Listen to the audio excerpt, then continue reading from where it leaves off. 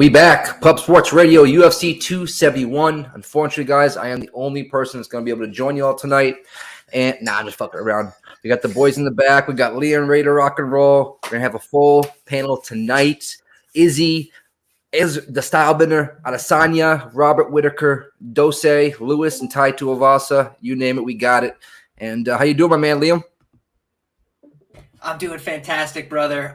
This is, a lot of UFC action for me tonight. I'm very fired up about this card. Got some strong takes on some fights. Got, some fights I'm really excited about. Got some long shots that I'm excited about tonight that I feel like, this is very well the night that we get that, long shot parlay to hit. So, brother, I'm fucking fired up. Let's go. We are going to crush this card. Let's fucking get it. Everybody in the chat, let's get it. I know this fight's about to start, as we're saying. I have no distance in it.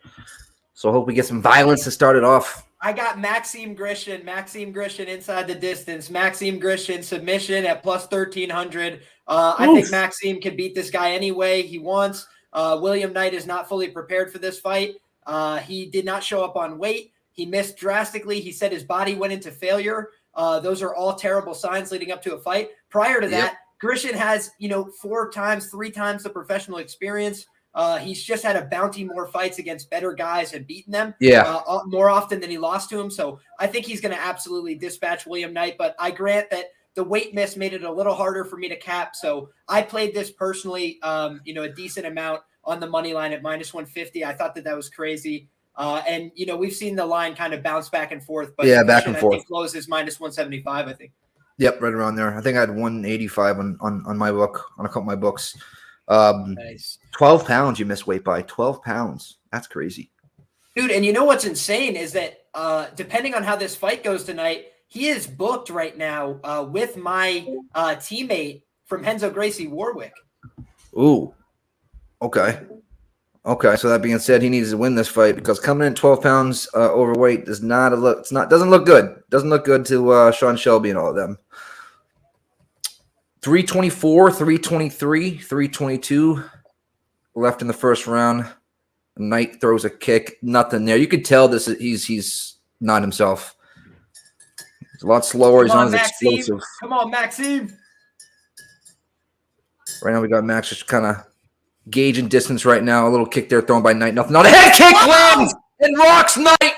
He was just on Elm Street for about 3.4 seconds. Let's go. Crap. Maxime! That was a beautiful kick. What recovery from Knight, though. I must say, what recovery from Knight. The guy is just made of iron. I thought he was going to be following up after that, Max. Maybe Max didn't think he landed it as good as it was. Who knows? That thing looked like it rocked him. I really think he's just taking his time, going to pick this guy apart, and I really think that he's got the edge on the ground as well. So I think Grishin could take this fight to a couple different places. Obviously, Knight is built like a fire hydrant, so it's not going to be the easiest thing in the world to take him down. But I do think that Grishin, look how big this guy is. I wasn't that concerned with the weight miss because Grishin misses weight. Grishin's a heavyweight fighting at light heavyweight. He's a bit of a size bully in his own right. He's actually significantly bigger than Knight, who I would say is relatively undersized by frame for the light heavyweight division. He should be fighting down at 185. He should not be a 205er. Should not be a light heavyweight. The thing, though, is like he is faster and more explosive than a lot of these guys. But I just think that the experiment is going to, run into hard times when he comes up against guys like Maxime Grishin, who are massive, and I think that's part of the story right now. Yep. Minute 40 left, first round. What up, everybody in the chat? We'll get to hear right after this round. Knight Grisham. So far, we got Grisham leading the pace here. Nice head kick landed about a minute ago. A little ninja kick there by Knight, misses both ways. Getting a little fancy. Ooh, nice teeth kick right to the belly. Lands there by Max. Max is doing a lot of emoting with the hands, too. He's kind of styling on him a little bit. And Knight keeps throwing that leg kick, and it's nowhere near landing. Yeah, I think he's trying to just get an offbeat to throw a head kick here, but I don't know that he's even going to get high enough. He's going to have to jump. He's going to be the flying head kick instead of a flying knee or Superman punch. Oh, we started Max. Nice leg kick landed there by Max. Back Knight up against the cage right now. Yeah, we're seeing good patience. Yeah. Oh, nice teeth. Just misses the nuts though on that one. It's a dangerous game we're playing. Yeah. I can't imagine having to wear a cup as a fighter. I hated it as when I played ball. Fucking having to move around with a cup. That's got to. Yeah, I think they this just sucks. So. Oh, what up, Danny? Didn't see you there. I'm on the. What up, Yo! boys? What up, Danny? Hey! Everybody in the chat, what's going on? What's going on? What's happening? My man 20 Maxime seconds left. Grishin's putting on a master class. Yep, so far so good. Good, because Knight fucking 12 pounds overweight. This is crazy. Ugh. It was disrespectful. But he also came in on short notice and his body went to failure. I feel bad for him, but still, it's just like, don't say yes if you can't take the fight at the weight. Because your opponent suffered to make the weight. And Maxime Grishin is massive. So for him to actually make the weight is like a real, like sacrifice. He's lucky Grishin has fought in heavyweight because he probably, if it was somebody else, they would not took it. Yeah. They wouldn't have took the fight, yeah. Max totally like, agree. Easier weight cut. He hit a Dan. I'm not sure if you were watching, but he landed a nice left head kick. Max did and wobbled Knight, but Knight got it all back real quick. So what's that head kick here? Let me see that head kick. I got a birthday party downstairs. Some girl's 23rd birthday. Hope they don't start getting loud. Oh, they're gonna get loud, bro. Well, you guys got bets on this fight? Too. Yeah, I got no D. And how about you, Liam? I am on Grishin money line, pretty bigly. I have Grishin in an untracked parlay, pretty decent. I have Grishin finish props. I have Grishin submission at plus 1,300. And shout out to Just Win Baby. He gave me the shout to look for Grishin sub, and I saw FanDuel was hanging plus 1,300. Bet online plus 500. I was like, insta bet, insta bet. Yeah, it's good lines. And the thing is, so far there's been no grappling, but I think if Grishin gets on top of this guy, it's going to be a real problem for Knight. If you look at the size disparity, it'll be tough to submit somebody who's like made a muscle like Knight. But if he gets tired here doing all these big actions without a real training camp, I think, he's throwing a lot of double kicks in a row, just spinning himself around, and that will take the fucking zap out of you. And my question is, as far as I could tell from reading news articles leading up to this fight, Maxime Grishin had a normal training camp, but William Knight was like very ill up until the end of January. And then he got offered this fight like right as he got back to the gym. And he said yes for like 4 weeks. So it's just like, I don't know how you could plan to be back in shape when you've been sick. Because the other thing is like 2 weeks of not training can do serious dent to your cardio. But I mean, he's holding up fine so far, but I just think that he hasn't really landed much of efficacy and he's wasted a lot of energy throwing those spins. So I can only imagine that Maxime, if he keeps putting this damage on him, is just going to have avenues down the stretch here. Yep. Nice low ankle leg kick landed there by Max, as Liam was saying that. Max needs to speed it up a little bit for me too. I got no distance here, Max. I hope you know that. Yeah, I was thinking that sometimes he's a little Knight was going to go balls to the wall because of his bad weight cut. That's what in my thinking, and one of these two are going to catch each other, but it's a little more of a chess match. He's sitting back, but what I think we're seeing from Grishin that's really smart is that he's just doing a lot of attritional work, right? He's not trying to hit the big brick head of Knight. He's just picking apart with the leg kicks, picking apart with the body shots, the teeps to keep him on the outside. And then when he starts to engage, he gets a beat on him. He's throwing this simple jab. He's not overextending himself. Knight is really just a power threat. He doesn't have many layered threats. Instantly stuffed on the takedown attempt, but nice job circling him to the fence. Let's see how this exchange plays out in the clinch here. First clinch attempt of the fight for William Knight. He is pressing Grishin, but Grishin's got a serious underhook here. Circles him, holding the head down. Wow. Nice job. And he's got head position now. He's going to look for a knee here. Nice job by William Knight. Keeping the pressure on, though. He didn't let separation there. Maxime used some energy to try and create separation. But we're seeing William Knight trying. Oh, the knee comes up the middle. I'm not sure how clean it landed. Looked like it landed partially on the chin, partially on the chest. Now he's circling off. Nice job. There's a submission. Oh, shit. Oh, he dumps him. Oh, shit. Nice slam. Wow. Nice job, William Knight, you son of a gun. That was a beautiful takedown. But it's Maxime Grishin on top. Big elbows over the top. Oh, he's looking for this sub, boys. I'm loving this. I'm loving this. this. He could get a head and arm right here. Look for this sub. Let's go. Maxime, put the hammers down. What up, Dirk? Is that my guy, Dirk? Dirk, if it's the same Dirk, put just the first letter of your last name. Guys, I don't mean to be a biased commentator. I'll go back to just saying what's happening in the action. Maxime Grisham's on top in the half guard. He's pushing on the chin. He's really just trying to be a jerk right now. You know, he's not trying to do that much damage, just trying to weigh on William Knight, trying to break his will and his spirit. And it looks like he's going to try and pass the half guard here. William Knight starting to open up a little bit, does not like this forearm pressure into his neck that we're seeing applied. So I think that Maxime Grishin is, you know, doing all the right things so far, putting pressure over the mouth and nose, short shots, not allowing space for the explosive William Knight to try and buck off of his back here. And I think that, you know, so far we've seen a pretty clinical performance from Maxime Grishin. I'm really liking this work, and I think that he should really stay on top here. Oh, he lands a couple big punches on the way up. But was that knee to the nuts? I couldn't tell. Wow. Oh, William Knight literally did a spin kick and put his hands on his knees, guys. I think he's tired. What do you think? He was pulling his pants down, I think, but he's tired as fuck, no matter what. Definitely got to be tired. Yeah. He's got 12 extra pounds that he didn't know that was going to, you know, be there. I mean, it was going to be there after, you know, rehydrating. He's got all that muscle. Yep. And he did that big action to lift up Maxime Grishin, and what happened? He ended up underneath. He's not breathing too hard, though. That was a nice left hook. That was a nice left hook from William Knight. Nice check hook. Maxime Grishin got to stay disciplined here. I think William Knight switched his stance and kind of threw him off there a little bit. Tell me Max doesn't look like nice jab. Tell me Max doesn't look like a Russian Forrest Griffin. I'm telling you. Looks like a Forrest Griffin there. What up, Wheezy? Yo, what's up, fellas? How you all feeling today? Fucking jabbing, sticking and moving. How about yourself? I'm doing great, man. Doing great. I just got off of Brady's best bet live stream. We had like 700 people on there, man. It was crazy. Nice. Fuck yeah, that was awesome.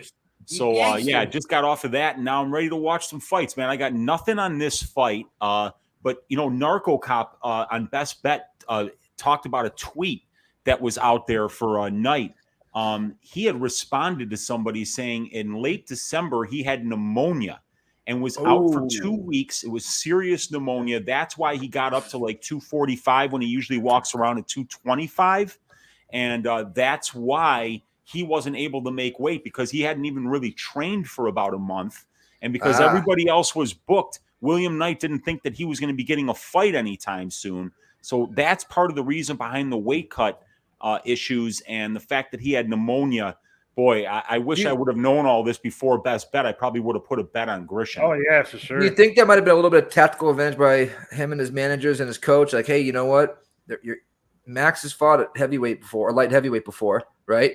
Oh, yeah. Coming a little bit over the same thing, Nick. Taking it, and he'll take it at 205. Yep. I thought the same shit. And Grishin in his last fight, he missed weight by a ton. He missed weight by like 4 or 5 pounds against Dustin Jacoby, because this is a dude who's obviously huge. Oh, my God. Grishin with a nice outside low kick and the right hand behind it. William Knight seemed to wobble for a second, but this guy, William Knight's recoverability is something out of a freaking comic book, dude. The guy gets hurt and then just, like, his eyes start to go loopy.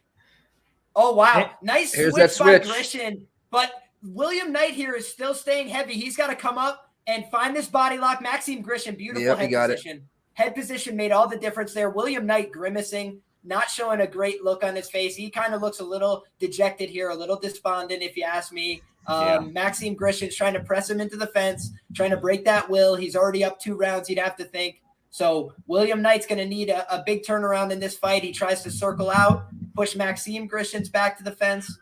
Man, this is not what he's going to need. He's going to need a little bit more action here. Probably going to need to create some separation. Yeah, you got to win this fight. You know, it's not winning the round. Nice stiff jab from Grishin on the way. Oh, another one. Yeah, you got to win the fight, not this round, William Knight. You got to win the fight, which means you got to take him out. I think William Knight here, you know, one of the things I did see on tape, nice jab by William Knight, I must say, is that William Knight, he throws very hard and he's got dangerous offense, but he really just doesn't have much regard for defense at all. Like his hands are chest level right now, and he doesn't really block a ton of shots. He's parrying his striking the defense, jab. Liam, is about 37%, man. It is bad. not good. Yeah, it's horrible. It's not good. There you go. I didn't know the stat on that, Wheezy, but I wouldn't push back on you. That sounds about right to me.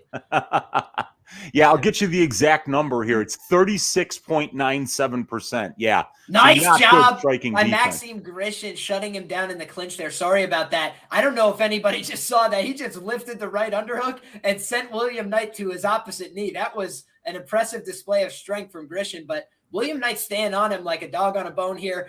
But we're seeing him shove that head down. Maxim Grishin, just the more technical grappler. But the persistence of Knight pays off. He's finally able to get this top position. Wow, sneaky little inside trip there as Grishin left the exchange. Wow, William I'm surprised Knight, here, Liam. He needs a knockout in a finish. He should be trying to take him down, in my opinion here. It's easily 2-0. Sal D'Amato's in the building, well, because he could be up 2-0 right now, I mean. Where the fuck is Sal D'Amato? Where the fuck is his ass? Where the fuck is he? Somebody's cousin. He's somebody's cousin. He's those half-guard sweep. Relatives Half-guard of sweep. Yeah. Maxim Grishin's wow, in. Yeah, Sal D'Amato. He better not be at this one. He better be taking a break. Not, man. Yeah. Well, guys. Oh, sorry, Wheezy. That's what you were saying. No, it was just Sal D'Amato hate. I've got to be better than that, You're all good. Wow.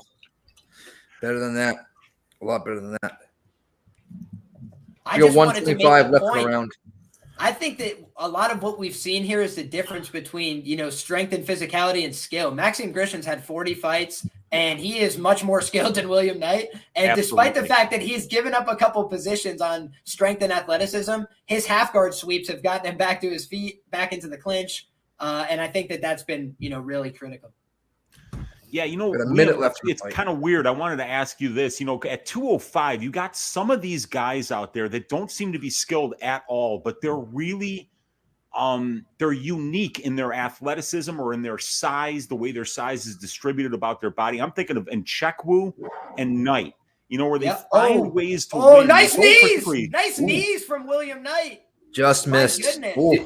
I wish it was a little bit taller. I wish it was a baller. That's where that comes in.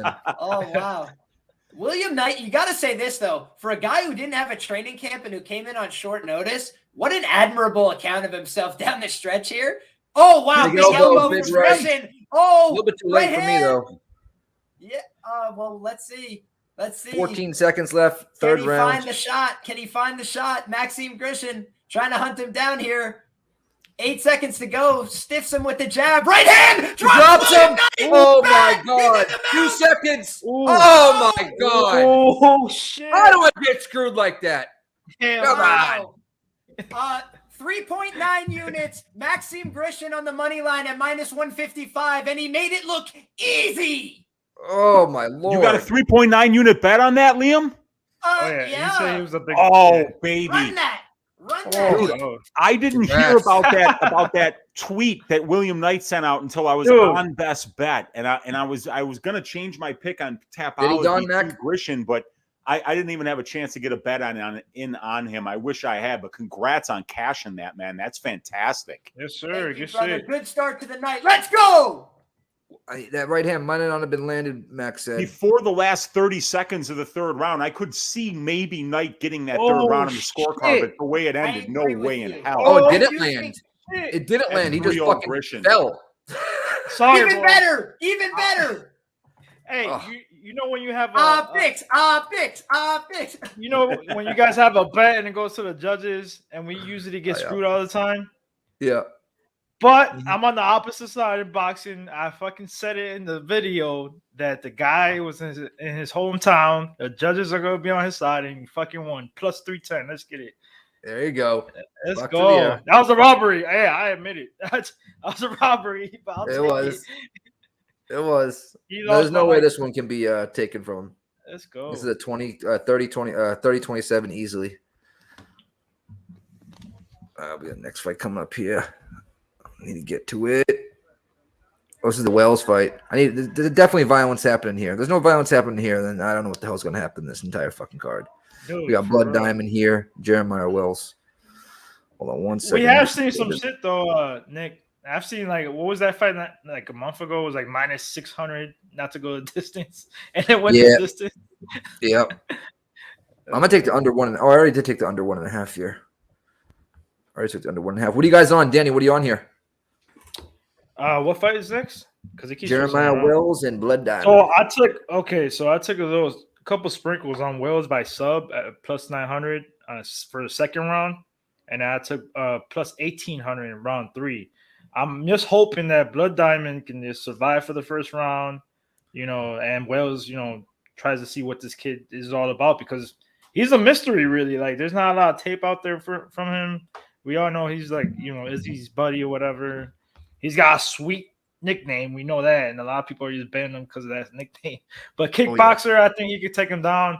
I mean, Wells is from Philly, Gracie Gym. He trains with Sean Brady, so I see a submission in this one. Maybe even a knockout. Who knows? But I hope it's a submission round 2 or 3. Fuck to the Weezy, what are you doing here, brother? Yeah, I think the safest way to play this is just to go with the Wells money line. The inside the distance, the fight doesn't go to decision. They are juiced to the tits. It's like minus 550 or minus 600 for fight doesn't go. You're getting Wells at like minus 225, but inside the distance is like minus 185. There's not even really any value on that. So if you're on that Wells side, just pound the money line. This guy should be better than Blood Diamond just about everywhere. Even in the stand-up, Wells has undeniable power. So and he's just a way more well-rounded guy. He's got much better wrestling, much better jiu-jitsu. He should win this fight if he fights smart. You can get Wells by knockout or decision at plus 120, but then there's that threat of that, like you said, submission. I was thinking about doing it. Yeah. Training with Sean Brady, bro. Training with killers. Yeah, over there in Philly. Liam, what are you doing here, brother? So this is a fight for me where I got in early on Jeremiah Wells to win the fight inside the distance at minus 138. I think that this is a good spot, man. I'll say for the following reasons. I went back, I watched the tape on Blood Diamond. It's not to say he's a bad fighter. He's a very green fighter. He's got very limited experience, especially in mixed martial arts. He's got experience in stand-up fights. But Jeremiah Wells, from the fights I've seen, is a smooth operator in the top position. And he does have a little bit of cardio concerns, but I think that early in this fight, he should be able to get this fight to the ground if he so chooses. And I think he crashes forward recklessly. So, my only concern here is that he gets nuked early. But otherwise, I think that Jeremiah Wells is going to get on top of this guy and either get the ground and pound TKO or he's going to submit him. I kind of lean towards the submission, but the price was horrible. So that's why I just decided to play the inside the distance and stick with that. And, Blood Diamond, just a lot of things going against him here. UFC debut, first step up into real competition. I think Jeremiah Wells is like, he's not a great UFC fighter with a ton of long-term potential, in my opinion, but he is like a solid guy who's ready right now. And I just think that, he's a lot more of a complete product. So I'm expecting him to win this fight in the first round. As you can see right here, Izzy is looking deep into the TV right now for his boy is getting ready to fight. Doesn't got his coat off yet. We all know every Izzy card. He has like 4 guys from City Kickboxing. Like, Well, we got Olberg, right? Him and Izzy. Is it 3 or 4? Is there another guy? Is it just 3? I think it's just 3 in this one. It's 3. Blood Diamond. Oh, Blood Diamond. Just go to sleep for us. All right. In the first minute. Choked out in the second round. No. Well, it's gonna be the second. It better be before the 2-minute mark because I got the under 1.5. Oh, you got the under. Oh, 2.5 was like freaking ridiculous. Yeah, 2.5 was just little sprinkles, and I got Wells in a couple of little parlays. So yeah, nothing too crazy coming up just yet for me betting wise, but I need some action. Wells coming out here. He's marching out here, looking like he's ready to fucking rock and roll. Yes, sir. Biting down that mouthpiece, staring that fucking camera man down. All right. Everybody in the chat, put your plays out for this fight in the next couple of fights. Let us know what y'all on. Kenny V. You know what? Shout out real quick. Kevin, Evan L, Kenny V, Austin Kurtz up in this bitch. Gibran, Sean V, Aubrey. Didn't mean to rhyme there either. Aldo, Billy Biz. He's on Liam with this one. He said, bananas and grapes. Nasty Nate. See you in March, brother. Mills will be on here in a little bit. MA Locker Room. Adam K up in the house. Drobny, it's been a minute. Viper, what up, dude? Everybody showing up, showing out. Let's fucking go. Let's make some fucking money. Bill Withers, Planet Whisperer, everybody. Truth Teller, Jay Kaiser as usual. New blood right here. Dirk. Let's go. All right. Got 160 people up in here. Everybody hit that like, hit that retweet if you could. Like I say, friends, foes, baby mamas, ex-baby mamas, ex-wives, wives. Actually, not the wives part. Keep them in the kitchen. That being said, life of Von Polo, uncool. Let's go. All right. I'm trying to guess Bruce Buffer's suit tonight. The color. I think it's going to be a vibrant color. Yeah, I think I'm going to go like yellow or something. You gotta pick one. You gotta pick one though. I think it's gonna be in the yellow family. Yellowish. Yeah, yellowish. It's gonna be a little crazy, I think. Let's go. Oh no! I don't like that. As long as the dog happened, as long as he knocks him out in the first round and a half, I'm cool with that. But, yeah, man, Bootsy's barking. I don't know what to tell you guys about that, man. Everybody in the chat, if you don't know, it's a Rottweiler. Sometimes when he barks, when there's a dog in the feet, Lord, see, the dog will come through. So if you all have Blood Diamond right now, I'd feel a little bit better at least. At Bootsy's barking. Hey, everybody in the chat, man, do us a favor. Smash that like button and go follow Pub Sports Radio on Twitter if you haven't. Subscribe to the channel if you're new. Let's go. Yes, sir. Get it. This is a great card, man. Wow, yeah, it's start picking up now. So. It's stacked. I thought that last fight would have been a little bit better, but it's all right. Usually, you have to start off with a bang. Man, I was on the Grisham side, but the whole weigh-ins, I'm not touching this fight. And then, I was kind of pissed off still because I had Grisham by decision plus 350 against Tybura, and I thought he won because of that third round. Close fight, but still, I'm like, oh man, it was so close. We're gonna have to get the dog's reaction video here soon. Right? Whoa, Blood Diamond! Blood Diamond!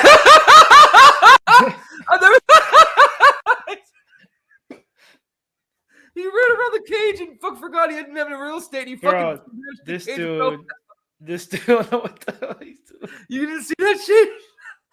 Oh my God, I missed it. I'm so sad. Oh, wait till they show this shit, bro. You're gonna fucking die. Oh, what the hell was that? It looked like Welsh just kneed him directly in the sack. Yep. Wow, I've never seen that in my life. Hey, he is trying to body him with the upper body. I don't know why he's not going to the low leg attacks here. You know? Yeah, he should outside leg trip it. I don't know why he's not. He kind of wants that Polish throw. He's got that over-under right now. Yeah, that's just low percentage. Come on, Wells. Wells is not the world's greatest wrestler. That was the only concern with this bet, but I do think that he's a fine wrestler. And once he's on top, he's a smooth operator. So let's get one here. And the guy's going to slip and give us a chance. Oh, there we go. Inside trip attempt. Not going to work. I need more here, Wells. Blood Diamond's doing a good job staying upright, but he's being crushed into the fence right now. He is not winning this head position battle at all. He's getting his head, forced upright, and he looks a little uncomfortable right now. Jeremiah Wells just trying to cook him, apply pressure. He's controlling the fight. But, yeah, you'd like to see a takedown here. You'd like to see a change in strategy if the upper body takedowns aren't working. But looks like he's about to drag him down here with a knee pick.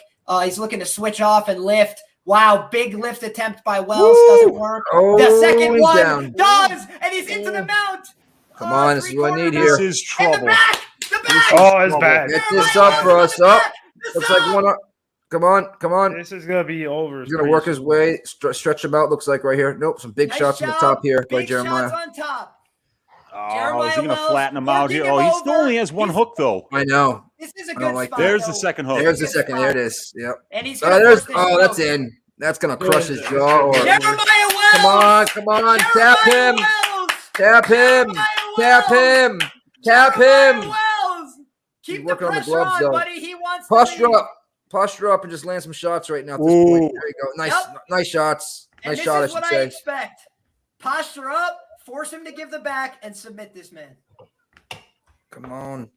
He's doing a great job controlling this body triangle. Look how he's not moving too much. He's just sitting there, applying pressure, keeping balance, finding these short shots. Those are hard. He's got that arm. Oh, shit. He's looking for the head and arm. He's looking for an arm bar. He's isolating. Beautiful work on the ground here from Jeremiah Wells against what looks to be a relative beginner, if I'm frank. Yeah, stay on top. The head and arm set up here, doesn't it?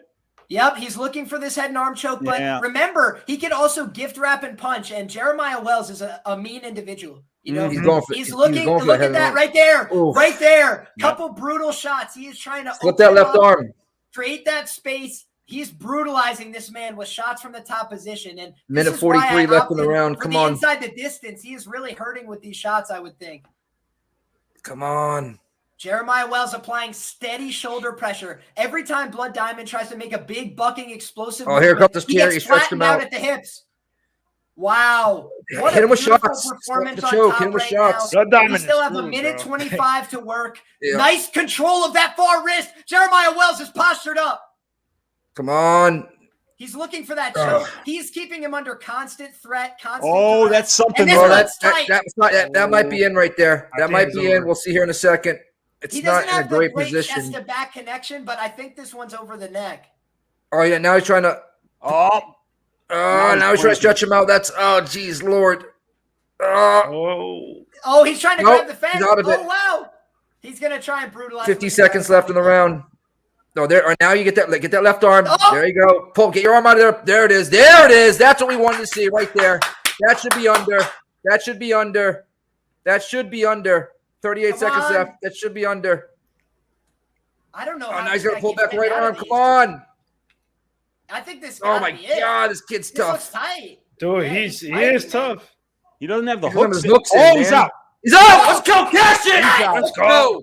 Jeremiah Wells inside the distance. Cash those. Fight doesn't go to decision. Let's go. Under 1.5 panel cashes. Let's go. 2.82 units. 138 minus 138. Jeremiah Wells inside the distance. Guys, there was no action. There was no debate. That was easy. Dude, that was easy. That line should have been way up, actually. Wow. He didn't tap. Well, I went to sleep, though. I know that. He didn't tap, but now he's got a 6-month suspension on a rookie contract. Yep. That's dumb. Exactly. I got Wells in 3 out of my 4 DraftKings. That's good. Just fucking tap, young man. Get yourself back in there, make some more money. Yep. Right. Well, 185 people in here. Let's fucking go. Cash it. Woo. Oh. Wowzers. Good start to the night, boys. Wow. Yes, sir. All right, some violence finally there, huh?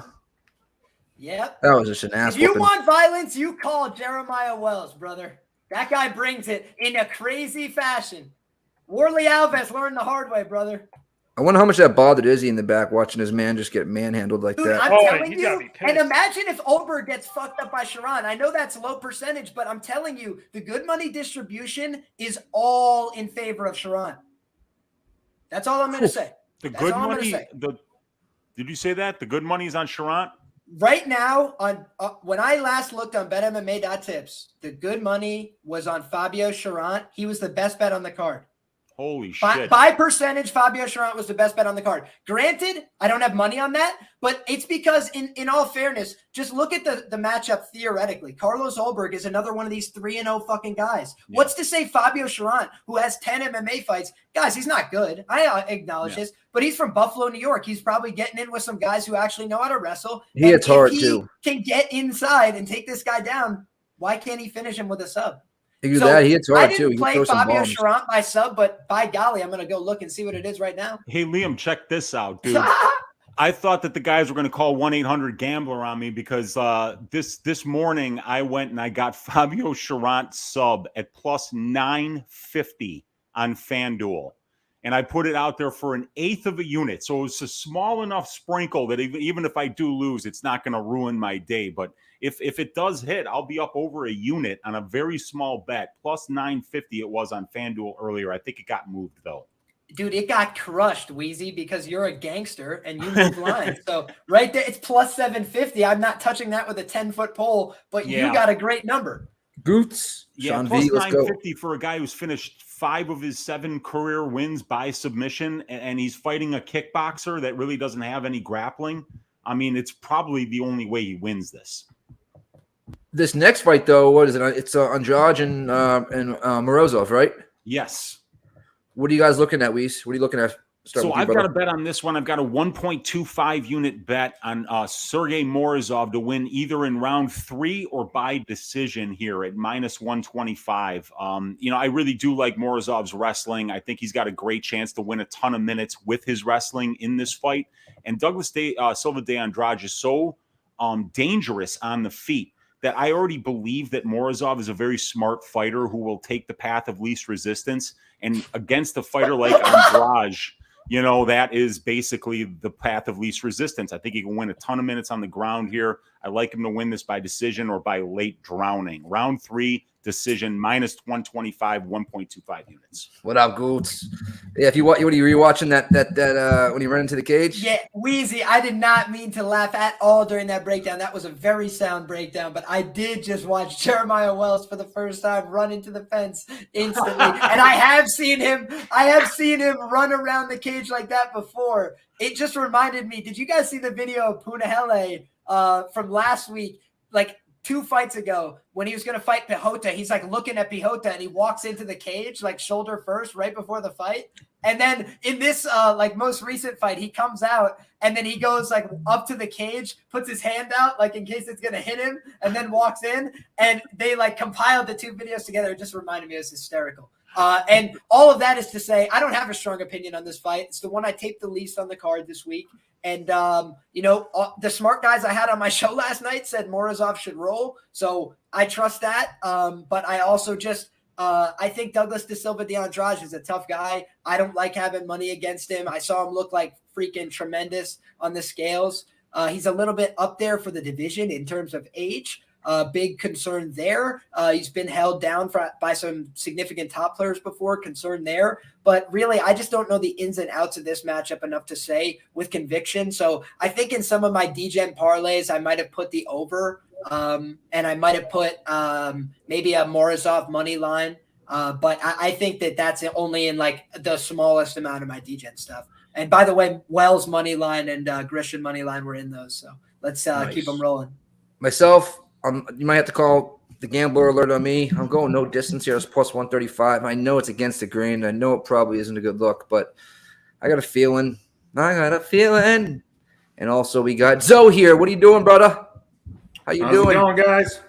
Yes, sir. How you been, my man? Good. I missed the first 2. I had Wells. Did Wells win? Oh, yeah. Very dominantly. First round choke. Yeah, I don't have anything on this one. Nothing on this one? I laid off this one. Let's either no distance. I'm going to live bet this some bitch.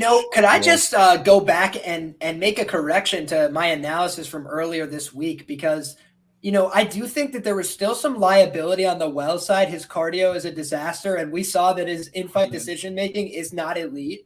But I think he easily covered a minus 300 there. So the money line was actually short on that fight. And that's something that, I think we should always try and think about how we would reline the fights after the fact. And, he really dominated that guy with a poor game plan. So you could only imagine with a good game plan what he could have done as well. So I just thought that was, pretty impressive Did overall he finish from Wells. him? Because I just thought he was going to wrestle him. Oh, he finished him. Dude, he finished him in the first round, and I would have told you if you asked me here that Wells was almost finish or bust. The guy goes so hard early. Yeah. His only losses are by decision. He's durable as hell. So I thought that he could either get KO'd or lose a decision here if he gassed out. But I thought that the only path, was that for Blood Diamond. I thought he was really going to be in a tough spot. Dan, you have any looks here? What up, Zoe? Yeah, I got Morozov by decision at plus 140. Roger that, Ghost Rider. I actually did like a little parlay too with Wells. So let me look and see if I still have it up. I might just sprinkle something on the decision for Morozov. That's right. Almost 200 live, guys. 2 fights. Smash them likes and retweet the stream if you could on IG, Twitter, Facebook, you name it. I'm going to use the little boys' room, the big boys' room, I mean. I'll be right back. Doing good, Danny. How have you been? Good, man. Good. Except for these fights, man. It's cast in boxing. It's cast the underdog by decision at plus 310. Is there any Even big though fights in boxing tonight? Oh no, it was earlier. It was in the UK. Okay. He just finished not that long ago. But it was a little. It was a robbery, but I'll take it. You got Morozov by decision at plus 140. It's at I plus, got it. plus Yeah. 104 on my book. Yeah, I got it early. I got unanimous decision, so for plus 145. Well, I think that makes more sense. I don't think it's going to be a split. Appreciate it, Big Show. Yeah, you can take that. They just took it off. No, I'm out. So I mean, I literally was clicking on it to make the bet. For me, this is a data gathering fight because Here we go. when I look at the Morozov side, he's kind of fought like a really weird level of competition. Like Khalid Taha, that was a clean win for him. And then, Taha. Umar Madoff is like going to be a top 5, top 10 type of talent in the UFC in all likelihood. So as my man Lucrative pointed out on the show yesterday, that's the kind of thing that, maybe the casual public doesn't always know about some of these guys, but we have to take that into account when we cap it. And I think that was like a real standout here is just that Morozov's been fighting tough guys. So I don't know, man. Hey, I don't even have biased commentary to offer. I'm a neutral party. I'm a neutral party, bro. So, if anything, this is a good fight for me. I promise I'll be biased. I'm rooting for Morozov here. I got money on him, so let's go. Let's go. I'm That's rooting the for only Rojo. reason to be biased. One way or the other. Hey, there's nothing Anybody wrong on the with other being side? biased, Liam. Anybody on the other side is that we're all on? I'm on no distance, so I don't care who fucking does it. I don't think anybody's on. Andrade. Oh, shoot. we all know he's got Like power, his name. man. We just got Andrade. to watch out his power. Andrade. That's it. Yeah. Andrade. He got power, yeah. And he swings from the hip. He's got a Big ton of hooks. power. Yeah, he's got. Dude, look at him. Like, Dude's ripped up. He looks like he's one of those guys that's like 40 years old, but really is what, like 32? Yeah. I think, Yeah, you I get think that. that's He's a what Brazilian thinking. 36 Yeah. and a half. he might. Exactly. He might Brazilian.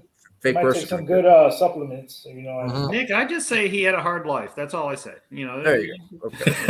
Oh, look at those 4 girls. Looks like they had a hard life too. Holy Yeah, shit. I don't think any of them have had anything near a hard life. Yeah. Well, yeah, they've had it hard, but they're just their whole life. That being said, here we go. 453, 452. Hey, thanks, Josh. As Yeah, usual, man. looks like 2 seconds in front of me. If you can, if you want, you can just go on the Discord and I'm going to refresh it. 440, 439. Right now, we got a little bit of feints going on from both guys. Big overhand right, just misses by Andrade with a leg kick, misses as well, but a big overhand right. Both guys stay the distance in the middle of the octagon right now. Nothing really much going on. Nice jab, really nice jab by Morozov. Andrade tries to come back with a jab, nothing there. One thing, nice leg kick though, spins Morozov around. Andrade's got a small head, really small head. I guess they both do. They're lighter weight, so they. Yeah, it just looks. Yeah, I guess from the last fight. Who Nick, are these new reps? They probably don't even reach your shoulders if you stood next to him, Nick. Yeah, I would imagine. Bro, both the Texas last 2 refs uses- I've never seen in my life before. I think they're starting to bring in the Texas new and get uses rid of their the old. own commission You're right. officials Yeah. for judging, and they use their own referees, which is why we could all get fucked on stupid decisions Remember tonight. that Houston card? That it was a shit show. with the judges? Dude, don't even That was the remind one, yeah. me. Big right land fight, Morozov. He Whoa, just whoa! showed him that hook. Morozov No, don't don't get finish him. Number Don't 4 finish here. him. No. Big uppercut, land by Morozov. He's out, but he just hit his head and woke back up. Play Holy with your crap, food. Elm Play with Street your is an food. understatement. Play with your food. Yes. I mean, I can't support it, but I got my decision. Hey, It's still Morozov, relax, guys, relax. Morozov, take him Take out. it easy, I want my bro. plus 135. I won't have to have 1-800-GAMBLER called on me by Danny. yeah, you motherfuckers better watch it. Oh, right now he's in full guard It's right really, now. What it's are you really doing? Weezy or Brady texting me like who the call. Oh, he was dropped. He was hurt. He was almost out. He woke back up when his head hit the canvas. 256, 255 left in the first round. Nice over the top shot there by Morozov with a nice little elbow as well, a little Conor McGregor-ish. Shorts out to the body, to the liver side by Moroz. And I've noticed Big elbow. that Andrade will stay down. You know, when he'll play guard, he'll try to fish for submissions and stay on his back for long periods of time here. So I thought Morozov would be able to win minutes on top. Yeah, he tried to go for that. Dig that leg lock, I just didn't expect him to get a knockdown. It's like he wanted to do that so he could just clinch on it and almost take his arm away from him. For sure. Big elbow Trying the top to just lands. limit some damage. Yeah, and there's I a think bad Morozov cut, has you got a guys. real. Andrews Oh, cut God. bad. This He's is split. gonna be over, guys. Oh, Andrade is peeking. That's gonna be a bad one because it's right in the eye. It's Yeah. all in the eye. Gravity Right below is the not working eyebrow. with him. Right in the eye, like above the eyelid. I can't tell. You guys are saying it's above the eyelid. It could be the side of the eye too. I can't tell. I hope it's at the It's side, wide open. man. I The cannot thing have is more just Morozov that finishing he's gonna this have fight in the blood first Oh, all it's round. squirting out. Yeah. Oh man. Moroz picks him up, takes him down, separates. It's a bad one. Big knee. Dude, he's My the God, king. this is brutal. Jesus. Wow. Oh, Hatley's going to stop jab this for a lands. second. Hatley's looking for an opportunity to stop this in order to get the doctor to look at that cut, I 133. think. Nice leg kick by Andrade, but I don't know. Man, come on, get him out of here. I agree, Wheezy. I thought he was stepping in to stop it, and he just kind of backed up. Not to stop the fight, but just to have our No. doctor look at the cut. Yeah, but he's look at letting the it cut. go. Nice jab. Big 1-2 lands for Morozov. Dude, that What's thing up, boys? is- What's up, Clint? What up, Clint? What's up, Clint? Yo. We got a bloody one. Come on. Oh, I know. I'm loving this shit. I just Hell hope yeah. Morozov doesn't let up. I got him in a parlay. Yeah, I got no distance, man. Plus 135. I freaking really fucking need that. Oh, nice head kick. Glances Morozov. Andrade right here on his back foot. Jab by Morozov does not land.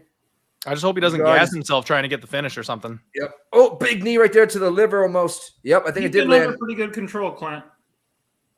He's not extending himself. I haven't seen it.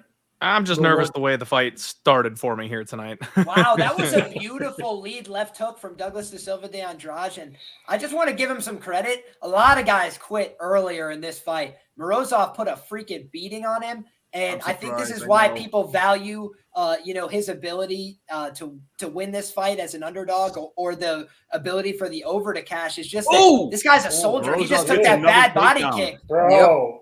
And he gets what kills me, though, picked up Liam, and is dumped guys on his back back again. 10-8. Oh, yeah. Oh, this is definitely a 10-8. This is 10-8. Yeah. We got 10 This seconds kills left me first that he round. knocks him down and he goes to the ground with him. Why don't you make him get up in finishing? Because he's I scoring do DK it all points the for me. time. That's why. I think that this was a 10-7.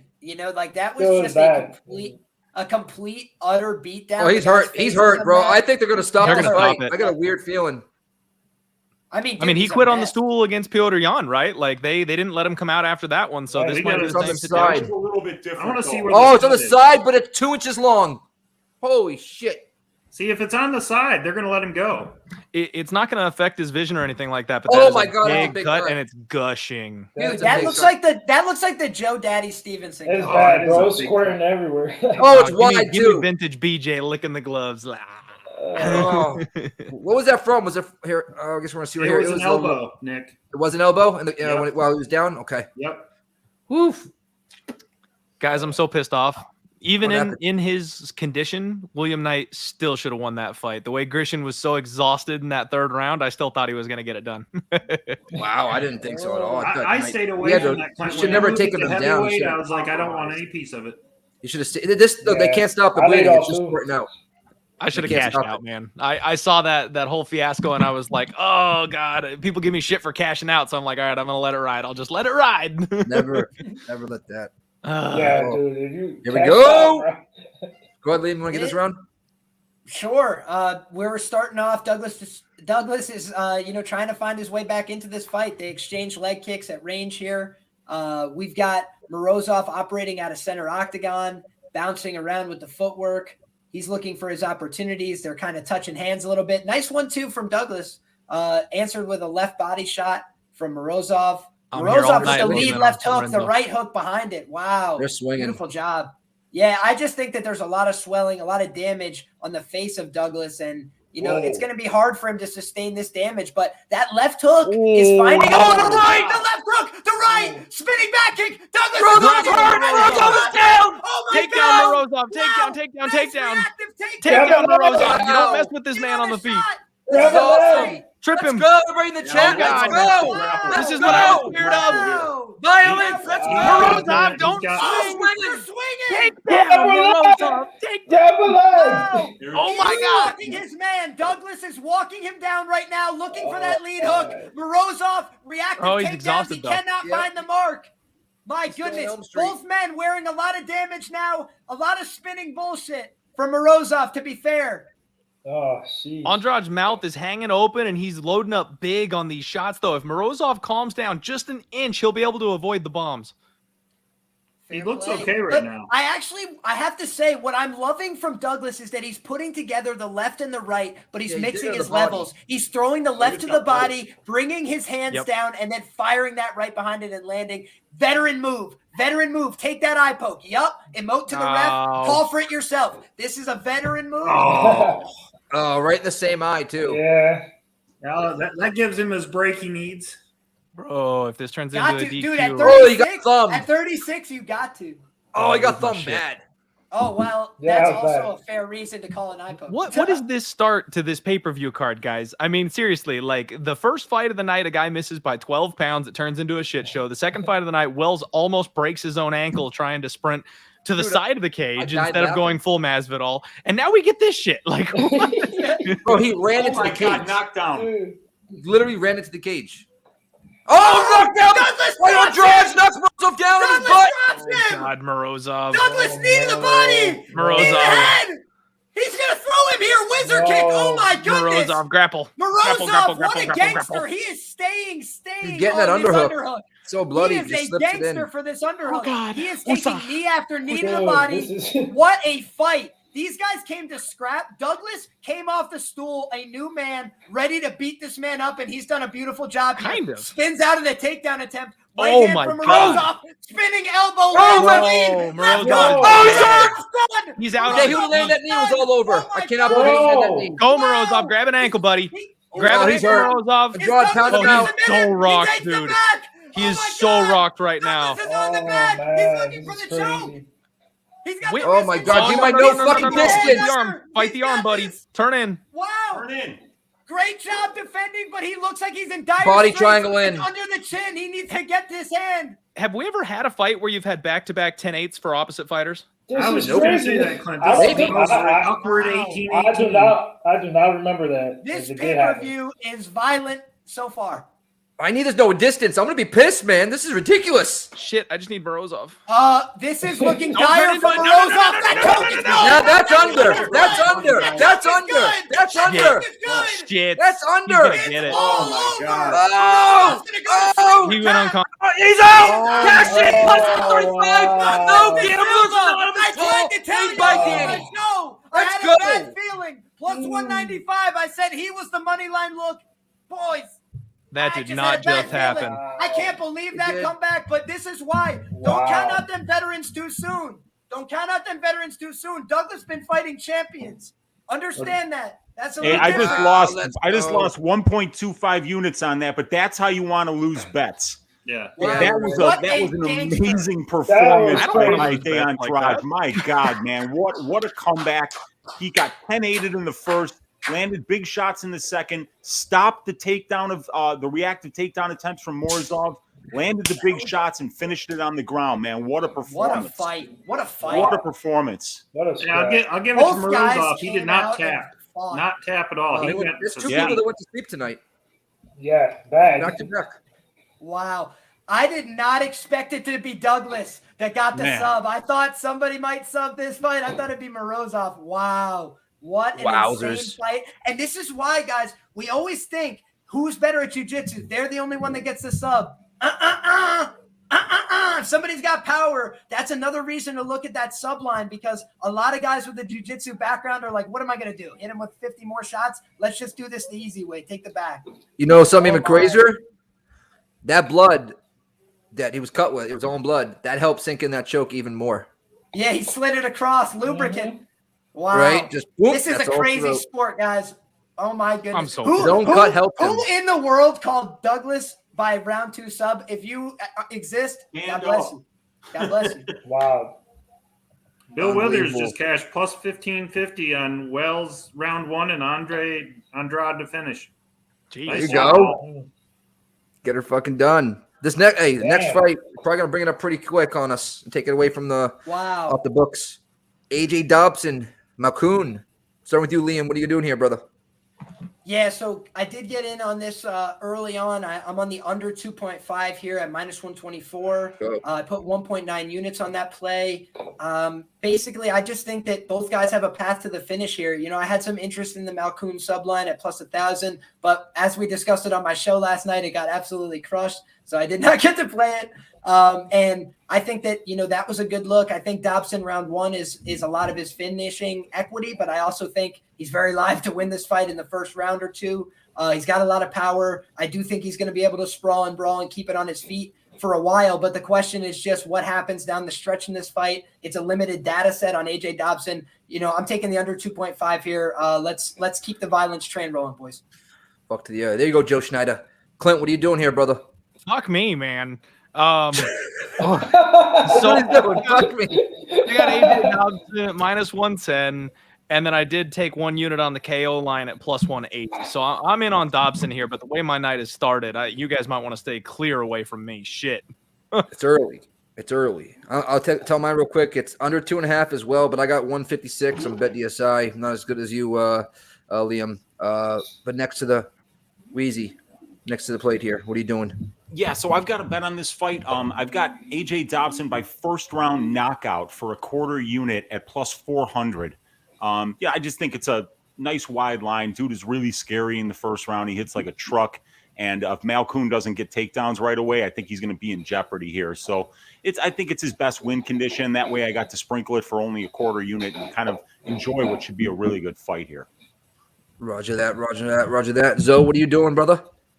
I have the under 2.5, and I put it with my favorite bet of the night. I have a lot of stuff tied to Lawrence. So if I lose this Lawrence fight, I'm in big trouble.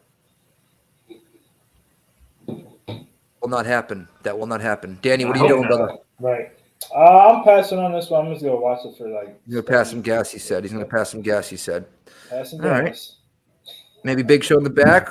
The voice from down under. Any voice from you? Maybe we'll put it in the chat. We'll see here. Evan L in the building. I know you're traveling, brother. What's up, Evan? All right. So fast. Oh wow, they still got Andrade in the cage right now. We're gonna be chasing bad tonight, boys. Like this has gotta turn around in a hurry. So far, so good right now for me. Don't freaking bring a bad vibe. Not gonna win. No. Clint, I feel like you're going to hit one of your plus 1,000s or something like that tonight. I mean, I'm down to just 2 of them. I got the 1, 2, 3 coming up though. If anybody wants to jump in on that, just a little baby sprinkle. Dobson round 1, Cannonier round 2, Vandera round 3. So 1, 2, 3. Just a little baby sprinkle, like a tenth of a unit on it, but it's like I was like, what are the like odds on that? 493 to 1 or some shit. Actually, no, I'm sorry about that. I think it's 4,093 to 1. All right, commercial. Let's get to it. Pace them.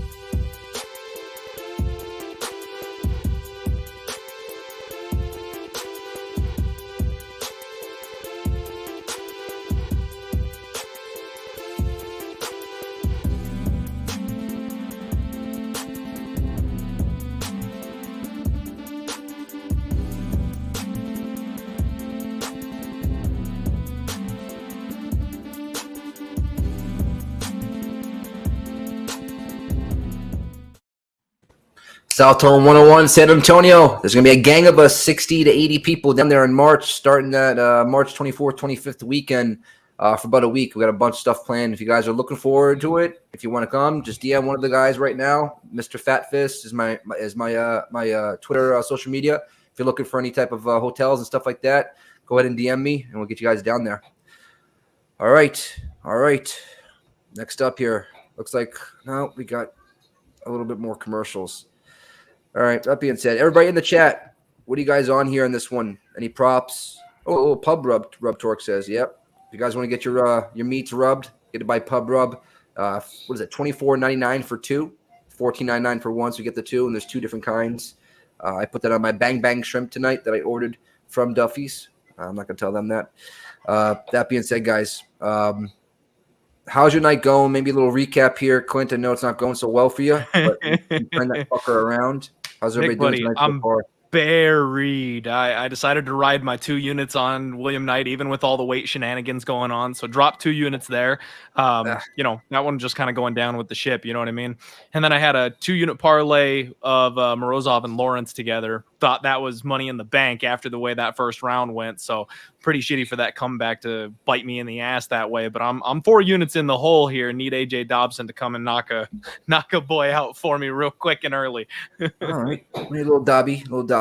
I lost the first one, won the last 2, so I'm up a little bit myself right now. Danny, how you doing? Morozov not killed me, but I'm down the unit with I had him by decision. I had him in the parlay with another unit, so that's down 2 units. So you got a lot of fights here. A lot of fights. Wells helped me out. He's in my parlay so far, so we'll see if that catches. Truth Tellers 3 for 3. There you go, guy. Zoe, how you doing so far? I hit the Wells bet, and then I got the under 2.5 here. So, I mean, like I said, my favorite bet of the night is I have Lawrence with Israel Adesanya. I like that bet. I think both of them should hit. But that's my big bet tonight. So I might even do at the end Lewis and Izzy, if anything does fail tonight going forward. Weezy, what about yourself? So far today, I'm just down the 1.25 units that I bet on Morozov round 3 decision. Now that started out looking fantastic, but it ended up falling apart like a Chinese motorcycle. But here we go. We got AJ Dobson coming up here in a middleweight scrap against Jacob Malkoun, who we've seen melted in the first 20 seconds of a UFC fight before. So I'm hoping Dobson comes out here, cleans his clock, gets me back to even, and then I got a bunch more bets. There's a long way to go, baby. The way I see it, it's not how you start, it's how you finish. And Prince City, you better believe your ass I'll be down there. So if you're going to come, I'll be there. Trust me. We got 10 days at least. It's a marathon, Weezy, isn't it? It's a marathon. It's not a sprint. Yep. And right. Speaking about marathon, we have a beer marathon going on down there at the Southtown 101 Beer Olympics. So Prince City, if you like to compete in that, come down to Southtown 101 in San Antonio, Texas. March 24th weekend. Hey, Nick, after your little court thing that you did this week, did Tai Tuivasa reach out to you yet? Not yet. I hope he gets his freaking his wig knocked loose tonight because of that, but not yet. Did you guys hear about him trying to do a shui with Derrick Lewis's cup? I'm like, what? Yeah. I'm like, what? That was a bit much. That was a bit much. He asked Joe Rogan, take your shoe off. Joe Rogan's like, nah, I ain't taking my shoe off as well. Listen, that was horrible. The Beer Olympics. There you go, Evan. Then he walked down the plank, I call it, back to the old locker room, and he did a shoey. Someone put a little bit of Tabasco sauce in there, and he friggin' chugs it and spits it all back up. What kind of man are you, Ty? What kind of you get all those thousands and 100,000 people watching you spit it back up like a baby, like eating Gerber food? Come on now. Hopefully that mouthpiece gets spit out as well when Lewis hits you with overhand right when you spam those leg kicks. Planet, I can tell you, I know my boy Clint, and I haven't looked on Twitter or anything, but I guarantee you he's on Roxanne. He is always on Roxanne. I did take a 1-unit stab at Roxanne at plus 325. That number's just out of control to me, guys. She wins fights when she is physically stronger than her opponent. That's all it comes down to. And her opponent here is Casey O'Neill. I know she's Twitter's darling right now. Everybody loves Casey O'Neill. She's the shit. She out-grappled the lesser Shevchenko, folks. That's always the crux of everybody's argument whenever Shevchenko comes in is they go, yeah, well, her opponent's going to take her down. So Casey O'Neill took her down. No shit. She made egregious mistakes in that takedown. She got reversed by that Shevchenko. She got crucifixed by that Shevchenko. You can't make those kind of goofs with Roxanne Modafferi. She'll make you pay for it. She'll wet blanket this bitch. I'm not worried. Well, not worried is the wrong way to put it. Plus 325 is the right number for me to take a flyer on Roxanne in her retirement fight. I have nothing on O'Neill because real quick before I forget, if she takes her down, O'Neal takes her down, and Roxanne's off her back, she'd snap an armbar real quick. You know what I mean? So I don't know. My bet might be just a flyer on Roxanne by submission, depending on the odds. But I'm not going to parlay. I'm calling in on you motherfuckers later on. I'm not saying happened yet, Danny. I have to, Weezy. Are you with What are me? you saying, Zoe? Weezy's got money on that fight. Wait. For a 1-800-GAMBLER call? Yeah. Oh, no. For what happened? No, we're talking about the Those Roxanne are only Modafferi for the fight. most serious of bad bets, dude. I know, I'll tell you shit. We got. Hey, I got the orderlies on speed dial. You guys have that. I will admit, I have O'Neal parlayed with Lawrence as well. So I think O'Neal's going to win the fight. But I mean, I don't know when Roxanne Modafferi has ever been overvalued. She's always undervalued in almost every fight. Yeah, that's true. That's true. Well, I think that line's a little wide. You combine undervalued with a hype train. That's where we get this number. Is Roxanne going to lose this fight? I mean, probably, guys. Probably. But plus 325 is too wide. It's a 1-unit shot. It is what it is. I'm doing that rather. I got my ass blown off a week or two ago parlaying chalky favorites where the line was just a little too wide, so I just needed them to win. So exactly. I'm not doing it again tonight. I'll sprinkle the dog if I feel like the line is too wide. We'll see. What it is wide. I give you that for sure. Yeah, it should be like a minus 300, I think, max on O'Neal. Right around 300, right. So about $1 overpriced or so. Serious talk, though. I need AJ to come out here and blow this guy's brakes off here. I'm sharing boys, because I think come on, Dabby. Right? Yep. I'm with you, Clint. I just need to finish. Need to under 2.5. I'm all over Dobson getting the finish. That's good. Mm-hmm. If this turns into like a grappling match and Malkoun drags this deep and grind, if I lose another 2 units on this spot and I'm down 6 in the first 4 fights of the early prelims, I'm gonna be pissed, guys. It's gonna be a long night. Make it all back with Lewis and Izzy parlayed. I'm telling you, it's funny. I was extremely careful this card, guys. Like I only had like 2 or 3 bets, and then I was like, I'm going on stream with the boys. I'm gonna have Fireball. The wife's out of the house. Like I can't just have like 3 bets on a pay-per-view of this magnitude. So I threw a bunch of other bets on that had been kind of like eating at me all week.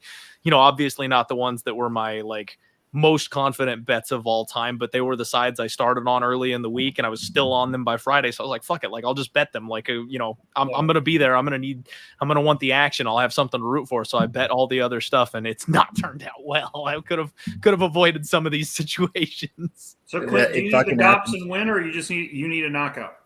Both. I got the KO and the win. So like if he wins, nice connection already. Those fast hands getting to work. I'll break even if he just gets the win because I'm 1-1, 1 unit straight, 1.1 unit on the money line, minus 110, and then 1 unit on the KO. Okay. Boy, Malkoun, they're trading the pocket here. Have to shoot because Dobson is already just clocking him right on the back of the ear, right there from Dobson. Big. Big. Yep. Good hips. Good hips. Plum clinch. That's not where you want to be. He's below the hips. Dobson though. Oh, that was a veteran move right there. He works with Matt Brown. It was a great move. I fade contender series fighters, but Dobson works with guys like Matt Brown and Mark Coleman. Like he's not going to be a fish out of water in the grappling exchanges, which is why I feel Coleman's in his corner. Yeah, Coleman's in his corner. Yeah, he's from over here. He's looking really good. Not letting Malkoun take him down here. He's defending it well. And the way this kid's hands work, like even if he does get taken down, I'm like, we start round 2 standing. I don't expect him to like give up his back early and get choked out or some shit. So if he can just survive this exchange, there we go. Come on, Dobson, go to work, buddy. Ooh, crack him again. And every time he throws, I just grimace. It's like I would not want to be hit by AJ Dobson.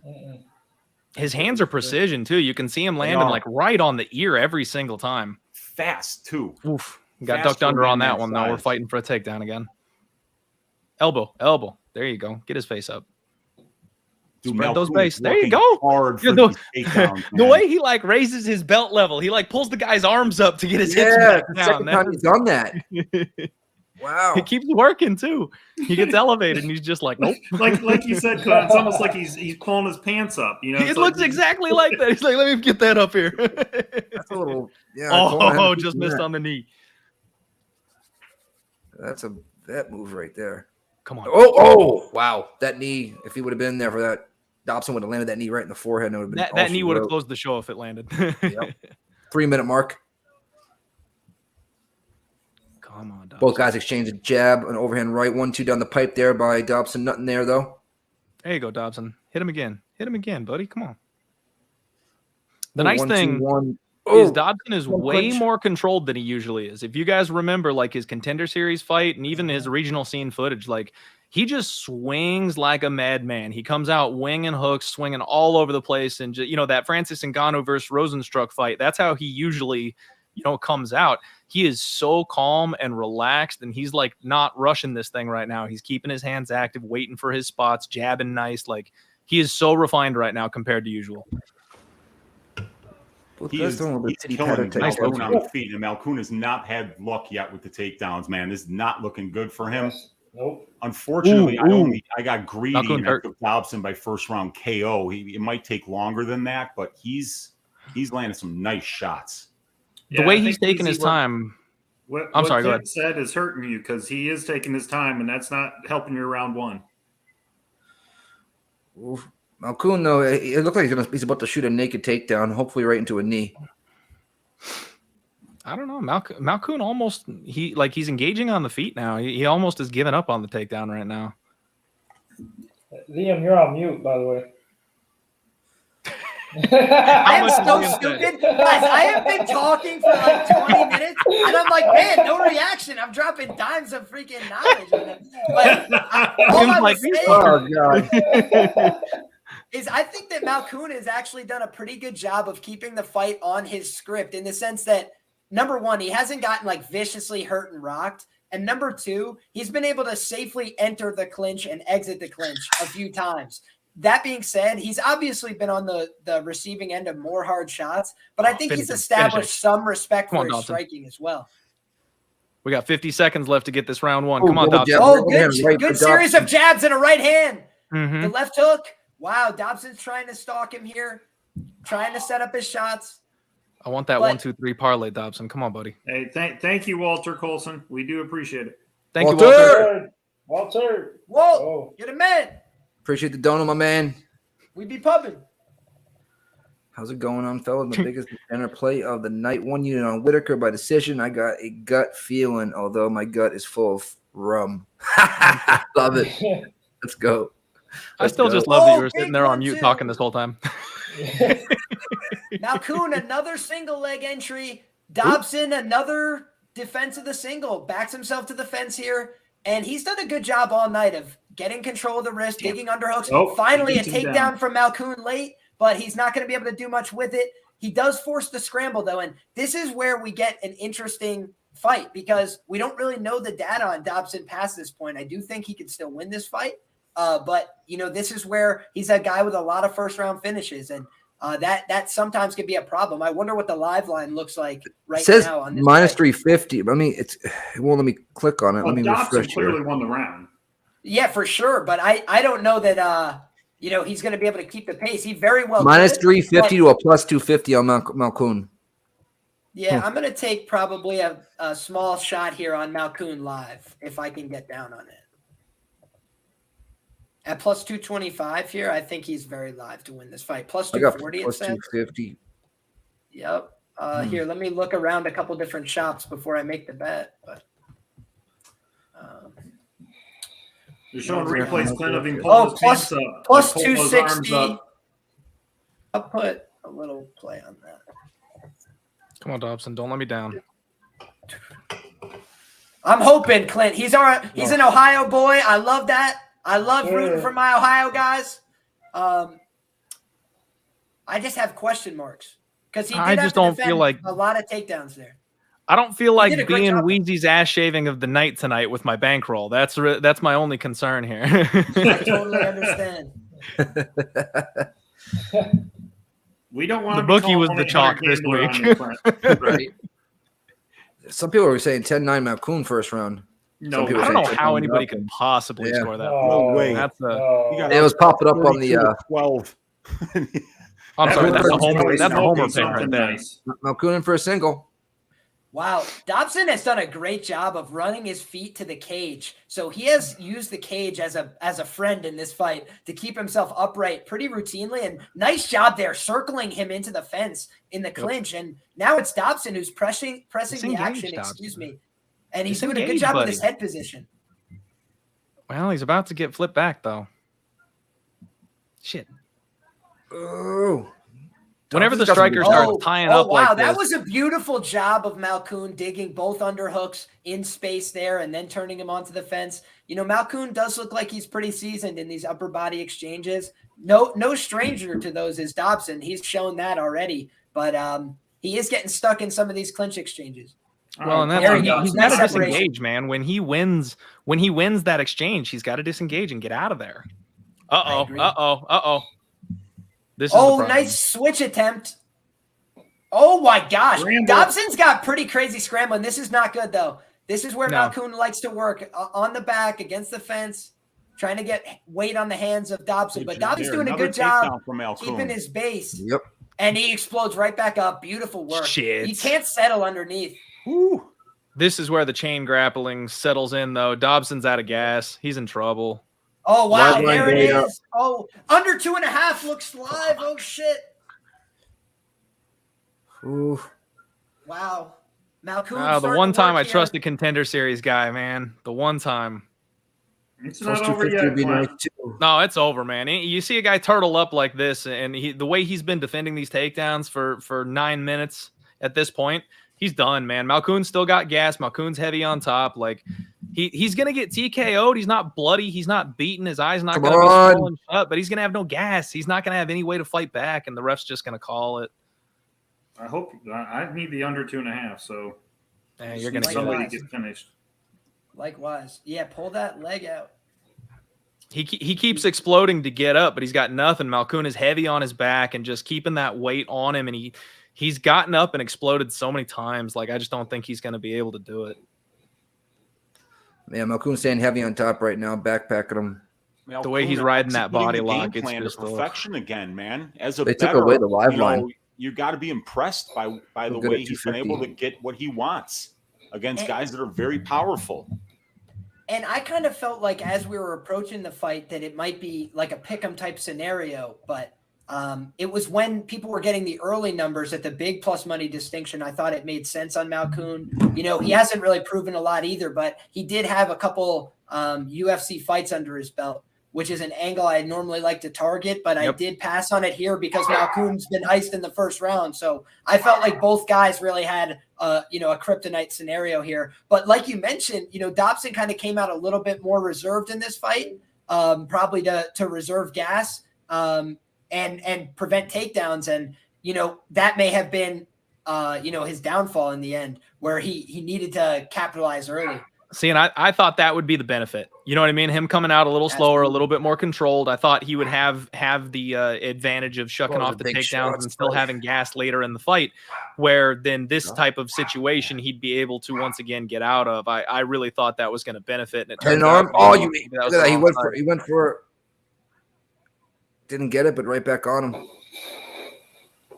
And I mean, if you're Malkoun here, you really should just be throwing strikes at this point. He almost fell off. You got the guy. You got the guy in this broken down position. 55 to 5 strikes in round 2 in favor of who. Damn. I mean, that's the thing though. Dobson is not hurt at all. Like he's not. He's just stuck. You know what I mean? He's not in trouble. And you kind of got to hand it to him, Clint, for not doing anything defensively irresponsible. That was a couple good shots from Malkoun late, but again, Dobson doesn't look affected by it, and he lands a couple decent shots to end. No, but he got dominated in that round. Oh, I mean, he landed 5 strikes prior to standing back up, but he did have some great moments at the end there. And if you're on a money line, the fight's not over. I mean, Malkoun is like a complete chin liability. Comes in. Yeah, we got live line minus 155. Malkoun, AJ Dobson plus 120. Also, by the way, I did get in on that Malkoun bet at plus 240, plus 260. I got 250. Sharp look live, I think. Nice, Liam. That's great work, dude. Yeah, it comes on this third round. That's it because it's one. Yeah, Malkoun is down to minus 340 on the live line. Yeah, I just kind of felt like that's why I bet Liam. I bet the round 1 knockout prop for Dobson because I kind of felt like if he didn't get it done, then then it meant that Malkoun's wrestling was working, and so at least I only lost a quarter unit, just sprinkling that Dobson because now it looks like Malkoun's taken over. But And we got to Every remember, round starts on the feet. if you guys remember last week, we all were convinced that Punahele Soriano won the fight. I still feel like he won the fight, but we got to bet what's going to happen when they go to the judges' scorecards. And the judges are rewarding people for spamming single legs and staying on people and controlling them. And I think that we've just got to take that into account when we cap. And Jacob Malkoun, I think he attempted 24 takedowns against Abdul Razak. It's like, that's an absurd volume of takedowns. And it's because he doesn't like to strike and he's not very comfortable. I think his striking looks a lot better in this fight, frankly. But I think what we've really seen is just that volume takedown attempts, just like Jorge Masvidal. He defends a lot of them, but he gets pushed into the fence over and over and is forced to defend him. And that's exhausting. You could be the most please be over. Please be over. Drag down. He's just saying. Yes, get the finish here, Malkoun. Finish here, Malkoun. Please, I'm sorry beautiful. About the Another bet. takedown from Malkoun after Dobson gets back up. Come on. Malkoun working some ground and pound. Dobson looks stuck again. Under 2.5 for the boys. That was he sucks him back down. Come on. You could sit out here. You could sit out. Sit out. Keep throwing these shots. Short shots, Malkoun. Just keep throwing. We're going to need a choke or something, Liam, I think. I think you're right, but I want him to keep throwing to open up the opportunity. He's not throwing with enough heat. He's just going to ride. He put hooks in. I don't know why he doesn't have one hook in. Dude, putting a hook in on somebody that's explosive could actually get you bucked off. I think he's done a really smart job. You know what he keeps doing? He's kicking the foot out from the outside instead of putting it in where you can start to get baited into some of these rolling exchanges. See, now he's putting the foot in a little bit. Most of the time when Dobson's been on a knee, he starts poking his foot to the outside. It's like a folk-style wrestling hold that we he just laid him down like a baby. Now he come on, head norm choke, please. Head norm choke, please. Head norm choke, please. It's not that close, buddy. It's not close at all, but I want it. We got 30 seconds. Liam. I know. It's not good. The under's not going to happen, but if Malkoun plus 250 looks like Malkoun's just a grinder, man. He's not. He was just talking like, dude. Malkoun is legit. I'm trying to speak it into existence. That's a fact. But Malkoun literally has good BJJ credentials. He just doesn't try to pursue subs aggressively enough. Like this fight, I feel like he could have won it if he had thrown 2 committed hooks and then pulled back, like we saw from Jeremiah Wells, like we saw from Douglas Da Silva. It's just like you got to hurt somebody, get their respect, yank them back, take the back. It's like, I'll be real. That's good fight IQ. What are we doing just hanging on top of him, It's good fight IQ because this is where he's winning the fight. He knows he can keep him here. I guess he's gonna finish in this last portion just to make me absolutely sick to myself. Now that you're over the 2.5, that's exactly. You know that, Clint. It's coming. C's MMA is going to be vindicated once again. Yep. He's going to be vindicated. He always tells me not to do it. I always do the under 2.5. He always tells me to play the fight doesn't go because it feels so much better if it cashes in that last 2.5 minutes, and I never do it. I've been burned way too many times doing that minus myself. 200 fight not to go the distance. I thought that was just too much. That's why I didn't take it. Well, in fairness too, I took advantage of a pretty soft under 2.5 line, so that was the look there. Like you mentioned, price is everything, and frankly, the price was so much different that it would have actually been a change. Dobson's talking to him from down there underneath him. He's doing the Charles Rosa. Come on, get back up. What are you basically? Like can you believe how safe he has stayed here? Like he's taken no damage. He's not been affected by any of this shit. Looks just fine. Oh, Malkoun's starting to get a little posture here and throw some Malkoun's trying right hooks, but he's really he's a settle grappler. That's a good point, Clint. He's just staying in the half guard, not really trying to advance the position, just getting a little posture, a couple shots back to the half guard with the chest to chest. Oof. This might mess my DraftKings up, but I'll hit that plus 250. That's nice. Oh yeah, somebody's on Malkoun and DraftKings. They are looking. I'm gonna be moving back in with my parents after this fight night, you guys. It's stupid. Hey, we still got plenty of fights left, Clint. Plenty of fights left, my brother. We're running out of bets, though, is the problem. I got Dobson in my Wells lineups. Ugh. This one's gonna cost me some profit for sure. I always tell people I suck at DraftKings. I was heavy on Dobson and I was heavy Morozov. I always find the bed shitters. Every single week I play DraftKings, I find the bed shitters. And those were my favorite 2 pieces was Dobson and Morozov. So I'm pretty much dead in the water this week. I laid off Morozov, but I had Dobson 2 out of 4, but 2 out of my best 4. So that's what pisses me off. But plus 250, I'll take that. I'll lose the under 2.5, but I'll take the plus 250 Malkoun Head live kick. line. Damn it. 5 seconds left. Liam just cashed a Jacob Malkoun bet there. Clint, you got to find out a way to cash on knowing the bed shitter of every week. That would be a good talent. Look at Dobson looking like, oh, man. Malkoun's fired up. You know, it's going to decision. Malkoun won rounds 2 and 3 clearly. So that's Jacob Malkoun. So now the Australia contingency is 1-1 on the evening. Alberg next to bat. We'll see how it shakes out heading into the main event this evening. There you go, Cameron Shimura to hit that live line as well, plus 250. Oh, Mr. X in the chat says Nick Maximoff fans probably love that one. After the first round, putting in, yes. Brutal. But who is this? Calling me. No, see you later, alligator. I got to say, though, Malkoun did impress me with his improvements on the feet here. He looked a lot more comfortable, and he was willing to throw back. He landed a couple of jabs and hands, and I also think that probably would have been a surprise to Dobson. You know, he really looked so comfortable in the feet in his early fights, and even on the regionals, I thought he looked pretty uncomfortable in those positions. But once he's able to take it to the grappling realm, he's obviously pretty comfortable there. Just not going to be betting his sub prop again until I see at least an attempt, you know? Yeah. Shit, they already took are they putting it up here? Ronnie Lawrence fight? We might have to get right to it here. Yeah, it's still there, Nick. Mine's grayed out, but it has all the props below it. Let's start with this. Ronnie Lawrence, Lorna Martinez. Zoe, what do you want on this one? I got like 4 parlays tied to Lawrence, so Lawrence is going to make or break my night. Roger that. Liam, what are you doing here? So I have, let me see. Did I end up tracking it? I believe I did. Yeah. 1 unit on Ronnie Lawrence inside the distance plus 220. I think that Ronnie Lawrence has a good chance to finish this fight. I think it's going to have to be down the stretch. I do think Mana is a pretty tough kid. My man Lucrative reminded me about that. I went back and looked on the tape and I saw it myself. So he's not like a bum or anything like that, but I do just think that the pace, the pressure, the style matchup is going to be too much for him here. I think the UFC has kind of given him the, shit end of the stick because he underperformed in that Guido Canetti fight and didn't really pull the trigger. So I think that this is a Ronnie Lawrence, fight to win from a prop perspective. But I also think, the money line is probably about where it should be. Because there is that power coming back on the other side.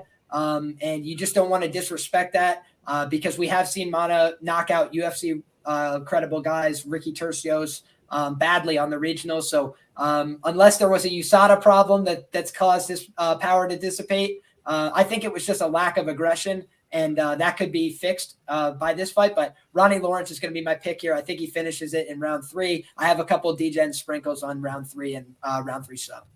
Roger that. Clint, what do you think? And round 3 or decision. Round 3 or decision. Okay. Anything here, Clint? Clint, you're muted.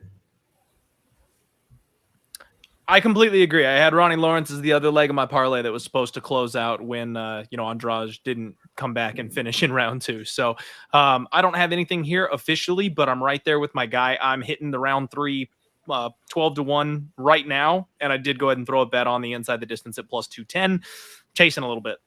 Ooh, you caught me. Right. I got no distance at plus 119 or 118, excuse me. Danny, what are you doing here, brother?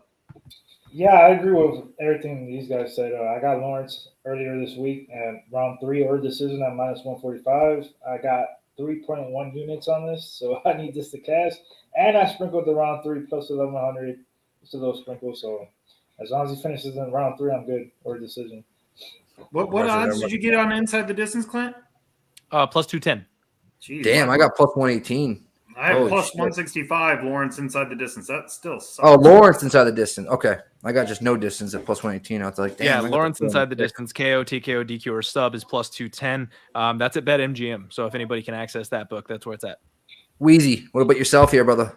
Yeah, I'm a big fan of Ronnie Lawrence. I just thought the line was too wide, so I stayed away from betting him. And what I did was I bet Mana Martinez by his only win condition, in my opinion, which is a first-round knockout. So I just sprinkled 1/8 of a unit on Mana Martinez round 1 KO at plus 1,300.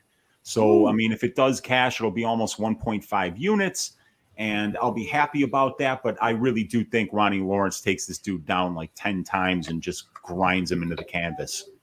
Yeah. Oh, I do have him in a parlay with friggin' Alex Perez, who's not fighting on the card, so it's a naked parlay now at that point. Everybody in the chat, what do you guys have? Sides, props, what are you guys looking at? What up, Skywalker?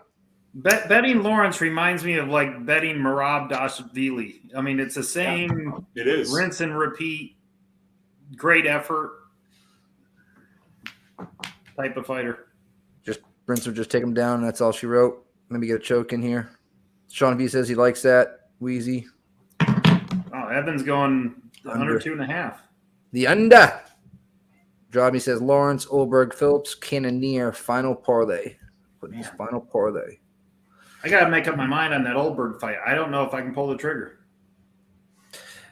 Fabio, he's something to deal with. I think I already took the under. I got to take a look at actually what the under is at right now with the Fabio. That is at 1.5 minus 123. So it's going to be juiced to the under 2.5. I don't know. I can't get that Olberg. That fight that he had we did Kennedy a few months ago against Ngachi or whatever, the real tall guy. Yeah, Kennedy. Yeah. Yeah, It's better than I say his first name. Thank you, Danny. Yeah. Mm-hmm. Mr. X says, I don't hate Mana Martinez at plus 500, 600 KO prop. Schmurda, parlay Lawrence, Phillips over 2.5, Bobby Green. I'll say that right now before the line changes. I do like Nasrat as a dog there. Hey, what up, Cam? It's been a long time since you've been Yeah. on the shout out. Schmurda, what up? Yeah, You're one of the first ones I've heard all week that likes Nasrat. Me? No, Yeah. no, a couple of people. Yeah, I like Nasrat against Bobby. Yeah, I've seen some people on Bobby Green scares me, but I still bet him. I don't know why I do that. The judges hate Bobby Green.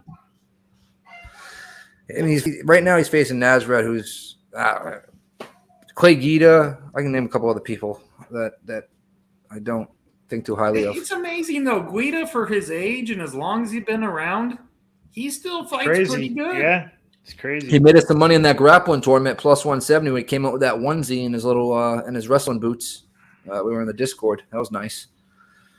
He came out literally in a wrestling onesie. It was the funniest fucking shit ever. And he dominated. I still don't know how he sees half the fight with that hair. He never puts it up in a ponytail. It's always in his face. Yep. Refresh. Got Lawrence about ready to get in the cage.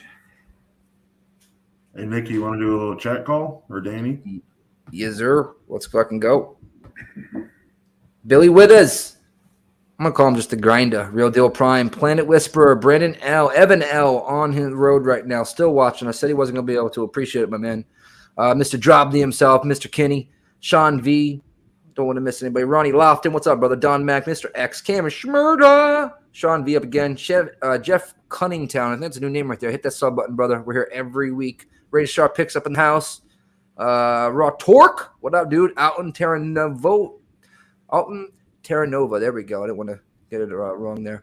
All the way up to the top. That's everybody. Rick the Ruler. PJ Rivera. That's a new name right there. Everybody showing up. Hit that retweet. Hit that like button. Share it to all the social medias that you can. Let's get this party started. Over 200 strong. Tio took it up to this motherfucker. Let's go. And Is this the last fight of the early prelims, and then it goes to regular ESPN? I think so. Yeah, I think so. I'll double check it. I think so. Yeah, Jake it is. Kaiser. It is. Okay. Sandra Hernandez. What up, Sandra? That's a new name right there. Hit that sub button. Thank you for coming. Glenn Boot 5000. Still here, just cooking. There you go. All right. Looks like we're about to start here almost. Yep. Oh, we got another Mohawk coming in here. Mohawk. I'm on Mohawk better, but let's see what happens. Is that James Krause? And I always love to see James Krause in the corner. Yeah. Yeah, Lawrence. Not Lawrence. Sorry about that. Mana just moved over to Glory MMA, so he has not been there long, but he is training there now, which I actually think the kid's got some upside. So I think in the future he's potentially going to be a bet on. You know, I don't know that you can make enough adjustments in time for one fight like this. He's a one-hit quitter type of power kid. So there's always the chance he lands and finishes this thing early. But I just don't know that one camp with the Krause team is going to be enough to shore up the wrestling he needs to handle a guy like Lawrence. It reminds me a little bit of like Brandon Moreno.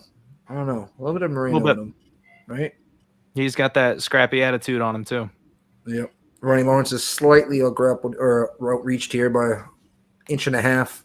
A little bit taller as well as Mana. We'll see what happens. No, I actually really like Mana Martinez. I think moving forward, he's going to be a good fighter.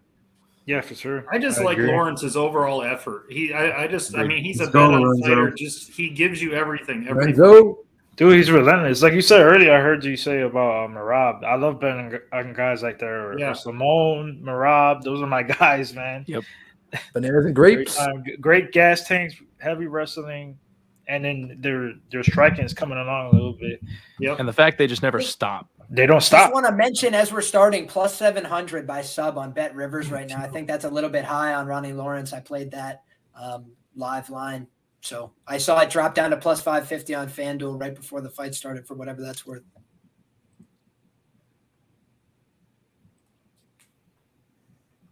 Here we go. This is going to be a great fight, you guys. I can't wait. These guys are both really exciting. Yeah. Yep. I would love that round 3 sprinkle to get me back in the game tonight.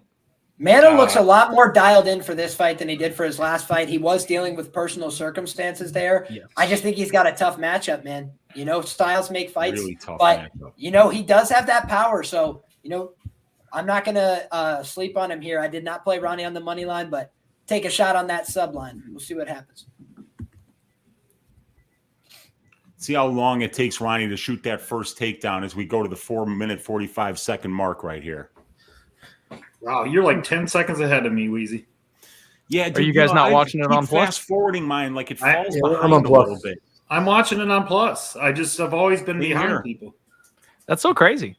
Yeah, It's weird that if we're you on hit the same fast platform. forward, sometimes it just seems to like, at least at my house, like Yeah, I've done it fast before. forward, and it's like, why am I behind? I never I'm paused gonna this. redo it right now.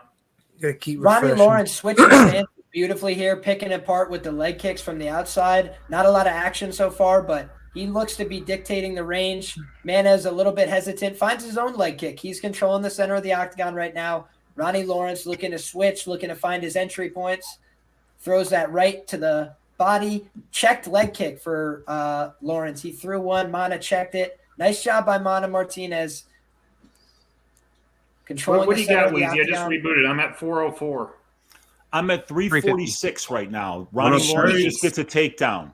There's the takedown. Oh, Big the old right takedown. hook. The right hook as well. So Ronnie Lawrence, beautiful job using the punches to set up the takedown attempt, and he's right into the top position, looking to pass the guard. We're seeing, the raised leg, looking like a high guard attempt from Mana Martinez. Does a great job getting feet on hips, tries to create a frantic scramble, punching up from his back, but he gets Little his Nico guard Price pass shot there. easily. Yeah, And, yeah. You know, I must say, Mana's doing a good job regarding, because I thought he gave up a pretty easy guard pass there and was able to get knee to elbow, hip escape, get back to the fence. And, you know, this is a Ronnie Lawrence fight right now. He is on top. He's trying to settle his hips against the fence. He's looking for takedown attempts, and he's staying on this guy, making him work, making him grapple. And we've seen Ronnie Lawrence put this pace on guys before. He is one of these wrestlers that likes to utilize pace as a weapon. He doesn't always need to take guys down and hold them down. He likes to get on them, collapse them in the body, take them down, and make them work back to their feet. It's exhausting. And then he opens up late too. He's not a positional guy. Once you get to round 2, round 3, when those takedowns are coming easier, he just unloads. He's active with his ground and pound. I'm very hopeful though that, you know, a guy like Mana who's really tough is going to try and work his way back to his feet, get submitted here. That's what I'm really hoping for. Because Ronnie Lawrence, man, he hasn't had a lot of submissions. I think that's why the sub line is so wide, but he is a talented grappler. He spends a lot of his time in control positions. I feel like it's inevitable that against one of these tougher guys who could take some damage, he's going to end up subbing them. Let's go! What the fuck was that? Oh, shit, nice. I thought somebody got knocked out. I swear to God. Right? When you No, did that, not yet. I was like, I'm Sorry. so late. That's Nice just ball. Nick just getting fired up. I'm like, how far behind am I? I that's thought I was one of the early ones. You're my hero for that. Ronnie Lawrence just tried to spin from literally 2.5 miles away. Hero. A little bomb rip. Let's go. Wow, the back is very red for Mana Martinez after getting driven into that cage. Sometimes you don't think about how bad that might hurt, but he got ran several steps there. Dude, those things hurt. Oh, Ronnie Lawrence just For sure. dropped Mana, you guys. Lawrence has got hands. Oh. Big right drop, fucking There it is. Wow! It is. Wow! Look I love for the when Nick sub, catches Ronnie! Not yet. The sub, Not Ronnie! yet. Not The yet. sub, Get Ronnie! up, Martin. Get up. The Not sub, yet. Ronnie! Get up. The sub, Ronnie! Get up, Ronnie. The Knock sub! the fuck out. The sub!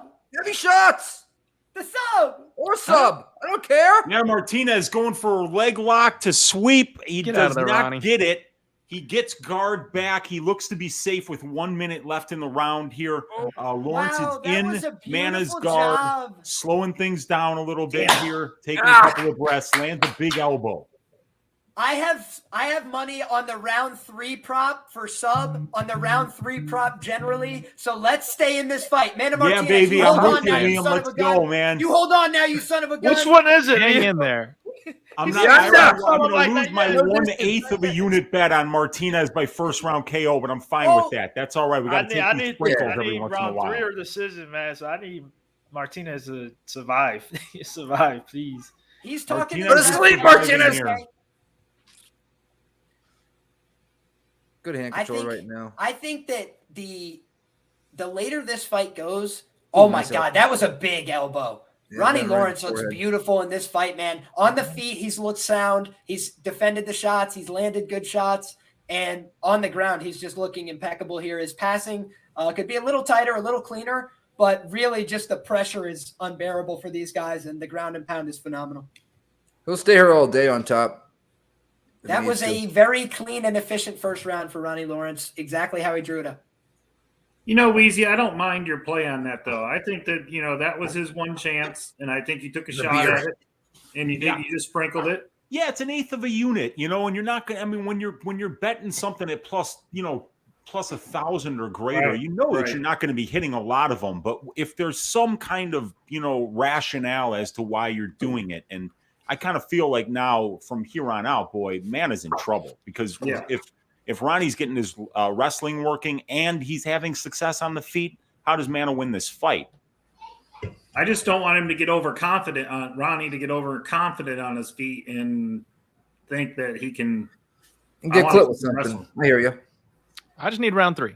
Let's go round 3. Yes, Yeah, if he gets that please, round round 3, you guys are going to be styling and profiling, and I'm definitely Yes. on board for that. I need some cash back. Get a little infusion here. Tonight's just fun and games for me, Clint. Tomorrow's Super Bowl is where I make my money. See, I make my money on UFC, and Yep. Me so too. far 2022 has not been kind to me.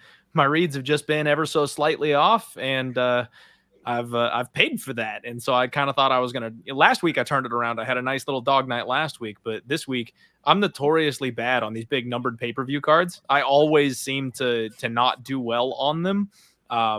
So I treaded lightly, and then I parlayed a couple favorites. It's like that's usually the move on these big pay-per-view cards, and I'm already down 6 units. So Ronnie just dropped him again, you guys. Ronnie, Here just it comes! dropped him Here it comes! no. Here it comes!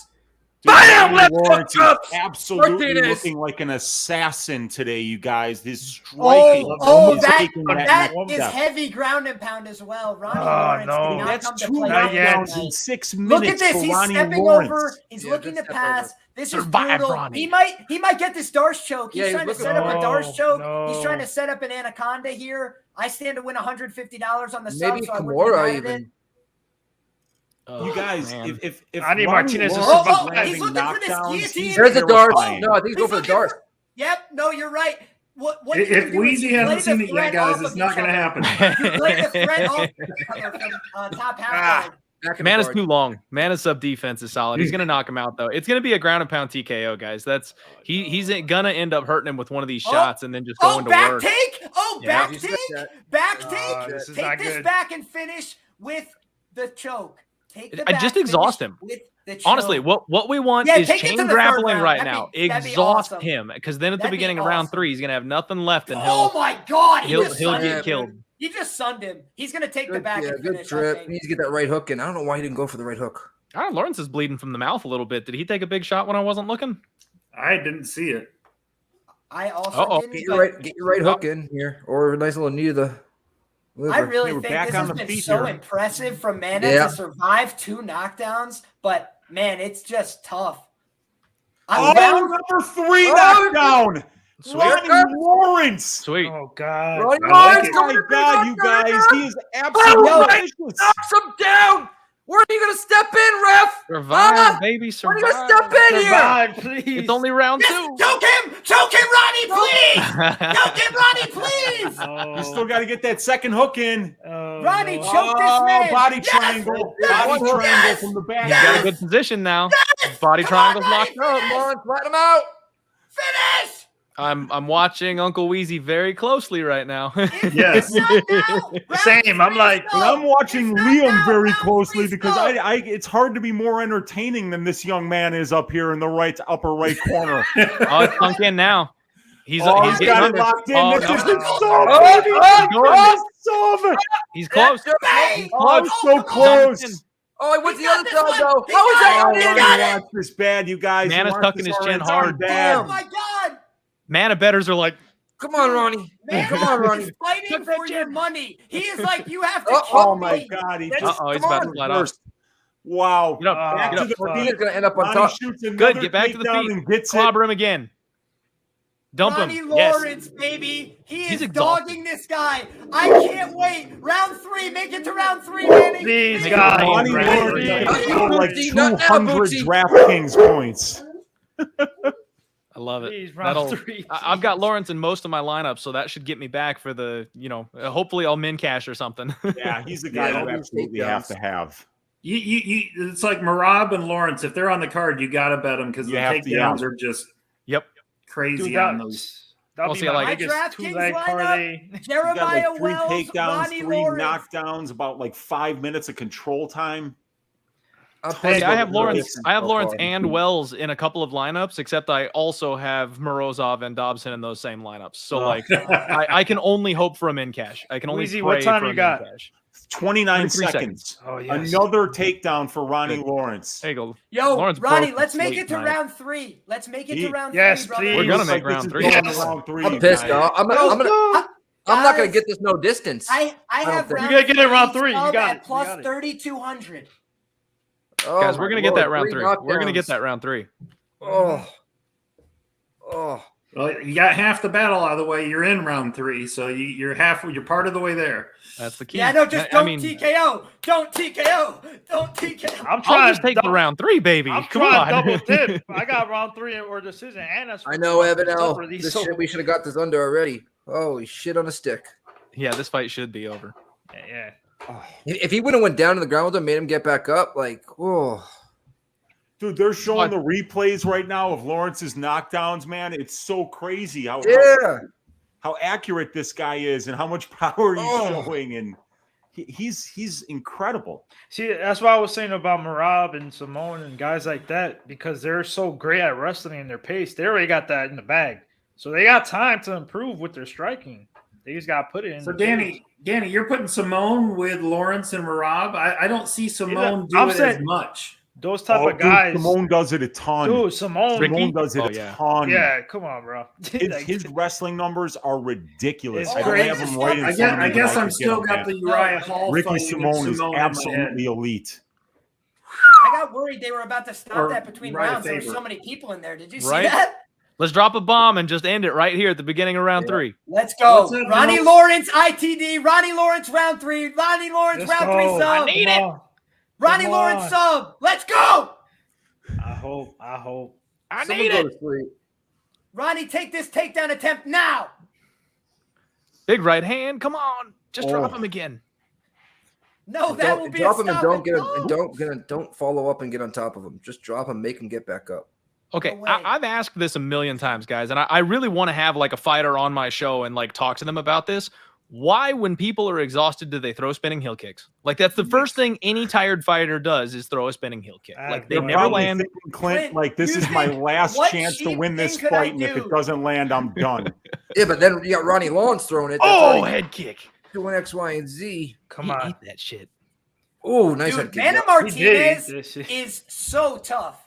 He is. It's insane. His durability. It's the size of his head, dude. You look at these guys facing off, and his head is huge. He does have That's why a we gotta big go ass for the head. sub. Come on, Lawrence. We got to get this thing to the floor, buddy. Make a Man, statement. That front We kick would still have got a landed. I lot of think. time here. We still got a lot of time here. We just need to hurt this guy, then get him to the ground. Put a little damage on him, put a little doubt in his mind, and then take this to the ground, Ronnie. God, he's playing too much now, though. Yeah, he's playing way too much. Yeah. Knock it the fuck off. Yeah, go back to the script, man. Double leg, overhand right. Yeah. Like, just keep doing what you were doing. We'll get a finish, but he's gonna let the clock tick away here. Well, that last round, left hook to the body and then the right. I mean, that was just beautiful. I also think it's a little different when you're sitting on this big lead. You know, he's like, he would have to get finished to lose the fight. So I guess I understand the incentive. I think he's just waiting for an easy reactive takedown as Maybe. Mana crashes forward. But Mana's the guy you don't play with Forgetting on a about the lead, naked though. parlays I have with fucking Perez. I have one. Dude, I do think Mana's Oh, that was a big head kick. I think Mana's finishing equity is a little front loaded. He does agree. carry power, but a lot of that power is early, and he has been, sent to the canvas twice already. I just think, or excuse me, 3 times. Yeah. You're giving him his win condition though. Like if he double legs this guy, he's been helpless on his back the whole fight. Like why are you even playing on the feet? Take him down. You heard I and has you no. You heard I completely has no nullify distance. him. He heard He it. just shot he's- one, but he's didn't knocked get him it, down and then 3 landed times, another man. big shot. Wow. Oh, okay. Oh, yes, Ronnie, yes! And he ate it. Take this man down! He ate it like a pancake. Come on. He really did. I'm has been worried a that pretty Ronnie's good fight, faded man. here a little bit. I don't know if we're gonna get this round 3. Shit. I mean, it could be tough. I'd just like to see one more takedown attempt for Chris. Yeah, Ronnie's Nice got to hooking take him down. exchange He's from got to take Mana. him down. Good left hook from Lawrence. But yeah, he's starting to slow down there just a tiny bit, it would seem. And a lot of that stance switching still working for him here, but he's really not using it for offense. Knockdown from Mana Martinez. Another knockdown from Mana Martinez. This is what I was talking about, bro. Ronnie's on clear. Bro. Ronnie's dead. Ronnie dead double-legged right him. now. Ronnie double-legged him. He's Thank God. Holy Shit. Ronnie Oh my Nurmagomedov! God. Holy crapola. He was He's so kind of in a hurt. triangle That's setup crazy. here. That's crazy, guys. He's just What got to, a you got to, crazy all right. fight. Oh, Mana's got an armbar. He's got Guard, posture. Ronnie. Get your arm out there. Oh, and Ronnie no. gets Get on control. top. Get on top. Get on top. He looked like he screamed. Wow, nice Wow. job. He Now we need stays to on finish. top. Yes. Ronnie. I was Little just fight. going to Finish this say, fight. Mana's That would be the still craziest dangerous, fight and of I all that don't was know. There's no surprising me. distance and under. Evan Weezy, L. I've been saying that the whole round, man. You don't play with Yeah. this guy on the feet. He's still dangerous. Yeah, you were right, dude. He should have just been 5 shooting for knockdowns takedowns. in this fight. Now he's 5. winning some- Yeah, he trying to play it safe.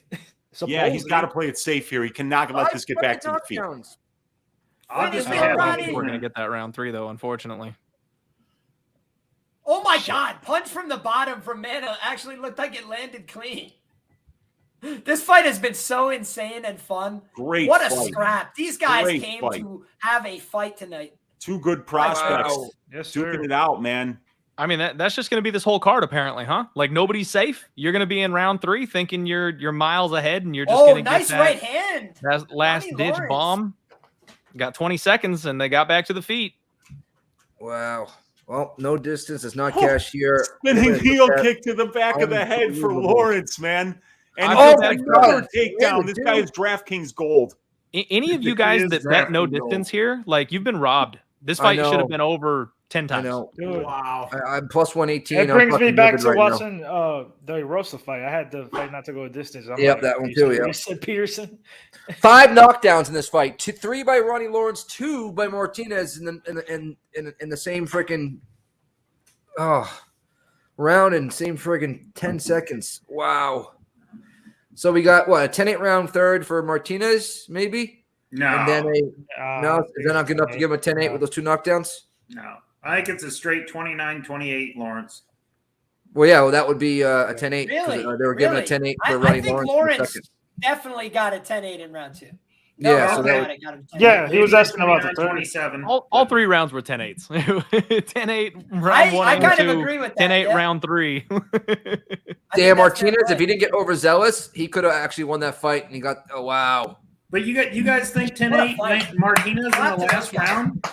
It could have been. I mean, yeah, I'm looking at the I don't replays think here. so, though. I do think I don't that think Ronnie had enough effective offense there. But, I mean, he was close to being finished. It was only one exchange. He got dropped like twice in the same exchange. You know, he kind of like hit a knee, then hurt bounced after, up, and got dropped. So everybody in the chat, like, what do you guys think? Do you think that third round was a 10-8 round for Martinez? What do y'all think about it being in Houston and you know, maybe even getting a little bit of love from the judges on this? You seen how loud the crowd went when he came out? Ronnie Lawrence got this all. Well, Martinez is It'd be a from over robbery. there too, so that gets me a little worried. No, it's Ronnie Lawrence all day. First round Ronnie, second round 10-8, and then 10-8.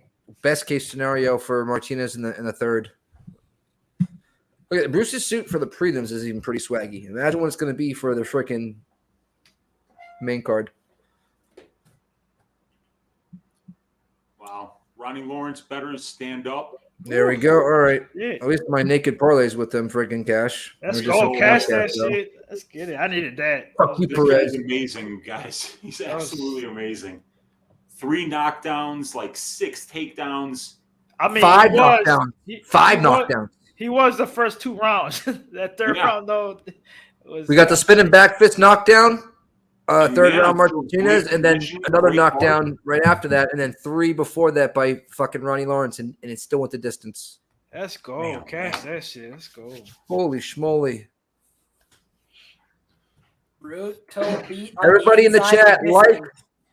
and follow Pub Sports Radio if you could right now. Hit that fucking like button, hit that sub button, hit that notification button, because we are going live at least 3 times a day for 2 or 3 different sports or more. Especially coming here into March Madness, it's going to be getting crazy. San Antonio and Southtown 101 in San Antonio, we're all going to be down there 60 to 80 people deep. So again, if you guys are looking to go down with all of us and hang out, drink some beers and get fucking wild, that's what I'm saying. Get fucking wild. Fucking hit one of us up in our DMs. We'll give you all the information, the hotels and all that kind of stuff. So we be fucking pubbing. Let's go. Again, hit that retweet. 218 of you are all in here. Whew. Hey, so what number do we got to get to on the likes for a free shoey tonight, my man? Oh, we'll see there in a second. We get to 300 live, easily free shoey. 300 live live viewers. for a free shoey. I like that. I like that. So, Mr. X, I'm gonna need your help out there. Real Deal Prime, my man. Planet Whisper, what you doing? Amai J, I see you in there. Ken Marazi, man, help us out. Cameron Smurda, Evan L, what's up, man? Planet Whisper, aboard Fat, my man. I see you. Lorenzo UFC, Grapes and Bananas. Aston Chris, Bananas. Adam Whiteheart, Tyler Dyson, my man. Rick the Ruler. Woo! Let's go, man. Demetrius Mack in this motherfucker. We got Joe Lamadia in here. We got Bill Weathers, my man. Everybody, man. Hey, do me a favor, though, for real. Hit that copy. Hit that retweet. Just send it out to all your social media platforms. Copy this. Send this to somebody in your contact list. Tell them, hey, this is where we at right now. We cashing live bets, doing it best right here with the Pub Sports crew. Let's go. Let's go. I need Olberg here for some DFS lineups. What about you? Start with you, Weezy. What are you doing here? Oh, so I've got the first leg of my greasy 4-legger that I put out there that's eligible for insurance on FanDuel is Olberg inside the distance here. But I also made a small bet because there was a line that was way out of whack earlier today. Charant by submission was plus 950. And I kind of feel like that's his only win condition here. He's fighting an inexperienced kickboxer. If this somehow does get to the ground, or if he against the fence, he can get a guillotine or something like that. I think that's how Charant wins this fight. So I sprinkled that as well. But Charant's got a terrible chin, and it's really easy to see Olberg landing a big shot early and finishing him inside the distance. Roger that, Ghost Rider. What about you, Mills? Yo, man, I just call it like I said. Both these fighters are trash. I don't know which one to pick, so I ain't picked none of these motherfuckers. I got round 2 to start on the board. I'm going with round 2 to start, and I got that at a minus 125. All right. Liam, what are you doing here? Yeah, this was a pass fight for me. Not a ton to like, in my opinion. Olberg should win the fight. It's a setup fight for him. But with that being said, Charant has double the experience. He actually, tries to wrestle and grapple at some times in his fight. So, I think that he could win this fight if he's smart. But he also just has a suspect chin, and I think he's probably going to get knocked out here. But, yeah, Charant sub for a small sprinkle, like Evan said. I think there's worse ways to invest your money. Roger that. Clint, what are you doing, brother? You're on mute, Clint. I love it. You're on mute, Clint. Clint, you're on mute. And you guys didn't even hear me sing an Island Boy. Like that was I'm an island boy. Geez. So I took Charant here. I did take the stab plus 210 Fabio Charant for a lot of the reasons that have been kind of laid out here. I'm not a believer in Olberg. The experience is on Charant's side, and he actually looked better against Will Knight in that first round until he got hit with that crushing left hook. So if he comes out here and grapples, he could look like a minus 1,000. So, I took the shot on a wide line against an untrustworthy opponent. All that said, especially the way my night is going, Olberg round 1 KO. All right. I'm passing this one to myself. Maybe try to take a live line here, but I do need, let me see, for DraftKings. I don't think I have any of. Hey, if it gets out of round 1, Charant suddenly becomes incredibly enticing, I would think. Yeah, no Charant, just one lineup with Olberg. That is not appreciate everybody rocking with us for the early prelims, man. So now we got a little bit of time. We got the main prelims about to come out, switch networks and everything like that. Gives you a little bit of time to go ahead and get you a cup. Go ahead and, get you situated for the next up-and-coming fights coming up. But, man, it's about to be some bangers, man. It's already been some good fights. I kind of agree with Clint a little bit on the Fabio side. Clint, man, he always throws his hat out there on those big old dogs, but I'll be honest, this is one of them to where, like, I don't even think it's like a stretch or a reach or anything like that at all. But you on Roxy tonight? We're going to talk about that later, but this one, I don't even think this is a far reach or anything. I'm actually a little bit, if you could convince me, man, I might even just hop on an Insta prop because plus 225. Man, we talking about Carlos Olberg 5-1. Oh man, I mean Fabio, he already fought in the LFA. Well, I think he was even a champion over there, or even fought for the belt. So I mean, he's been fighting the competition that's way higher than this guy Carlos, right?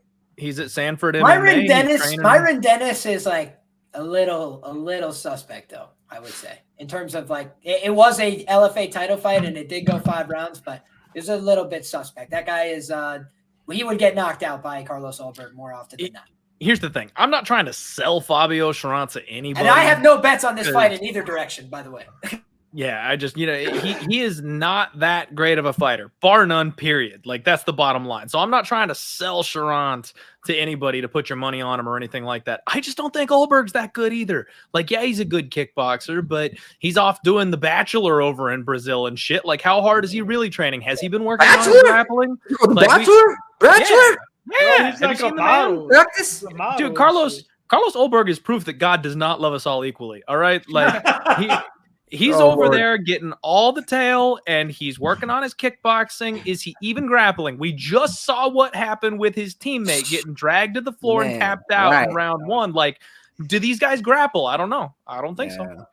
Blood Diamond had that look like he wanted to look at it and be like, "Hey man, you didn't tell me that me, right? Be on my back like this. Where's the the whole stand-up? Like, I didn't prepare me for this." Hey, so look, check it out, man. For everybody needs a book out there and a promo code to use, and if you want to get 100% match bonus, my man Boston Nick, where they need to go and what promo code do they need to use? MyBookie.ag, promo code PubSports. If you're using your debit or credit card, it's a 50% match bonus up to $1,000. So 1 stack will get you 1.5 back. If you use Bitcoin, on the other hand, 1 stack will get you 2 back. Again, promo code PubSports. And right before we get to these fights as well, again, it's on MyBookie.ag. Let's hit a little commercial. Give some.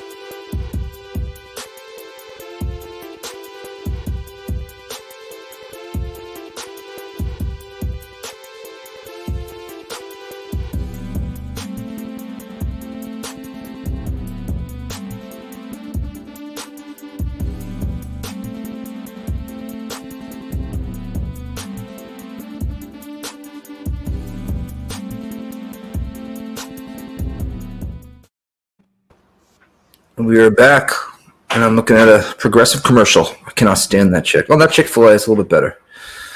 Oof. Everybody in the chat, Super Bowl wise, what do you guys have? Who do you guys have? Props, sides. I'd like to know what everybody's looking at here in the Super Bowl as well before this fight comes up. And what are you guys looking at the panel? Who are you taking? Bengals plus 4.5. Let's go. Okay. Hell yeah. I think Rams win, honestly, but it's gonna be a close ass game.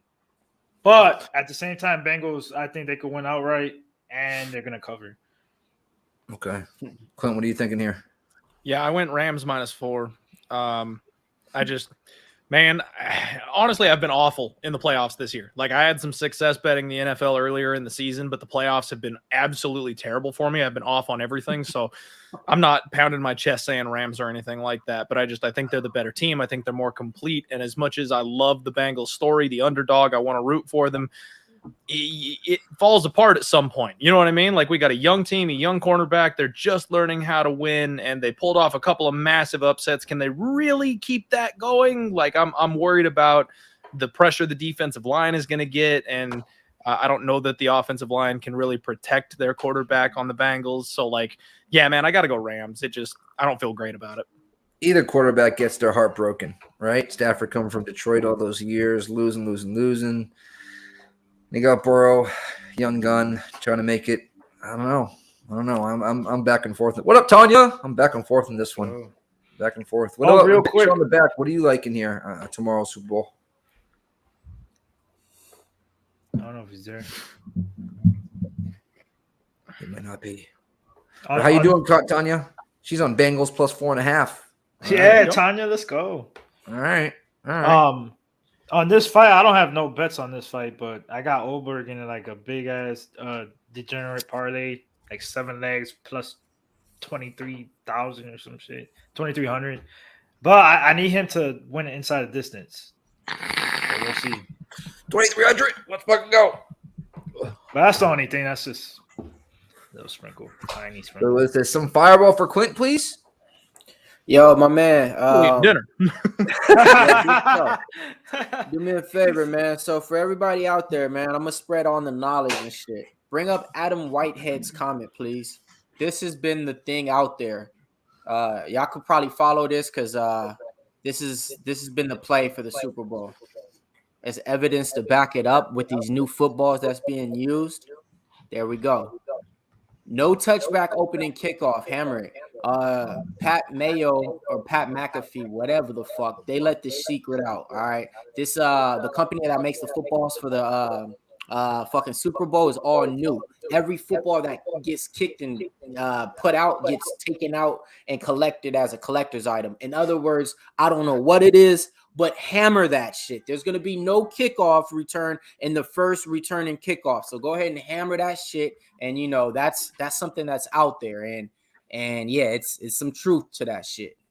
Oh, you want another one? Taco Bell will be the second commercial played behind Progressive. Oh, I'm giving random ones now. Yeah, because these are ones to where insiders work for the Taco Bell Corporation and shit like that, and blah, blah, blah, and shit like that. So if y'all got that on y'all book and y'all see it, just know, man. Yeah, those is real. Wow, I have an echo. It says, do I have an echo, guys? No, you're good now. I'm not hearing anything. Okay, that's weird. Yeah. That being said, fucking Progressive commercial, the first commercial of the night. Don't break my heart like that. No, it's going to be played over Taco Bell, like before Taco Bell. Oh, a little matchup. Yeah, wow, yeah. commercial matchup. Like who's going to get the commercial played first? You know, and it's supposed to be Progressive over Taco Bell. So yeah. But right, fuck Bengals. to the yeah. Crypto Crazy says, fuck football. Wales are the team to fade in the Six Nations. Little Glenn Bot 5,000. Super Bowl, man. He's talking about soccer. Football. Any of you guys ever watch VeggieTales growing up? I know what you're talking, yeah. I never watched it really. Anybody? Okay. Watch I just what? always VeggieTales, the vegetable Christian cartoon show. Now he always does a song. They do a segment, Silly Songs with Larry, and he does Everybody's Got a Water Buffalo, and that's all I can ever hear when Bobby Restaurant comes out. I'm like, here we go. 447, 446, 445. Motherfucker, I didn't even know this shit started. Let's go, man. Fuck. Oldberg coming forward here, but I don't know if you guys noticed it. His chin's high in the fucking air. Yeah, it High is. in the air. Ain't moving it. Ain't moving his head. He's coming in He's real daring stiff. him. He's like, come on in. Fabio then throws that overhand left right on the chin. It's Cisco's Strong. going night. He's taking his time here. He's not rushing in, doing nothing stupid. 420 mark, blaze up, overhand left, just misses by Charant. Oof. Little leg kick there, Yeah, not there by Oldberg. How the fuck is this line like this, man? Like, I don't give a fuck that Charant lost all these people in the UFC. He's a proven MMA fighter that's been fighting probably for the last 10 years of his life. It's because City Kickboxing, Israel Adesanya sparring partner, and all this shit. And he's gorgeous. Yeah, right. A whole stupid nonsense, all mixed into one pot. Well, I swear that Blood Diamond, the only reason he was on this card was because Oh, that's it. Oh my god, That's the only reason, bro. Like Blood Diamond. We talk about like discount fighters. Like he was an even discount Israel Adesanya. He was like 50-cent store Israel Adesanya. Although I love the nickname Blood Diamond. sweet nickname. Cool. Oh, best nickname, top 5, Blood Diamond. Fucking A. The Except nickname was for Ryan complicated on the Masturbator. I map love that one. Body shot by for Charant does not land. Nice jab though there by Oldberg coming in. And you know what he does? He does this little, like he's superior to Charant after he lands it.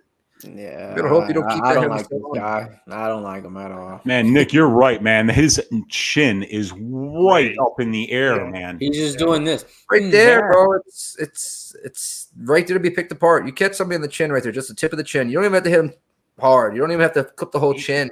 It's lights out. It disconnects right here. Be happy he's fighting Charant, who's not much in the stand-up game. I I'll just pay the want fuck out of him Charant next to hit a fight. well-timed double leg, man. That's what I want. If you're on the Oldberg side, though, you want to see this because he's nut he's shot. more patient. Oh, Dude, bad he gets nut hit shot. low and Bad then nut follows shot. up before the ref can get in on him. Oh, that was some shit right there. Yep. He was I like, think there was a before buzzer that- that came out of Charant's mouth after the kick. Before that, Fabio landed a nice left, if I'm not mistaken. That is one angry water buffalo. He did not like that. right. Yeah, because he went right back down. to it, man. He kept chasing him after he clearly kicked him in the yeah. back. He was like, oh, I got him And hurt. by the way, No, that hurt. man. That hurt to the belly as well. Bro. Oh, and then he hits him in the liver. Oh, shit. Ugh. The look on Fabio's face when he landed that second kick was great. Hell yeah, I wouldn't be Make him happy. pay, either. Fabio. Make him pay. Yeah, you need to start Oh, fainting. those homie. pissed. Oldberg, you need to start fainting. No. See those lefts? Those big lefts? That was Oh, man. inches away on, from putting Come on. Oldberg's lights out. Drag him to the mat, Charant. Now we got the body lock, baby. We got over-unders. Pull him down. I want this in my world. Yep. Right now we got Charant backing up Oldberg's back onto the cage. Both have underhooks, This is though. perfect.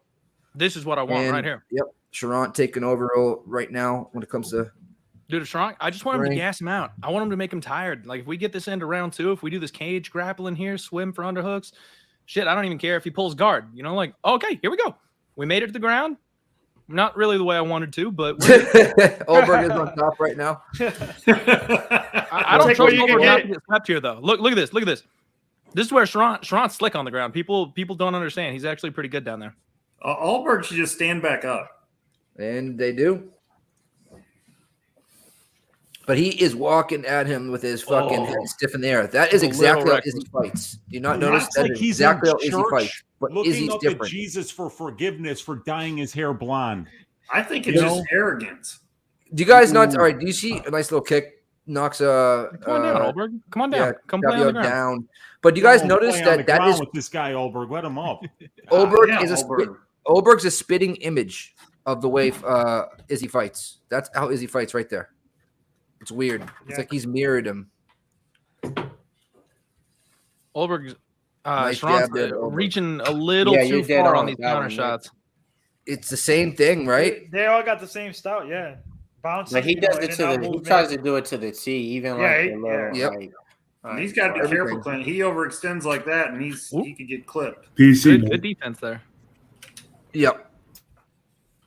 But honestly, like I was saying, I know this is kind of a slow pace, but we saw Oldberg doesn't do well. So the longer this fight goes, the more I like it. Like, even though he looks big, deep breath after that head kick. Yeah, He throws the yeah, head he kick, it's already blocked, looks tired. big, deep breath. Like, he's using muscle for all this shit. Let's drag this thing out. And I must say, guys, I did add right before the fight started, plus 700 Charant to win by sub. I like to have a little degenerate sprinkle on every fight on the night.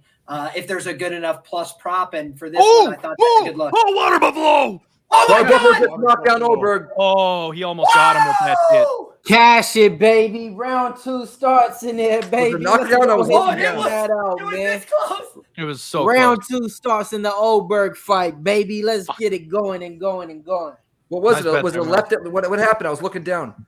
He just loaded up. He loaded up on a left hand, clipped him coming in. Right in the Yeah, chin, right? Fabio's must throwing say- heat right now. He's So looking Clint- to end the fight with every punch he throws. Yeah, man. guys. Yeah, Clint, Oberg if you were a corner fighter right now, which one would you corner? What would you say to him?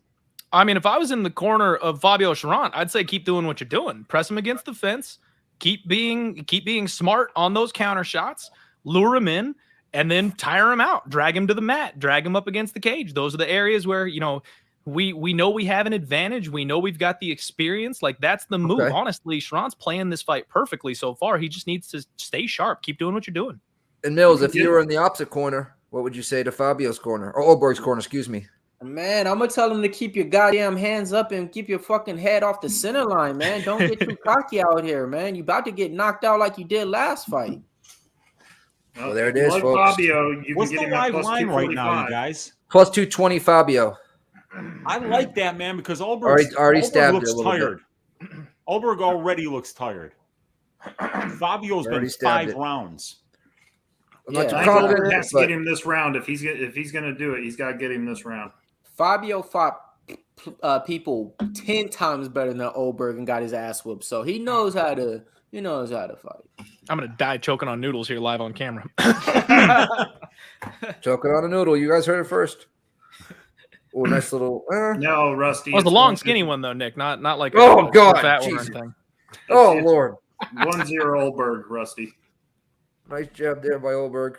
See, but I don't know. Texas judges, baby. We got a drop at the end of the round, right? Like, Yeah. poked in the eye. Oh no. Another I poke. don't know if that was a punch or a poke, but that definitely Fabio did not like that. Yeah, Fabio. That looked like a punch. He You would look like Take a down, punch. Fabio. Take Yeah, he down. would have looked at the ref if it was something other than that. And if I was him, I would have. He would sell it. Shoot for the legs, sell it. Ron. Oh, clipped him again, dude. That Nice hand left. there It's right there. He all don't move his day. head, Clint. He don't move his head. He moves it straight back. That's it. He Pretty does much, not that's move it off it. the center line. And he drops his hands. Yep. We do have a cut over Fabio's right eye, his right eye, our left. That's that punch. Is it over or underneath? And it might be on the side. It's right on the side. It's like right over here. It's not going to affect the fight at all. It's bleeding off the side of his face. But there's a little bit of swelling. That's kind of my concern. I hope There his is eye some doesn't swelling, blow yep. shut. We got Fabio, though, right now at the 318, 317 mark, marching down Oberg. Oberg's He's not cutting the doing cage anything. off. He's doing a good Yep. job staying in front of him, making sure. Ooh, he goes He with needs the to throw kick. Nice punches, change though. there. Right? Little Izzy kick, bro. He's trying to emulate Izzy, bro. Be your own fighter. Nice little jab. One jab, little under there by Oberg. Nothing really on it. 3-minute mark right now. Another Overtaking a jab, little couple of big deep breaths. Yep. Little I wish cheek kick to Fabio the would go belly. forward more, though. This is where he now's the point where he's got to take over. Like, he can't be running away right now. He can't be backing off right now. He was needs going pressure. forward, and then next thing you know it, we got Oberg on the front foot, which is weird. Well, it was that punch. It was that punch to the eye that like backed him up for a second. Now he's starting to come forward again. Now he's You're a starting to get fighter, back. Oberg. You got to throw that left. You got to throw. Come on, Fabio. Those leg kicks are working for Oberg when he lands. Oh, nice counter there by Oberg. Left Yeah, hook Fabio's to a jab. Fabio's starting to fall apart a little bit here. He's it looks like he's starting to crack a little bit, if I'm being honest. What's the live lines looking at? Plus two. Let me see here. Let me click on it. It was plus Gotta be 240 over. closed out right now. Grayed out. For Someone might be going to sleep. Go Fabio. to sleep. Fabio on his back foot right now. We got the Izzy stance. Literally Izzy stance by Oberg. He is Izzy's I mean, wannabe. He's I mean, a come on, it's the kickboxer same that's shit. he's been fighting like that for years, though. Steven Wonderboy, Yeah, but you don't want to That's emulate stance. somebody that you're not. I mean, they're in the same camp. He's been there since like day one. Yeah, I they're mean, training under the same coach. he did get knocked on his ass in the first round by Fabio Charant. So if he moves his head off the center line, it might work for Dude, him. this is so frustrating. If Fabio would do anything, we could be winning this round right now. Like if he would do anything, but he's only looking for that one big counter shot. Like, Yeah, nice jab by Oberg and Ooh. circles out back to the middle octagon. he's Hey, got I to just get back to wanna- the cage. He's got to. Yeah, Fabio's has no work rate at all. Clint. And And you know, how all- about not one takedown attempt either? You're Nothing. fighting a kickboxer. That's my thing. Why not is try and that take him down? Right. You gotta This make is it just dirty at before- least. Take Exactly. him to the cage. He hasn't He's even got the tools. attempted This is just a bad zero game plan. takedowns. He's just out of yeah. All man. these people who were talking about Sharant being a bad fighter are talking exactly about this. I mean, you're Cash at a a truth big teller. reach disadvantage. You're at a big striking disadvantage, and you're not even trying to clinch this guy. You're Yeah. not trying to take him down. For real. You're not trying to fill Yeah. his arms up with blood, and you're losing minutes because you're throwing less volume than him. Yeah. So I mean, he needs to do Wheezy, something he's different throwing here. like 3 punches a minute, maybe. Good It's bet, not truth good. teller, over 1.5. Plus, what was that? Plus 105? Plus 105. Nice. Hell yeah, man. You already know how it go, man. We getting these round props out here. And I'm even on the motherfucking Derrick Lewis fight to go to round 2. So let's go. I That one actually thought- wouldn't surprise me at all. I actually mean, thought about that, Mills, but I'm like, you know what? I'm gonna lay off. I haven't got there yet. I haven't put a single bet in with Lewis. I have no bet on that fight. Hey, random. So whenever you got a fight like this and it's kind of boring and shit like this and kind of having a bad day, you get mad. Don't worry, man. Just look at Cardi B's post, man. Her ass is so goddamn big, bro. It just put a smile on my face. I'm I'll not be taking people. I'll be taking people off. I'm Yeah, not later tonight. You know. I mean, if It's she nice. gets those injections, of course it's gonna be fat. That shit just put a smile on my face, man. I was Slaughter like, says, I heard somebody liked my dreadlocks last week. You never know when Ganja Guy will show up. Ganja Guy, man. Never know. Hit it by the beach, huh? everybody. Dirk Olberg is winning. Yep. Probably Hey, true, bro. 2-0. Maybe 1-1 because of the knockdown at the end of the round. Maybe. I think it's 2-0. Just being factual. I see it, man. We got a lot of people rocking with us, man. Hell yeah, man. UFC's going down. Main card's gonna be coming up soon. We got Mr. X in the building, Ahmad J. Fila. Who else we got up in there? We got Bill Weathers in there. We got Roy C. We got Ben Backlamy. We got Dirk up in there. We got Slaughter, Ron Lofton, Rick the Ruler, Gino Harrow, Brandon Henn, Chris Drombany, my man, been rocking down for years. Oberg is minus 1100 right now. I mean, if the judges somehow gave Fabio the first round, just I already sprinkled Nah, Fabio 220. no I'm not going way. to do it again. No, I'm just Yeah, I hear you, though. If he floors Oberg, which he still could. I mean, Oberg's keeping that chin right there. But Yeah, please, Fabio. The problem is he's going back to the well too much, guys. Like, this is where Oberg knows that left hand is the only thing he's got. So when Sharant throws it, like we just saw at the beginning of the third round, he knows exactly how to get out of the way of the left hand. There's nothing else coming. There's no follow-up shot. There's not another hook. There's not a straight down the pipe. Like, there is no other offense coming. So he becomes so easy to defend against and just prays for that one punch to land. You can't fight a guy like that. It's a bad game. Oberg's going to be shit on This is poor DraftKings. body language. He's going to be from shit on Oberg DraftKings. right now. No takedowns. Oberg hasn't landed shit. Dude, Fucking, he's been knocked down too. Based in the first, what the fuck, Oberg? See, transparency, what you gonna get Oberg. at sports. It says Slaughter says my no lose parlay did end up losing. So I sent out 200 to Fifth Son. It pays to follow Pup Sports Radio, man. You Hell get it yeah. no better than that, man. let's go. There's a lead right hook attempted by Fabio Sharant, trying to mix it up, trying to apply some pressure now from center octagon.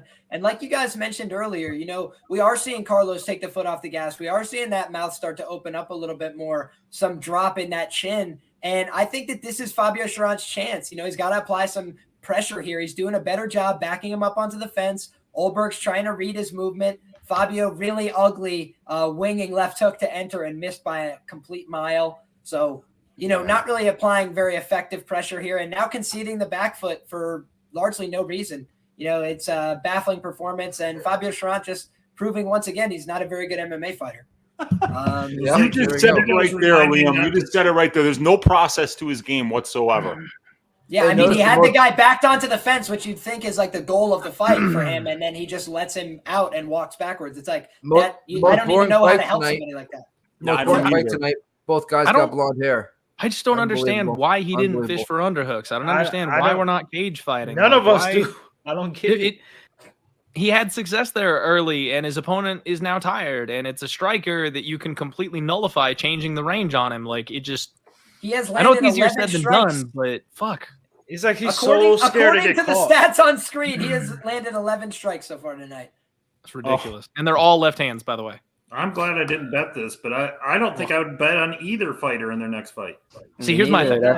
That's what I said. I thought both was trash. You expect some of these low-level fights to finish for sure. Oberg did a good job of keeping that gas tank in check a little bit and not, spazzing out with his output early in the fight, like he did against Kennedy. Yeah. But still, I mean, Sharon's got nothing for him, and he's not fighting him like he thinks he can. Just yelled at him, "Let's go, let's go." Now he's talking shit to him. I mean, see, this is where I did bet this fight. I bet Sharon. I was not wrong to fade Oberg, folks. I'm going to do it again next time. Apparently, this was the wrong fucking fighter to do it with. But I'm going to be right back at the well on this. Oberg is not a good fighter.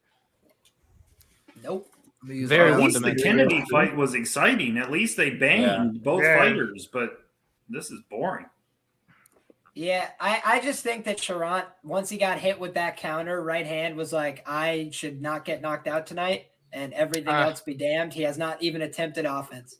He's getting I gotta wonder. He will not be asked back, this is ladies such and a bad gentlemen. I'm just letting you know he will not be asked back. I gotta wonder exactly. if he broke his I was orbital or gonna get something to like it. that. Will he? Be There was a left or hook tonight. If he knocked him out in this third round, it would actually be hysterical, though. But I mean, it's get the left hook removed again, from the though, man. rankings on Monday. Yeah, it's been the left the whole night. But... It's the same punch. It's the same fucking punch. Dude. Like if he would, and look at this, Oberg is grappling. Get the neck, Sharon. He's got a sick guillotine, dude. Give me a chance here. Get the neck, Fabio. Get the neck, Fabio. Fabio, come on, baby. I would not. shit. I was like, Fabio! You have Oberg on top of Fabio. Wow. Yep. Who would have thought? Fabio Charant might have officially slid right into that Khadisi Bragimov range of one of the worst fighters in the modern UFC. He might have slid right into the Bellator I range. echo that sentiment completely. Dude, he might have slid past the Bellator range into the XMMA FC range. He's not going to be on a big show next. This is William the Quan the Tarantula Townsend area here. Oh my gosh, Oberg going for a rear naked choke here. William Knight, man, that was crazy. Still, like he barely touched him with that left hook. He went to sleep. Oh, what a gross fight! What a terrible fight. Yep. Anybody who was on the chat. goes the distance Horrible there, fight. bless you, bless Mills. Can I say one thing here as this fight just ended? You lost all 3 rounds as Fabio Charant. You get back up at the end of the round, and in the last 10 seconds, what do? You don't throw one strike. My God. He will never be asked back to the UFC. He'll just never be asked back. Mills, never be Fabio asked looks like Tyreek Hill is bigger. Yes, he does. Yes, he does. Man, about 100 pounds more. Like 2 years Way ago, bigger, when we had the bigger little- still, like yeah, when they had the dude Kareem Hunt over there that was kicking. Kareem Hunt, yeah. If I was in Fabio's corner, I'd be like, "Yo, we're gonna be in dude, the no call for urgency, Phillips nothing. soon." Like Fabio just came here to get paid. So look, and, if I was in Fabio's corner, this is what I would have done. yep. I did the same shit. I ain't fucking with you no more. That's what I For would've real. done. Facts. All I gotta say is that Dude, was he- embarrassing. It was embarrassing on both parts to be kind of real.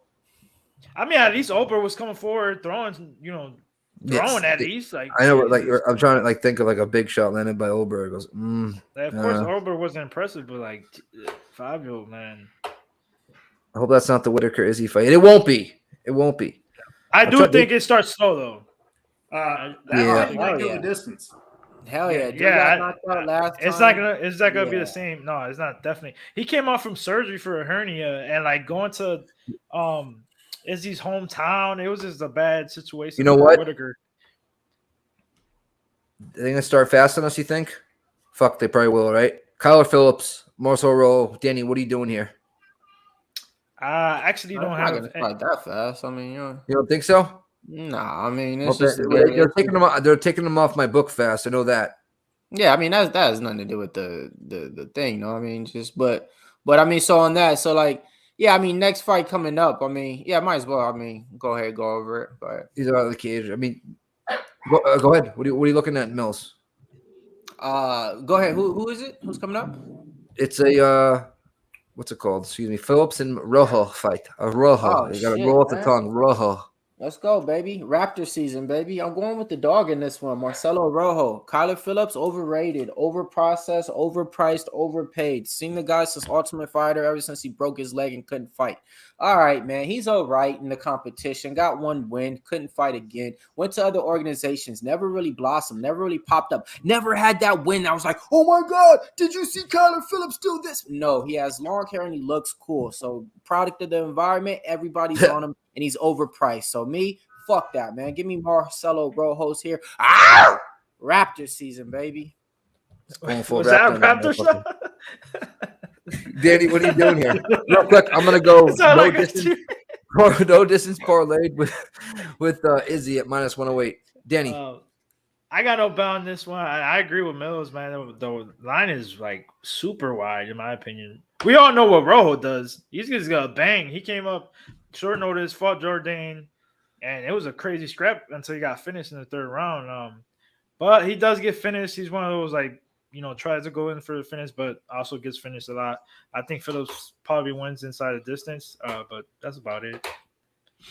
Roger that. Wheezy, what are you doing? Wheezy, how's it going out there in the mid city? Got Kyler Phillips down as my ass shaving of the week, man. I just don't see Rojo being on his level anywhere. Rojo, 7 career losses, the last 5 of them all inside the distance. So I got Kyler Phillips inside the distance, I think around -150 here. Zoe, yourself? I'm gonna do what you did, Nick. I this line, I don't like Phillips. I don't know how anybody could bet Phillips -400.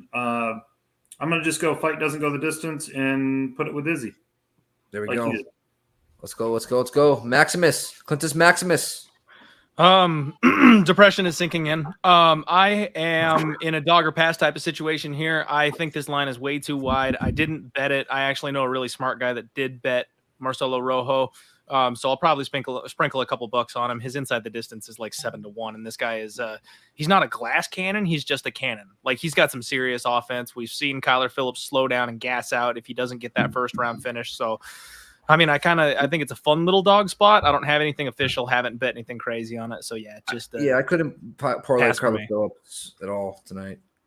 Just couldn't even find the will to do it. But I don't mind if someone goes to sleep. What about you on this one? What you doing on it, Nikki?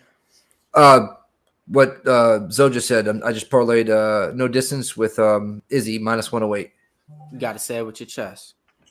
I parlayed Izzy. I parlayed Izzy with no distance at -108. So look, check it out. Promo code Pub Sports Radio, mybookie.ag for this fight right here. I got a few props out here, man, as I'm looking and scrolling, man. If you guys want to use that promo code, look, man, you could go with the over 2.5 on mybookie.ag. If you go with the over 2.5, that's at +150. If you don't think it's going to go that way, go the opposite then. Under 2.5 at a -180. That's a little prop that you can go in that one. Or else, you know, if you want to get a little bit, more money for your bang and buck, you could go Marcelo Rojo wins in round 3 +3,500. That's a lot of money right there. Again, mybookie.ag. Again, mybookie.ag. Promo code Pub Sports. If you're using, like I said, your debit or credit card, 50% match bonus on whatever you put down. 100% match bonus if you're using Bitcoin. Easily convertible on your cell phone through Cash App. I do it every couple of 6 months if the bookies aren't taking my grapes. So to speak. And Bill Withers is back at it. He hit that +1550 earlier. He's back at Phillips by sub and O'Neal Roxy under 2.5 for +1629. Dang. Get it, Bill. So I haven't talked about my bets on this fight, but I do have a few here, boys, if you'd like to know. And number one, I wanted to shout out.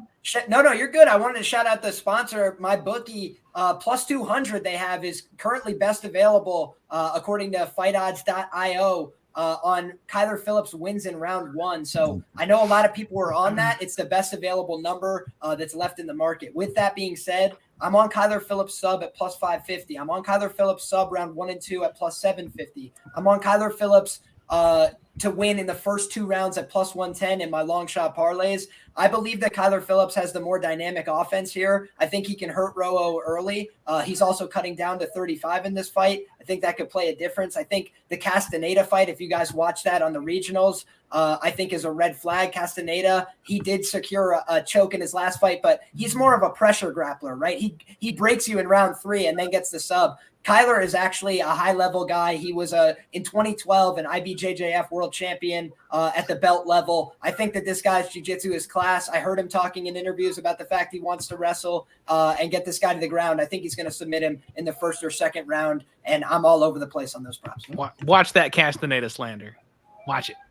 I bet on Castaneda at plus 195. I'm saying he's great, but he is Plus not 200 like live. Let's go. Transition grappler. You know what I mean? He's like a pressure beat you down with pace and cardio, and then as soon as you're tired, dude, he literally was disrespectful. That's my boy. Stands up and goes, I was like, you gangster. I knew I was betting him as soon as he did that. That guy is a real fighter, and Miles Johns, I think, had a little bit of fraudulent elements to his game that were exposed in that fight. Billy's on Phillips inside the distance. There he is. So I did that little parlay like Nick, no distance with Izzy. Yeah. And this is just little sprinkles, just because these numbers are insane. Rojo round 1 is plus 1,600 by KO, and round 2 is plus 2,200. It's still tiny sprinkles. That's it. I like that, dude. I like that's great because that's what he came to the. He came to the stare downs all crazy and shit. Like fuck you up type shit. Fuck you up. Yeah, that's worth it. So Wheezy's ass shaving of the week isn't scaring you, huh? I'm on the Phillips side. I think Phillips. I mean, I took it away. He's gonna win this fight, but the fight not to go the distance is like minus.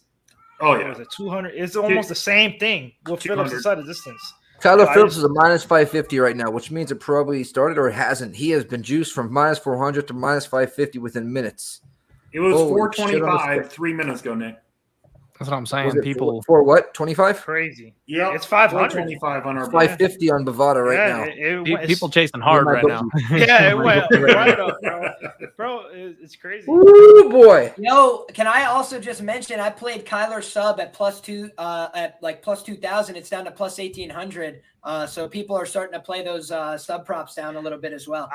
I love that one too. I could see him definitely getting. Man, so the problem for me, and this didn't work out at all with Jeremiah Wells. I had the same exact, spider senses tingling type of situation where I was like, guys, the entire planet, all of MMA Twitter has bet on Phillips by sub. Like it was 5-1. Every single person on the planet went, what the hell? 5-1? That is way too. We all bet it. It's still up at 5-1, guys. Like that. I almost feel like this is the spot where the bookies are like, "Come on, baby!" Like FanDuel's the only one, my friend. I'm sure that they're just trying to offset some risk because, dude, look at Bet Online, they're plus 300. So okay, so it did go down a little bit. Then places that have like big limits have been having this number bet down. I think that might be part of the saving grace there. But I don't know. Who knows? I got my tinfoil hat on, man, that I'm like literally everybody and their mother right now is on this kid. They all know he's by submission. We all know the losses for Rojo are by sub. It's just like, fuck, man. And then I know one really smart guy who I really respect that bet Rojo that I'm like, what the hell do I do? It's just the line, dude. The line is crazy. Like, I'm still pissed about the Phillips, fight against Paiva. That should have been at least a draw, in my opinion. Guys, I want to see a T-Rex in the octagon. I do. I want to see a T-Rex. If you believe in always bet on cardio, then I mean, it makes sense to bet on Rojo here. He's been in a bunch of these 3-round wars. The problem is, though, Rojo's cardio is let him down several times. Like he's been in fights where he's succeeded. He's been in fights where he fails in that 3rd round cardio. So I just think that, his best path is to outlast Kyler Phillips and finish, but he might just be completely death gassed. And Kyler Phillips, while gassed, took down Song Yadong, who I rate as like a top 15 bantamweight in the world. So I'm not sure that Marcelo Rojo, who I rate mostly as like a, top level competitive regional guy, I feel like him and Castaneda it's like a fight to get in the UFC, and Rojo just ended up here on short notice in the pandemic. But Castaneda is really the guy, I just think there might be a little bit of a level gap here, and Kyler Phillips, he's let people down as a bettor before, which is why there's some hesitancy. His cardio has been a problem, but I do think his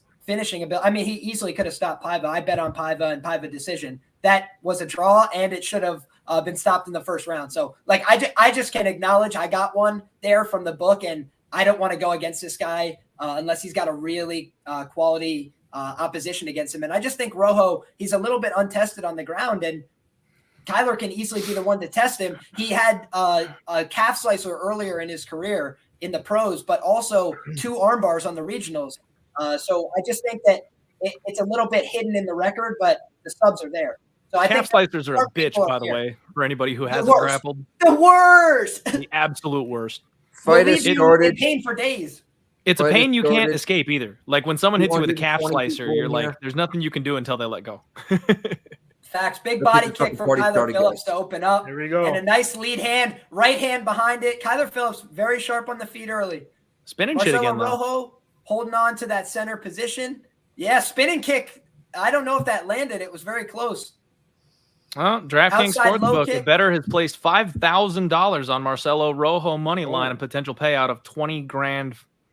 You got it rolled off your tongue, Marcelo Rojo. Rojo. Rojo. You're Yeah, that guy bet 100 grand. 130 grand on Amanda Means Nunes red. and lost it in like Yeah. 10 seconds. See, but that's different to me, though. These people come in with these major wagers on the underdogs. Like, that speaks more to me. You know what I mean? Like, everybody, we got bridge jumpers all over the place on favorites that lose left and right. Yeah, I feel you. That's fair play. I wanna Oh, fucking jump good, up a bridge. good combination. Ooh, good flying knee. Changed. Oh, wow. Marcelo Rojo ate that clean. What a gangster, dude. Oh, nice low kick from Kyler Phillips. I thought he was going to get on top there. Wasn't able to keep him down. Rojo's moving well early, trying to operate behind that jab. He's working with that left jab. shot. Oh, Kyler Phillips combination punching, beautiful. But Marcelo Rojo, he's a guy who will extend an exchange. And right there, we saw an example of Kyler Phillips getting after him with some combinations and then getting answered. And this is where this fight reminds me a lot of the last one, man. Phillips, he's not doing anything different from his first round last fight where he completely gassed wow. That himself was out. a massive right hand, though. He is beating the shit out of this guy, in fairness. He's already got his mouth open, though. So many spinning attacks, so many wasted energy attacks. That's the You know? thing. Yeah. Ooh, fucking awesome. Oh! Oh! Let's go, Rojo! Big shot from Rojo. Oh shit! Come Wow. on, give me that. Big Phillips. shots from Kyler, and he's into Phillips the clinch. What a immediately fight. pins him on the cage. Yeah, I think this is where Kyler realizes it's a wrestling match. He Yo, this is should. a wrestling match, homie. Wrestling match, homie. There you go. Get on that He's back. on the back already. Look at that transition. Kyler! Holy shit. And now he's going for the leg. Now he's going for the leg, too. It's a Wyatt stretch. I just need The violence. Wyatt stretch, maybe. That's so Oh, nasty. motherfucker. Stretch. Don't let him on top. Don't let him on top. No, I'm Kyler rolling. Phillips. Oh, Kyler Come Phillips. on, finish him. Good work Finish from him. Rojo to get his guard back here. Yeah. holy shit. That was sketchy, dude. Wow, a little bit scary, but we're back on top. This is why the money line was a little bit unplayable. It's those finish props. Also, I'm hearing an echo. Somebody's got the volume coming through twice. I'm not hearing an echo from anybody. No, Oh, I am. shit. I'm not Oh, either. good work getting back to his feet from Rojo here. He left his chin in maybe a little too long. He eats a knee for it, but he got back up, and we got to wonder, Oh, this is a guillotine attempt. do we see the Nope, cardio dump? lost We got 2 minutes left here in round one. 2 minutes Hey, left. where we Rojo's at still in on his round? feet. 146 exactly right now. Round number 1. We got a bow on Rojo's burner. coming forward now. They're throwing. If Rojo now, keeps right his pace now- up, Tyler could gas. Yeah, I mean, they both could gas. That's the thing. I think I'm gonna be able to get to stay that long. That Another other spinning counters attack. say. If Rojo was in the red gloves, I would have bet him. Jamachia. Rojo means red. He's in blue gloves. Come on. Oh, boy. That's my You've been Jamachia talking to look. Big Show a little too much. That's a Nick. casual bet right That's my there. Jamachia look right there. Rojo. Very rough. Your tongue. Rojo. Nice overhand right lands by Phillips. That was a strong one. Oh, beautiful left hook there by Kyler. Yep. And then Kyler is dirty on the feet, guys. Like, I know he's doing a lot of spins, but they're landing on the chin, you know? Wait, they're not landing on the chin. He definitely has landed a couple on the chin, my man. That spinning kick didn't land. Just spin. No, the spin kick one didn't land, obviously. But it looked nice. That looked nice. If it were landed, he would have been out. The prediction here and the specific round bet for me was Kyler Phillips sub 2. That was a beautiful counter check hook from Yeah. Kyler Phillips. Left hand found the chin of Rojo. He's starting to pace himself a little more. Another check left hook, a right Nice hand trip, behind it, dude. appeared Nice to hurt him. Beautiful trip from Kyler Phillips into the top position. Wow. Frenetic pace in this fight, but Kyler Phillips, I think, has clearly taken back this round where he faced some adversity. Armbar attempt defended by Kyler. You know, Rojo is actually trying to stay active off his back here. Got to give him some credit there. Didn't expect him to offer that kind of threat. Nice job by Marcelo Rojo trying to introduce layered threats. Can we get some What do you guys think? What do you guys think? I feel like that was a Kyler Phillips round, but it was certainly a little sketchy. Yeah, definitely Kyler Phillips round, in my opinion. I think Phillips won, but yeah, Minus 1,000. Live line Phillips won that round. 550. Oh, Phillips won it, no doubt.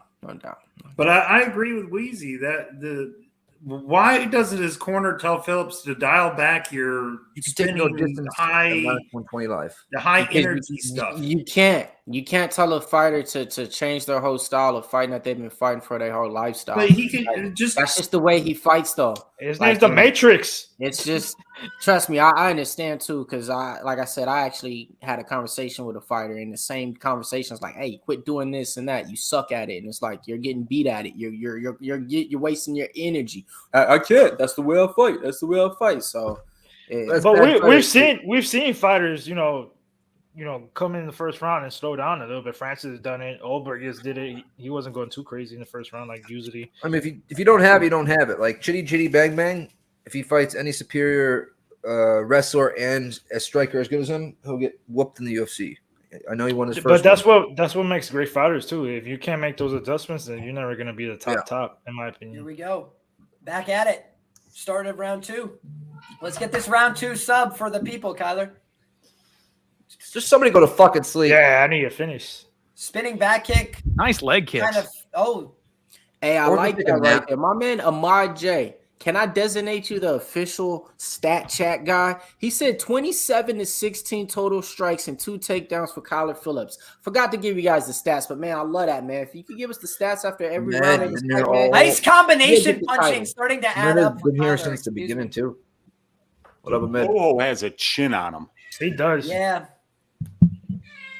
I think it's been impressive how Kyler is mixing up that punching combination, the head and the body. There's a cat meow that failed to do that. The favorite should be coming to win here. Not, you know what I mean? Everybody likes the dogs barking if the cat's going to town. Right. Yep. That means there's gonna be a favorite coming here. Shout out my man Walter Coast. Oh, that was a beautiful right hand. Walter, couldn't do it without you, man. Appreciate it, man. Let's go, Walter. Kyler Phillips back in on the takedown attempt. Clears out. I wish he would have followed through. I don't see it. Phillips is just getting out of the way of these right hands, guys. Rojo is getting just reading off the banner at the bottom. Oh, he scared the fuck out of me. Yeah, no, it was Big Show had it at the bottom. So yeah, I was just on that 3 down too. Ooh, big shot there from Rojo. Oh, Rojo lands the right. Kyler Phillips able to eat that one. Rojo means red. like 10 I minutes could have told you that a long time That's, ago when I met that's you. why you tune in here to Public I Sports also- Radio. I just want to mention, guys, are we noticing there's a ton of right leg kicks starting to add up for Phillips? I feel like that has been a point of emphasis in round 2. That left hook and that right low kick. Right on the knee. I've seen it now. I didn't even pay attention at all. Dude, he's putting that in the bank right now, man. Rojo's lead leg is going to be dead. Oh, yeah. Also, I think we're seeing now Kyler's reading this return fire from Marcelo Rojo. He's firing his shots, dipping his head, ducking the returns. He's fighting a way smarter fight now. You know, he's not outpacing himself. He's trading shot for shot, giving in and out, you know. So he is fighting at a way better pace. I think Rojo might be too tough to finish. His leg is definitely low. And look, he's fighting smart. No spinning shit yet in this whole fucking round. It's been all nice head kick from him right there. It's been get in, get out, get in, get out. So this Rojo guy got too good. If you fight like this, you should be a minus 400 favorite. I'd like to see him go back to that wrestling, though. He had so much easy success, and I feel like it could be a tax on the cardio, but who's going to feel it worse? I feel like it would be Rojo if he's stuck underneath. I'd rather see another spinning heel kick, Liam. He wants that sub. I do, man. And I feel like it's just available. he had a really good position in round 1. I don't like the pace for our fight doesn't go the distance. I'll tell you that. I think Rojo's eating some body kicks now too. Phillips is looking beautiful in this second round, man. The way that he's striking and shit, like he's looking real efficient. Beautiful. Like, his left hand does come down on these returns from Rojo, and that's the concern. You know, Rojo's looking like Rocky against Clubber Lang right now, boys. He's taking all the damage, and now he's starting to come forward. Little body shot there. Yeah, a little bit too much of a tell there. It gave Kyler enough time to exit, and that big open side body kick. There's the takedown. Nice big deep breath, boys. Come on, Kyler! Liam, he doesn't got it. He just took a big deep breath. He's backing up now. Oh, smooth. Are we going to see the famous Kyler Phillips, I guess? Kyler's tired. Well, no, it don't matter. It's 50 seconds left in the second round. Actually, just dominated. He That's could a be whole tired. third round, though. Rojo doesn't have the best cardio either. You dominated for 9 minutes of the fight. He could be a little tired, you know. Like I don't look at his gas. Rojo's too tough to put down. That's the thing. I know that. Still being effective, still striking, still moving. And trust me, I like Rojo because I want him to win because I got a bet. But Phillips is proving me a little bit wrong on my story because he's fighting a way smarter fight, clinching him up against the cage with 20 seconds left against the fight because he wants to get his breath again to finish out the round in a dominant position like this and not gas out. So like I said, he put it together from round to round, made the adjustments to where, you know, he actually I'm not mad at him, man. He got me taking my hat off. Go. End of the round. You know, what I think is going to pay dividends, too, down the stretch is you just saw a big, deep breath from Rojo after he threw that kick. It's one thing to have good cardio, but the reason I think Rojo tends to slow down isn't because he doesn't have good cardio. It's because he takes so much damage in all of his fights. And so when you start taking damage, your cardio goes down the wind, like it just falls off a cliff. And in this fight, he can't really plant on his primary stance anymore. So he's forced to fight out of his wrong stance. His power shots are coming from the lead side, a little bit easier to see for Kyler Phillips. And I think on top of that, the body work, which has come with the hands, the kicks, has paid dividends here. Do you see Rojo's leg? That shit is swollen as hell. I'm telling you, he landed like 10 in a row. Like this big. My man Ahmad J, official stats crew of the guys. He came through 71 to 46. Total strikes for Phillips right there. Damn near double the output. I mean, close enough. You do the fucking math. Clint's over there chowing down. Just get a fork. That is easier. 242 in the chat. Lucky number right there. Hit that like, hit that sub button, hit that notification button as well. Ooh, he is chopping the tree down. That leg is bad. I will say this though. It doesn't look like it affected him too much. He's still moving. He's not picking that lead leg up. You know, the average person would have picked it up by now. New name right there, Ben Blake. Moving forward too off of it, you know, but Dar Valdez, what's up? What's up? We'll see, Mills, if he switches stances this round. Sorry, Nick. No, you're good. We don't apologize. We're grown men. Let's go, man. We got everybody rocking with us in this chat. 250 live viewers on us tonight, man. Pop Sports Radio, man. It don't get no better than this. Who else got a better MMA cast than this? You got Uncle Weezy. You got Clint Diehard MMA. You got Danny Betts. You got Jacksonville Zoe. You got Boston Nick. You got Liam Pitts. You got everybody. Bitch, let's go. Cutting that WWE promo. You got Liam on mute screaming his ass off over there.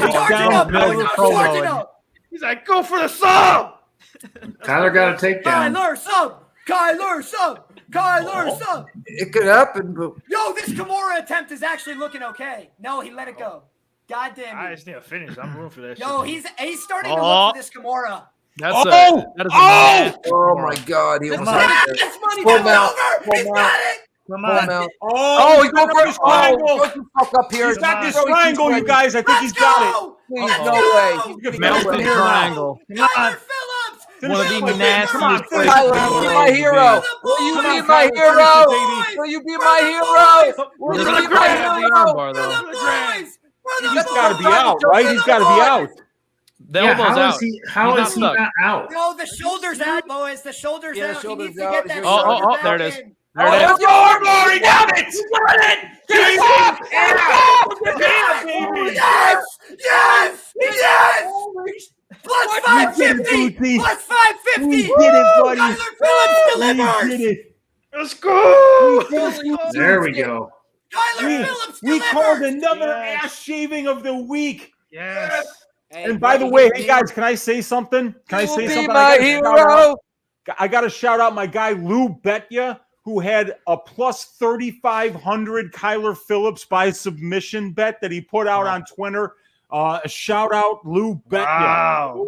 Shit. There Good you go, guy. Lou. Plus Big 3,500. balling, Running around his catching house him. like a freaking shit out of Woo! Let's go. Oh, Great fucking Oh. call. he was too Great tough call.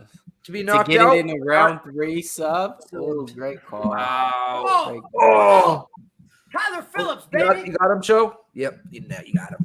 Bam. Let's go. He saved the no distance. Let's get it. And like I said, that Oh, second cash it. round, Oh, you man, wanna I'm trying to keep- tell you, he put together a whole fucking different game plan to where, like, I was impressed. You know, I was like, all right, man. Like, so that's what I want to see right there. But, you know, I mean, they need to keep bringing it along slowly, because yeah, man, you see, he's a working product, you know. But, like, yeah, shout out to Kyler Phillips, man. Shout out. For sure. I like seeing him do it in the third round too. That shows his stamina might be getting a little bit better, and he's Well, yeah, if you notice, he hasn't. I mean, besides the first round, he didn't go too crazy, but he toned it down a little bit in the second round. You know, picked his spots, Yeah. just picked them apart. Smarter. And then the third round, he was good. Good to go. Hell Hey, yeah. what's- Hey, who out there in the chat cashed with us, though? Because you know who cashed on the motherfucking panel. Liam cashed that shit. A few other people did. Who else cashed that shit in the chat, man? Let's see, man. Because you know me, I lost my underdog bet, but it's all good. I just took a shot on somebody that I thought was overpriced and overpaid, you know? Roxanne Hey, you got Modafferi, mine. Here we go. Casey O'Neill. Clint, I'm going to start with you. Hey, this is a spot where I just think that the hype is a little overblown on Casey O'Neill, and I think that Roxanne Modafferi is bigger than her and physically stronger than her, and that's all you need when you're operating in the grappling space. Casey O'Neill does everything from close range. She's got to be in tight boxing, clinch. She's a wrestler herself. And in those spots, if Roxy can tie her up and overpower her, I mean, a plus 325, I got to take it. Dogs Dogs Doug barking, baby. Let's go. Bootsy's barking. That means dog. Let's go, Roxy, baby. You know what that means. Holy Not snow. too wheezy. Danny, what are you doing here? Not too wheezy. No official bet on this one, but I have one little small parlay with Casey O'Neill, but that's about it. I think she's weird. She's weird when it comes to the sense that she has she starts slow, and then when she starts picking up the pace and gets that takedown, it's a wrap. She goes killer mode, and it's hard to stop her when she gets to that mode. So I think she takes it here, but the line is kind of wide in my opinion, but I think she wins. Wheezy, what are you doing? So I'm staying away here. I could not sack up enough to actually bet the Roxy line here, but I think that she might be just as good as O'Neill everywhere. She's just way older. She's just got way more tread on the tires. But frankly, where Casey's at her best is where Roxy's at her best. We're going to see if she can give a veteran lesson here today, but I'm not putting my money behind it. I'm staying away from this one. I hear you. Myself is included. Mills, what are you doing? Hey, yo, Big Show, can I get the solo screen for a minute, man? Can't believe y'all motherfuckers, man. The disrespect y'all motherfuckers. Who's y'all? What are you talking about? Motherfuckers up in here got the nerve to disrespect the motherfucking king. I'm talking king. Casey here. Motherfucking king. When it comes to women's MMA, it's only a few of them that have the switch. Oh, that Lord. switch is a fucking killer instinct, okay? That's motherfucking Casey O'Neill, okay? She's coming in, closing it out, winning inside the distance, plus 125. Get her in your parlay. The king is here to stay. Motherfucking put some respect on King Casey, man. It's going down. The price tag is high, right? It is. It's overpriced. I agree. But I don't give a fuck. The king is here. She's here to stay. Casey O'Neill is the real deal. A lot of women's in MMA, they don't have a switch. They don't have that switch to just go for the kill. That Joanna Jacek type shit, it's only a few women that you see with that. Not saying that she's on her level at all. I'm talking about that switch inside. That's Casey O'Neill, man. I'm just keeping it real with Mills. All right. Let's okay. Yeah, gotcha. She also follows me on Instagrams and looks at all my stories and shit like that too. So of course, he's a fanboy over here. He's like, oh my god, look! He's got to clip that later, dude. He's got to be able to post that.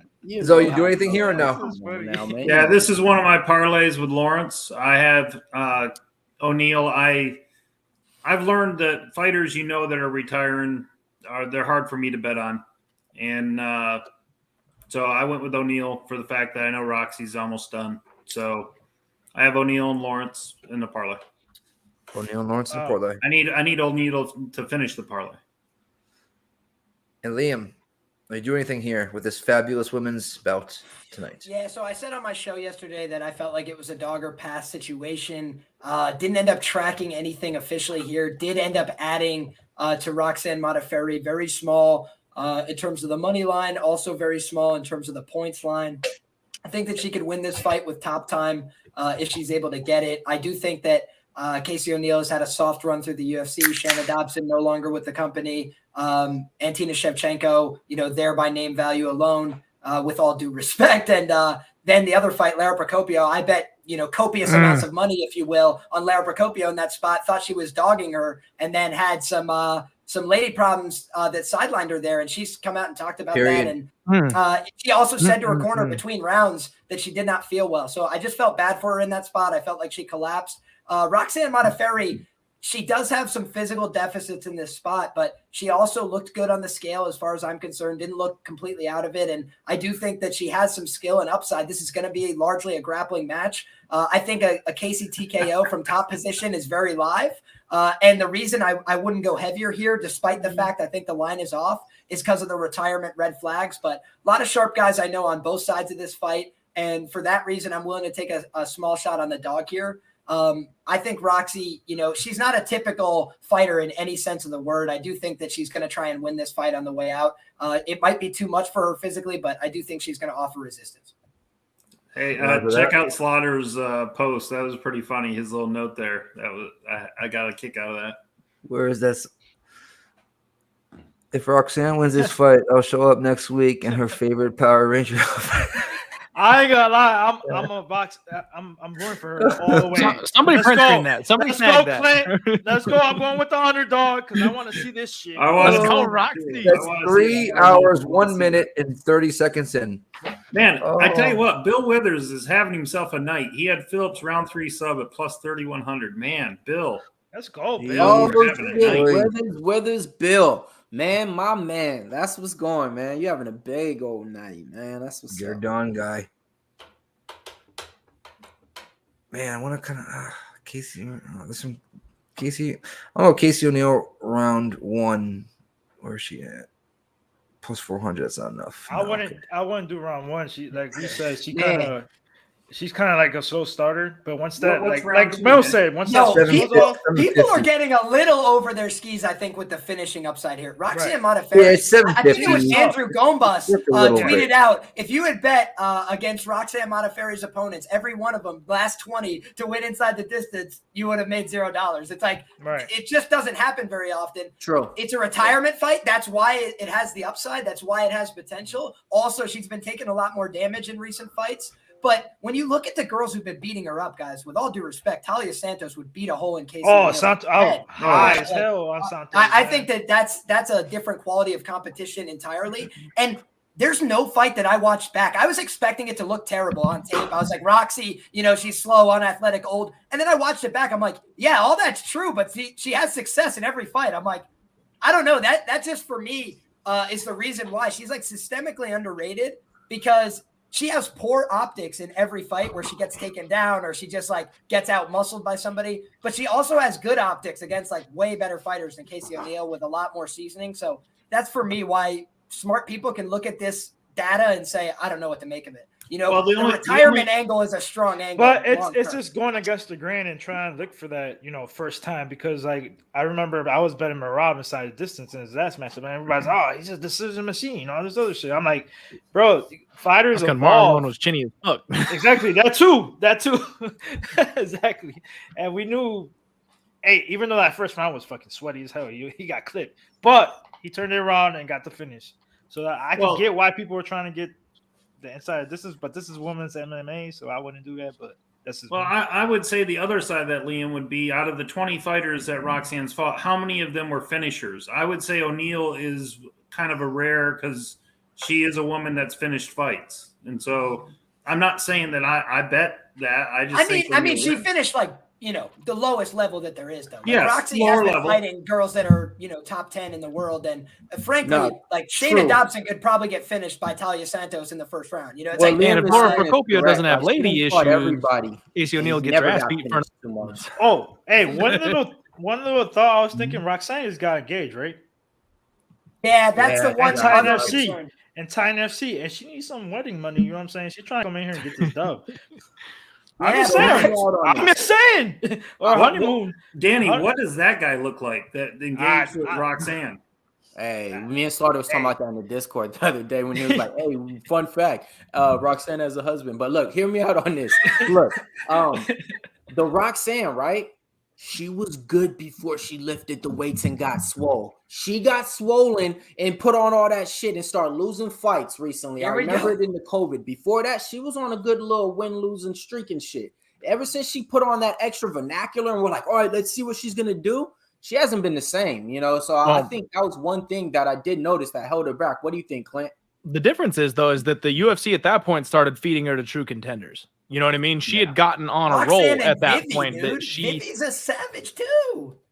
Yeah. Well, that's what I'm saying. Like, and right when she started taking the weightlifting seriously, that's when they're like, all right, fuck it, Talia Santos then. Like, what do you expect her to do? Like, she's been working out for 6 months, and you're gonna throw her to Talia Santos, who could bench press me? Like, Well, the truth is they're just trying to build up all these names on Roxy because they see the writing on the wall that she's going to be out the door. The question is, can they capitalize? And I do think it's asking a lot of Casey O'Neal as a minus 400 favorite. That's a lot of pressure, pay-per-view card, big crowd. A lot of her fights were in the COVID era too. I just think this is a lot to ask of a young lady here. Maybe she could do it. And she physically could overpower her. Yeah, absolutely. She's built for the spotlight, man. I'm trying to tell you guys, man, it's a difference in these people and these breed, bro. Like her pops was a kickboxer and shit. She's built for this spotlight. No, she wants that aggressiveness. Sure. She wants the people to doubt her and say, ha, ha, ha, F you type shit. Like, she's that shit that we got in female MMA. She's the attitude that we need. That shit. Yeah. Take this away, Clint. Your girl. You guys. Take it away, Clint. On this one, you got Modafferi, who looks like a nerd that you can steal her lunch money, and then Casey O'Neal's the kind of girl who looks like she's just been stomping hoes her whole life, taking their lunch money. So I think that's why you see the line where it's there's Roxanne something in the Modafferi optics here that's just gotten this. Go ahead, Clint. Go ahead. I didn't mean to interrupt you there. Sorry about that, buddy. I'm just getting excited. No. I said go ahead. It's your girl. So, I mean, they're in the pocket right now, man. Roxanne Modafferi came out early, came out aggressive, and she punched O'Neal in the mouth a couple times already.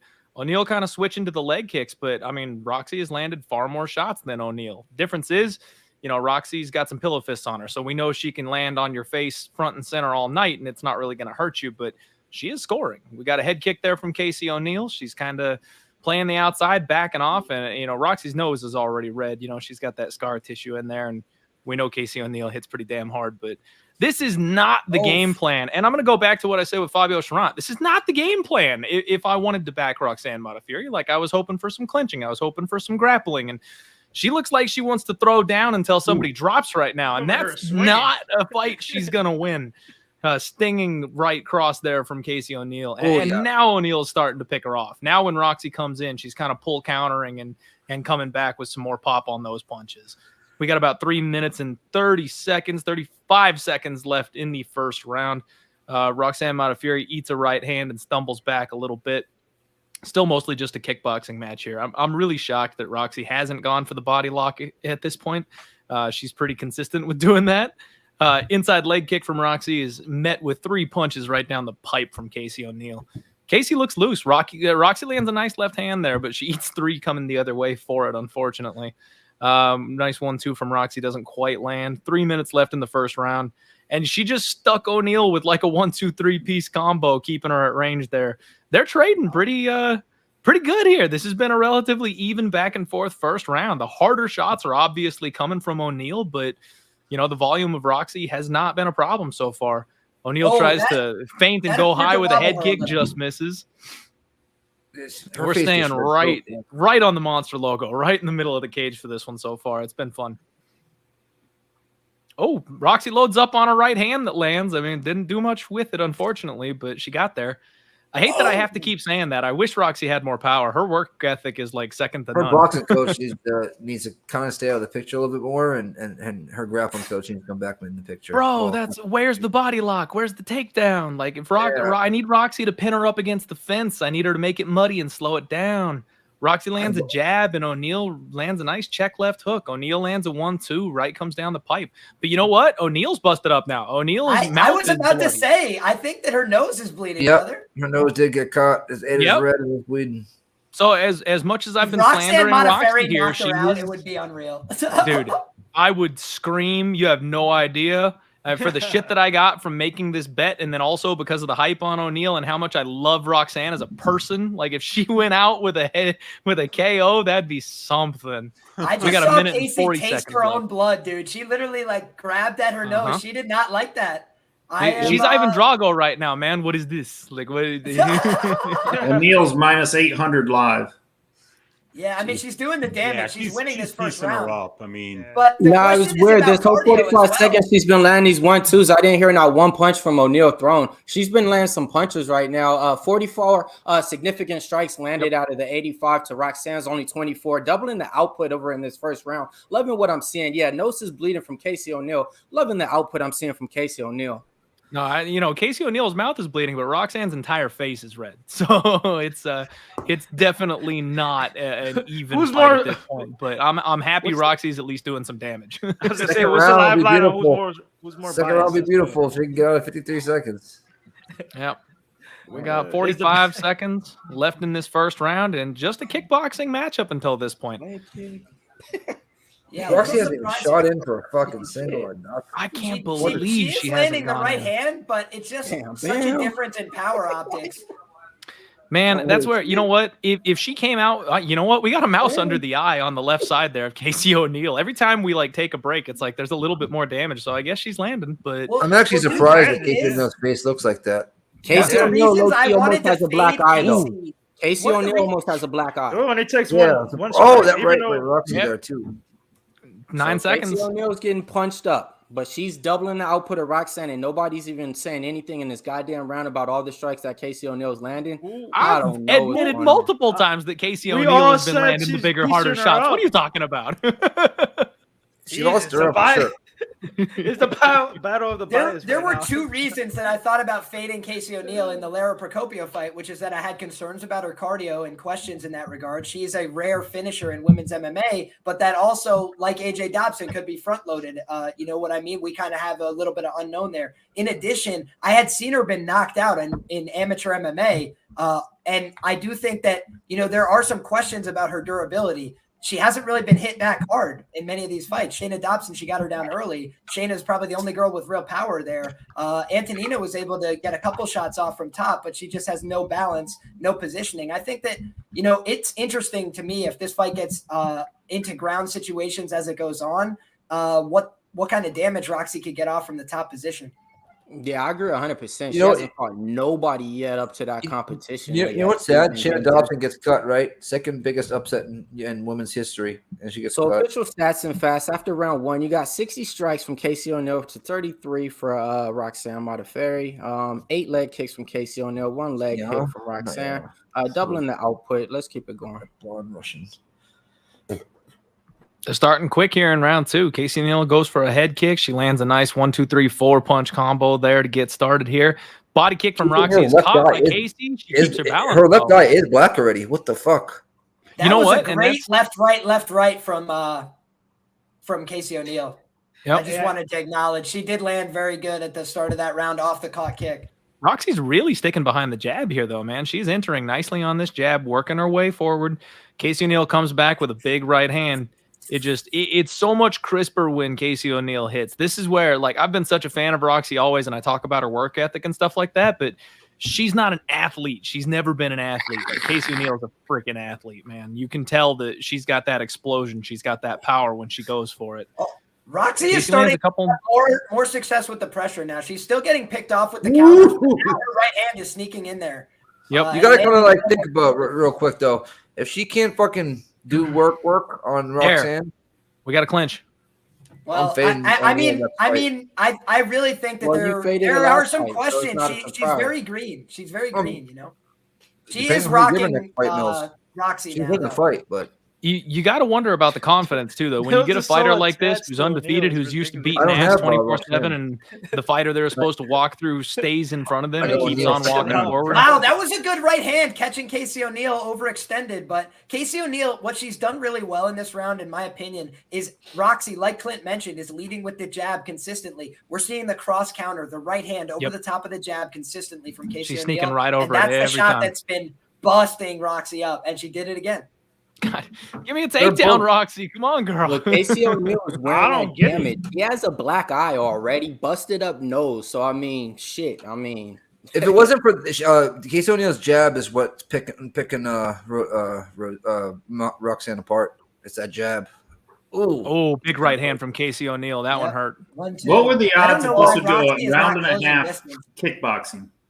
Oh God, I know, right? Like nobody expected this thing to be a stand-up fight for the whole time. Roxy plunging forward here with a 4-punch combo, shucks off a takedown attempt from Casey O'Neill, and Roxy resets and comes right forward. We're about halfway through this second round here. See, there was the first takedown attempt, and it was from O'Neill. Roxy tried to deny it. I don't understand that. Roxy has no interest in taking this to the mat, apparently, which is highly unfortunate. Casey O'Neill with a big head kick attempt blocked by Roxy. She's bouncing around. And honestly, man, this Casey O'Neill is just picking her spots here. Roxy is appearing to be more active, but Casey is landing much more often, much harder, much crisper. I don't think O'Neill thought this was going to be the fight that Roxy was going to fight. Although I tell you, Roxy has one hell of a heart. She does. Yeah. And that's why I love her. But she's messing up my bet here just a little bit. Because if you told me Roxy was going to kickbox for 15 minutes, I wouldn't have argued that the line was wide. Well, you wouldn't have bet it either, Clint. No. He still did it. this round, I would say, is still within the margin. So a late takedown here from Roxy would be the wisest thing she could do to steal this round optically. It's been close on the feet. You know, Casey's getting the better of it, but I do think it's not like she's been overwhelming her to the point where she can't win this round back. I think a simple takedown attempt changes the complexion of the fight. But and the judges, Roxy's fighting like she's just trying to have a fight, not like she's trying to win. She's just like, you know, she's sparring. I think she's like, this is my last fight. I'm just gonna go swinging. I would say O'Neill's minus 5,000 live now. That's it. Oh, okay, but yeah, it's a close fight, I guess. That's it. No, Roxanne. It's a close honestly, fight on the feet, I guess. I don't know if you get the takedown. No, I think that to get your fucking face busted up that bad by Roxy's boxing is pretty fucking pathetic. Yeah, that's horrible. Agree 100%. For being a king, supposedly, you said? 100%. You got to wonder what the judges are looking at a little bit too, though, because if Roxy's been coming forward this whole time and they both have that damage on their faces, like this could be a little closer on the judges' scorecard than we expect. Roxy points at plus 500. I agree. I agree, though. And watch this. Roxy is going to come out balls to the wall last round, and it's going to be something that we're going to love to see. She's either going to get knocked out or go for it all. Guaranteed. She's probably going to get emotional too. So last fight, the judges told her let her fucking rock and roll. There's the level change. Roxy dives in, gets deep, presses, and now how easily that came, Roxy. Wow. Look at I mean, this is why it's so annoying to bet on fighters sometimes. They don't maximize. But there we go, guys. Close round in Texas. We could have just Houston judges. Oh my God. Edge one on some bullshit. That was a close round, y'all? No. Okay, cool. I mean, optically. Yeah, but Mills, you're making it look like she's whooping Roxy's ass. No, I'm not. I'm just saying that was not a close round. That's all I'm saying. That but was not a close round because of You that keep saying goddamn comments here and takedown, man. there, and it's not impressive at all. Being a 40-year-old retiring 124 to 60 strikes after the round 2. Is it impressive? Official stats and facts, outputting double the output of her. So I mean, I get it, but I just like to give you some facts sometimes. Zoe, how do you see this fight? It's 2-0 O'Neal. The fact is, it's not impressing. But I mean, Did I Roxy, say it's hard to be impressive against Roxy. No, I'm just up here laughing at the start of y'all saying how close it is. It's 1-1. It's tied. It's tied. I swear. But you're making it look like she's beating her ass. I'm saying that she's Make getting a sharp picks with a show. This is Roxy, 40 years old, 1-0 about to retire. All I'm saying is look how easy that takedown came. That's all. That's the problem. Is that throughout the fight? Yeah, it'd be a whole different He won Roxy. He won Roxy. Let's go.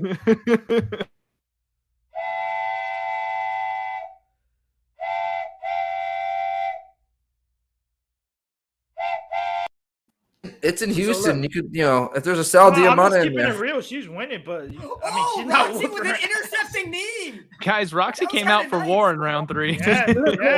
She's like, she throws like this, like everything she learned from a kid to now. She should be put on display right now.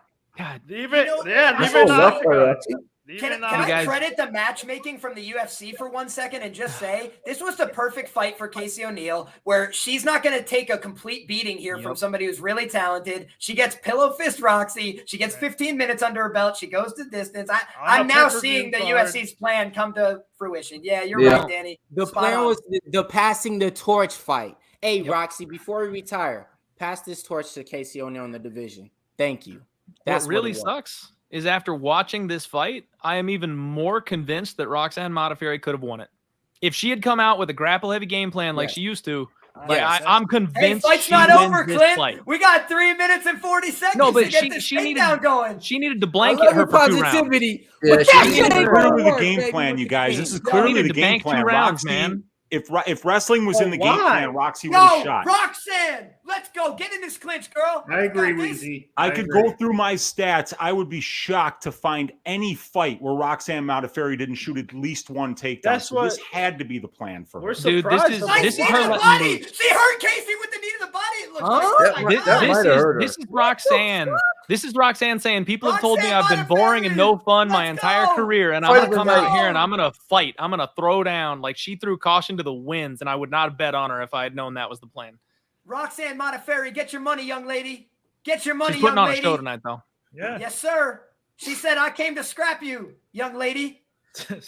Shout out to Roxanne, man. Second stint with the UFC. She definitely made it known in her second stint with the UFC and everything like that. Pioneer for the women's MMA sport, everything like that. Legend in MMA out there in Japan and China, teaching them schools and shit like that. Appreciate everything she's done for the women's sport. Thank you for passing the torch.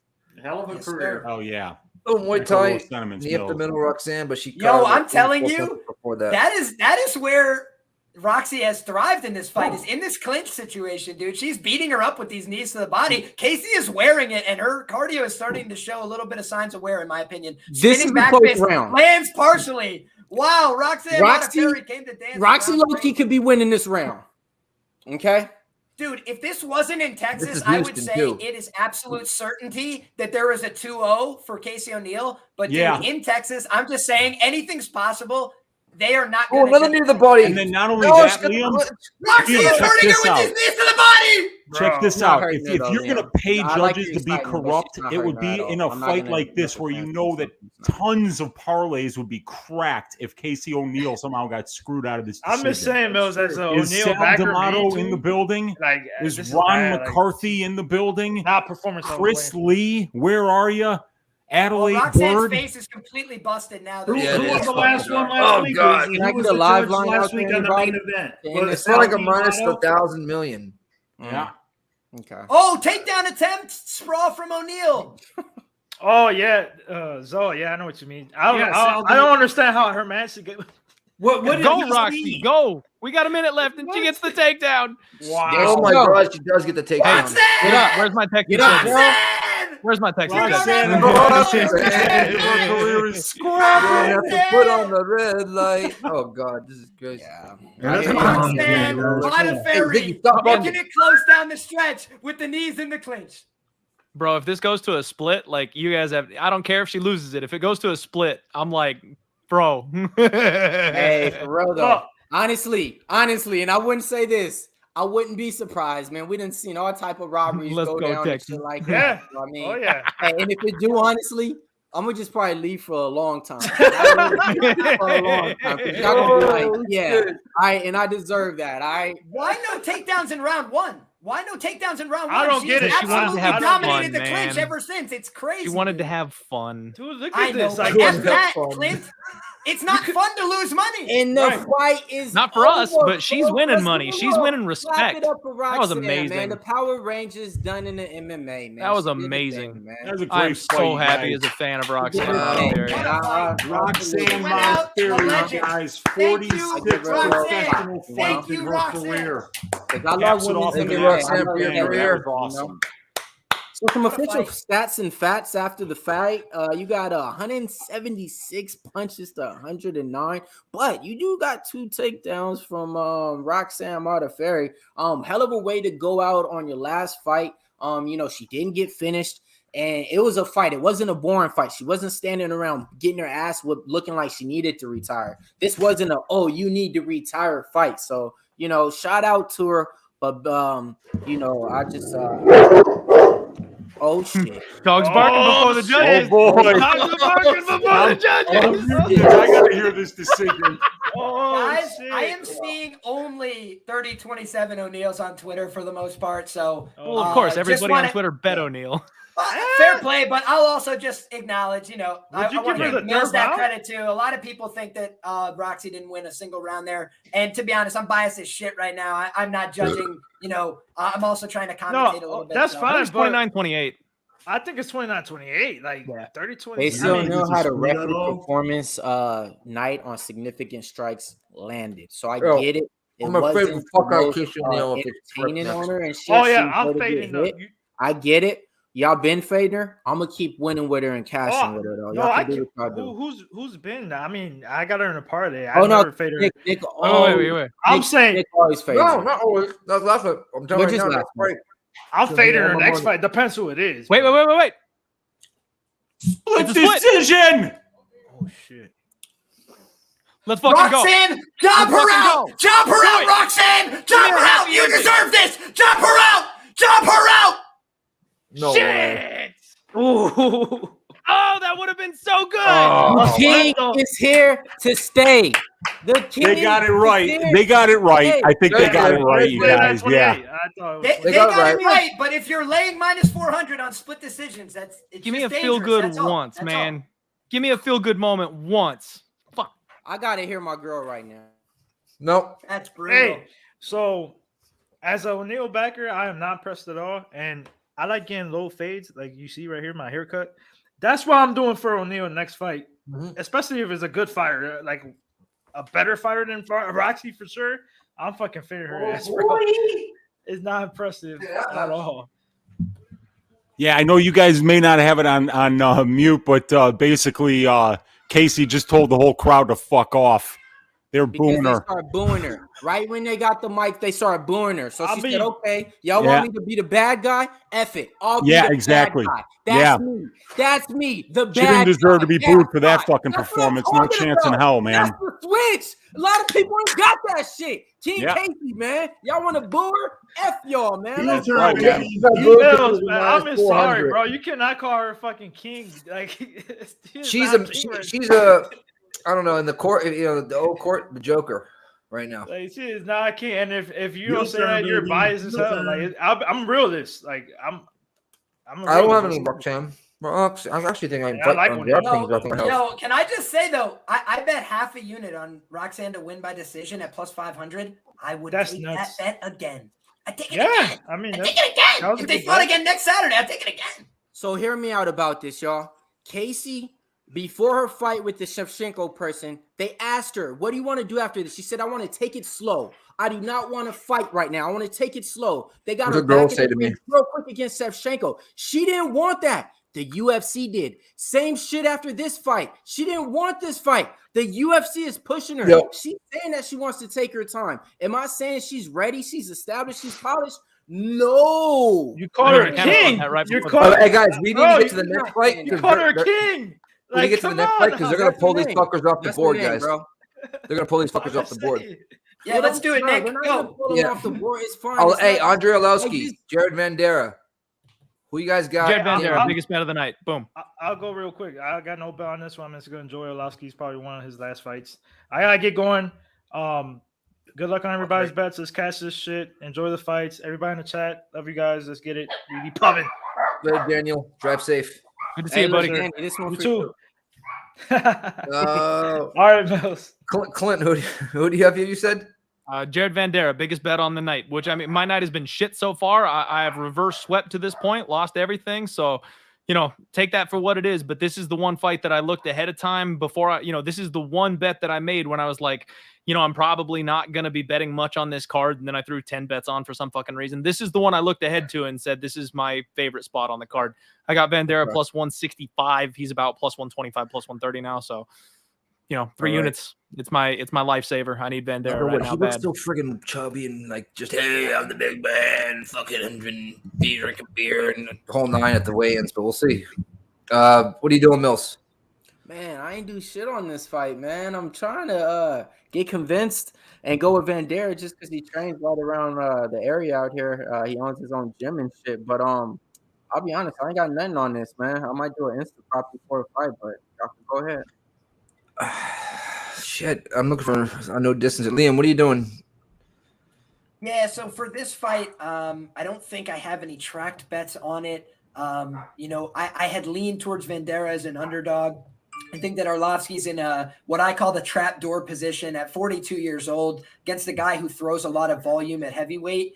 You could just get knocked out at any time. Arlovsky's been knocked out a bajillion times, so it's going to happen again one day. But that being said, I just had a little bit of concerns when I rewatched. Vandera had a fight against a 42-year-old that went 5 rounds in LFA, and he couldn't finish the guy, and he didn't land all that substantial, and he got bullied around in the clinch at times. So I was a little bit disappointed there. I do think he's hopefully made some improvements. He just looks a little bit awkward and unathletic, but I think plus 420 on the KO at heavyweight is a little bit ridiculous. And that's basically my thoughts on it. I think that Jared by late KO or decision is possible, but if Arlovsky's shot to bits, then the first round KO is also live. So I don't really know what to make of this. It would be a dog or pass for me personally. Though I think Arlovsky's the better fighter. I just think he's in a banana peel situation, and especially as a favorite, I can't back him. Yeah, I put a small fun size bet on plus 150 no distance. We got a bum and we got somebody that needs to hang him up here in the next year or so or less, fighting the next fight. So that's the first fight of the main card, right? Or we have one more. Nah, This is it's- actually This is the last prelim here. yeah, this is the last. it's funny. one. They put Jared Vandera and Arlovsky. Clint, my man. I already know you got your biggest play of the night on this one. Wheezy, what you gonna be doing on this fight? Oh shit! Fuck Wheezy. Man. Fucking. Nah, I'm no, staying away from this one, you guys. I I don't have a whole lot of faith in Arlovsky at this point in his career, but I haven't seen anything out of Vandera that's making me swing the hammer on him. So it's a big stay away from me. The pick is going to be Arlovsky by decision, but I wouldn't be surprised if this fight did end inside the distance from either one of these guys. And the one thing is 66% of heavyweight fights finish inside the distance. So you should be getting like minus 200 for a fight, doesn't go to decision. Here you're getting like plus 150. So I think there's a lot of value there. They're heavyweights. They hit hard. You got an old guy and you got a guy that's a walking concussion in Vandera. So, I think that this one could end inside the distance. I'm going with Arlovsky, though. See, I know there's a reason why I brought you up right then and there, man. Because right then I'm going through my book, and I was like, Because I got stoned and I fucking forgot to ask Weezy. I apologize. Legend. I remember this guy talking on a podcast on Monday, some diehard MMA podcast that comes on. If you guys don't know, man, it's real dope and shit. But he was just kind of disrespecting the fucking legend, Pitbull. And I was like, hey. So So I'm going ahead and convincing myself. I heard what you said about Arlovsky wins by decision. It's crazy.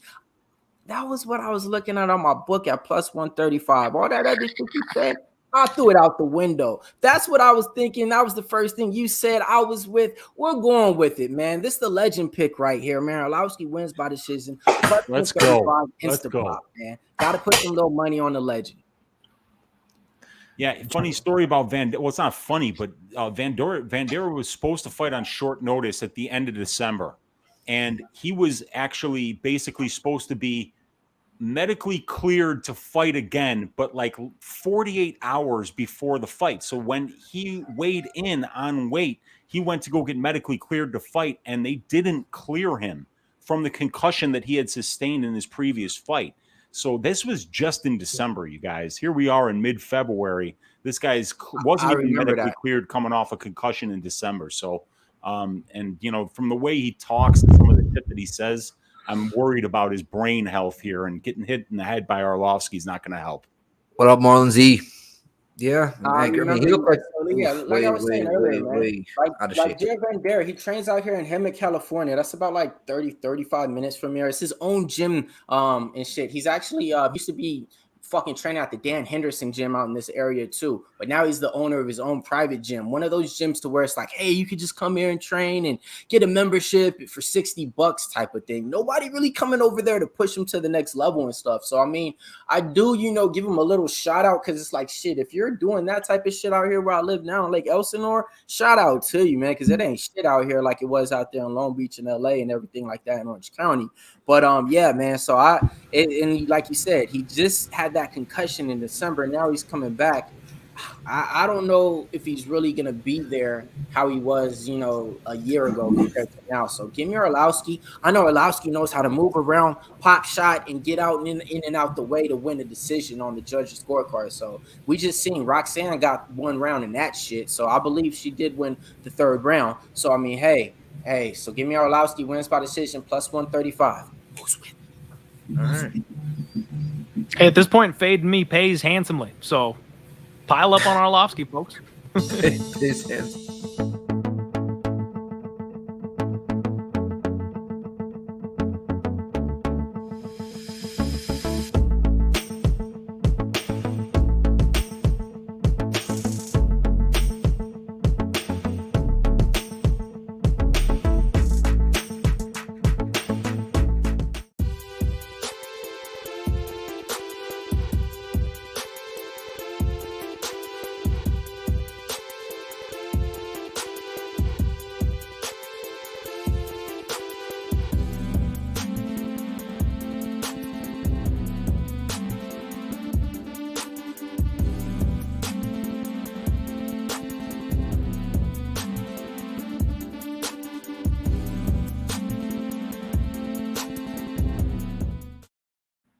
If you guys need a book, go to mybookie.ag, promo code PUBSPORTS. If you're using your debit or credit card, it's a 50% match bonus up to $1,000.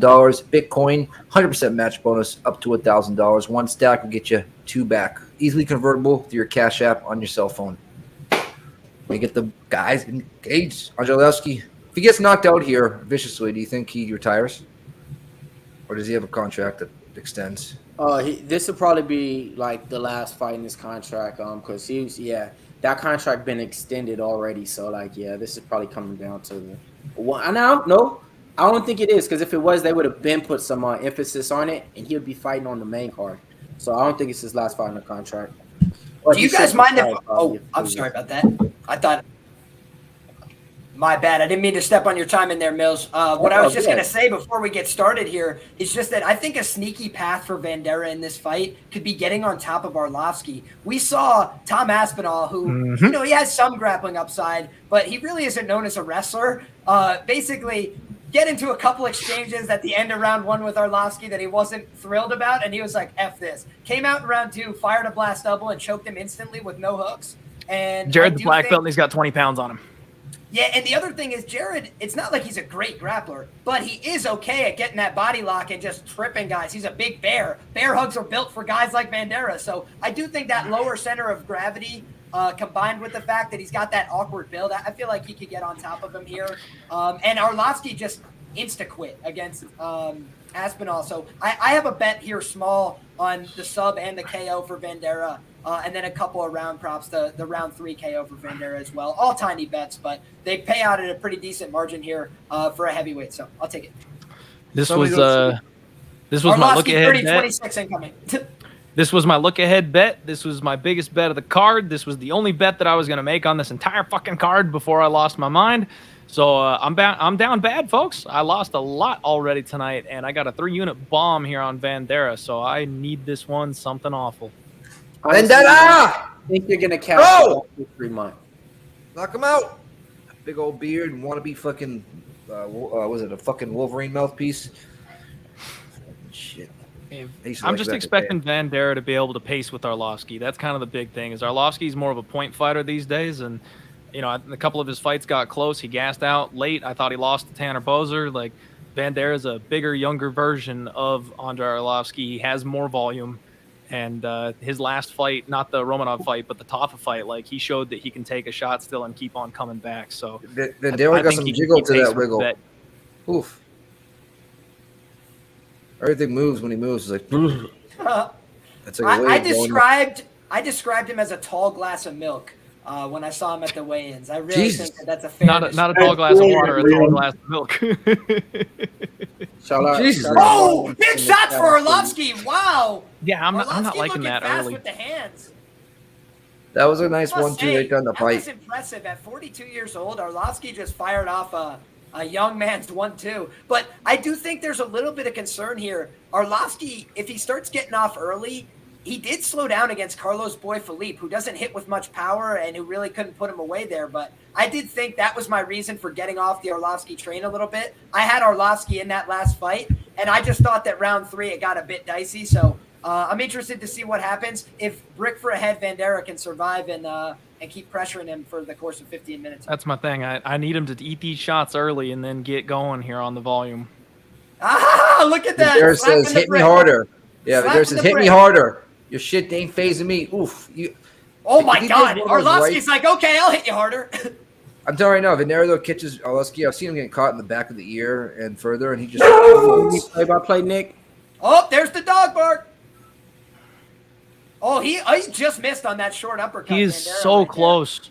He's thrown it like 3 times, and he's just missed on it a couple times. I like what he's doing, though. He's trying to force Arlovsky to dip his head with the hook and then firing the uppercut behind it. That one, it was more successful. And he's pressuring well here. You know, surprising from Bandera. But, again, we've seen him struggle more in the grappling in the UFC than he has in the striking affair. So I do think this is, boding well for the underdog thus far. But Arlovsky, he's managing the exchange. It's okay, you know. He's not looking like a bad fighter, not looking shot. Bandera is down on the court so far. If the round were to end right now, Arlovsky's clearly got this first round so far, but we're only halfway through, and Bandera's doing the right things. He's doing what I want him to do. Hopefully he can take over a little bit as this fight goes. There he landed that uppercut. You saw the mouthpiece of Arlovsky come loose there for a second. So my man, Eminem, take over, Bandera. Come on, buddy. In the chat. Meat man, look like a new guy. Hey, new guy right here, new guy, Meat Man. I know you didn't subscribe yet, so do me a favor, hit that subscribe, man. We just don't do UFC. We do everything sports related, man. Live interviews, best sport and free content. Jimmy the Bag, everything on there. The best MMA source is right here on Pub Sports. Go ahead, hit that subscribe. Did Andre drop for a second there when that hand hit, or was that a trip? Or not slip? Sure. Nice knee to the body from Bandera. Yep, good work from Bandera. Yeah, Marlon, I'm sweating a little bit already. You want to see him keep this in the clinch. You want to see him throw some knees. I think this is good work, sound from Jared Bandera here. And, man, I really think the fight changes drastically if Jared gets on top. For the trip. Yep, agreed. And this is where if he wins the second half of the round, that's what the judges look at. We know that. Like, if you do good work for the first 2.5 minutes, it almost doesn't end up mattering if the other guy did work for the second 2.5 minutes. Arlovsky breaks and gets back to center, though. I hate to see that. I mean, this is the fight that you gotta expect, though. Nice hook from Bandera, though, on there. Yeah, he checked Arlovsky on the way in. He did it again. Bandera's starting to get the range. He's starting to feel it a little bit. Wow, he got Andre coming in again. Couple of left hooks for Bandera. Wow, a nice left elbow, short left elbow. Jared Bandera starting to mix things up. Going to the body and then going hard. Nice little leg kick from Jared, though, to return. And what we're seeing Arlovski do well is he's using more lateral footwork. He's resetting the exchanges. Vandera often exchanging on Arlovski's turn, throwing second. And it doesn't mean that he's getting hit with all these shots, but it does mean that he's letting Arlovski get off on his attacks.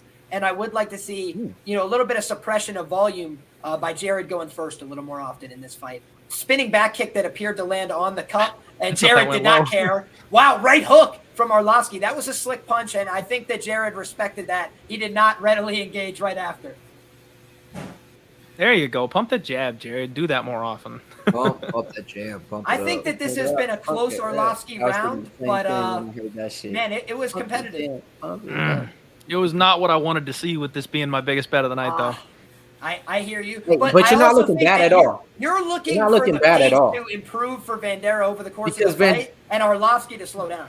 And Vandera doesn't look tired after round one, so that's what I'm saying. You don't look bad at all, and at plus money and stuff. I mean, hey, but so look, check it out, Nick. Here I go with the comparison. I'm usually dead on. Hey, Weezy, Zo, y'all remember that movie, The Goonies?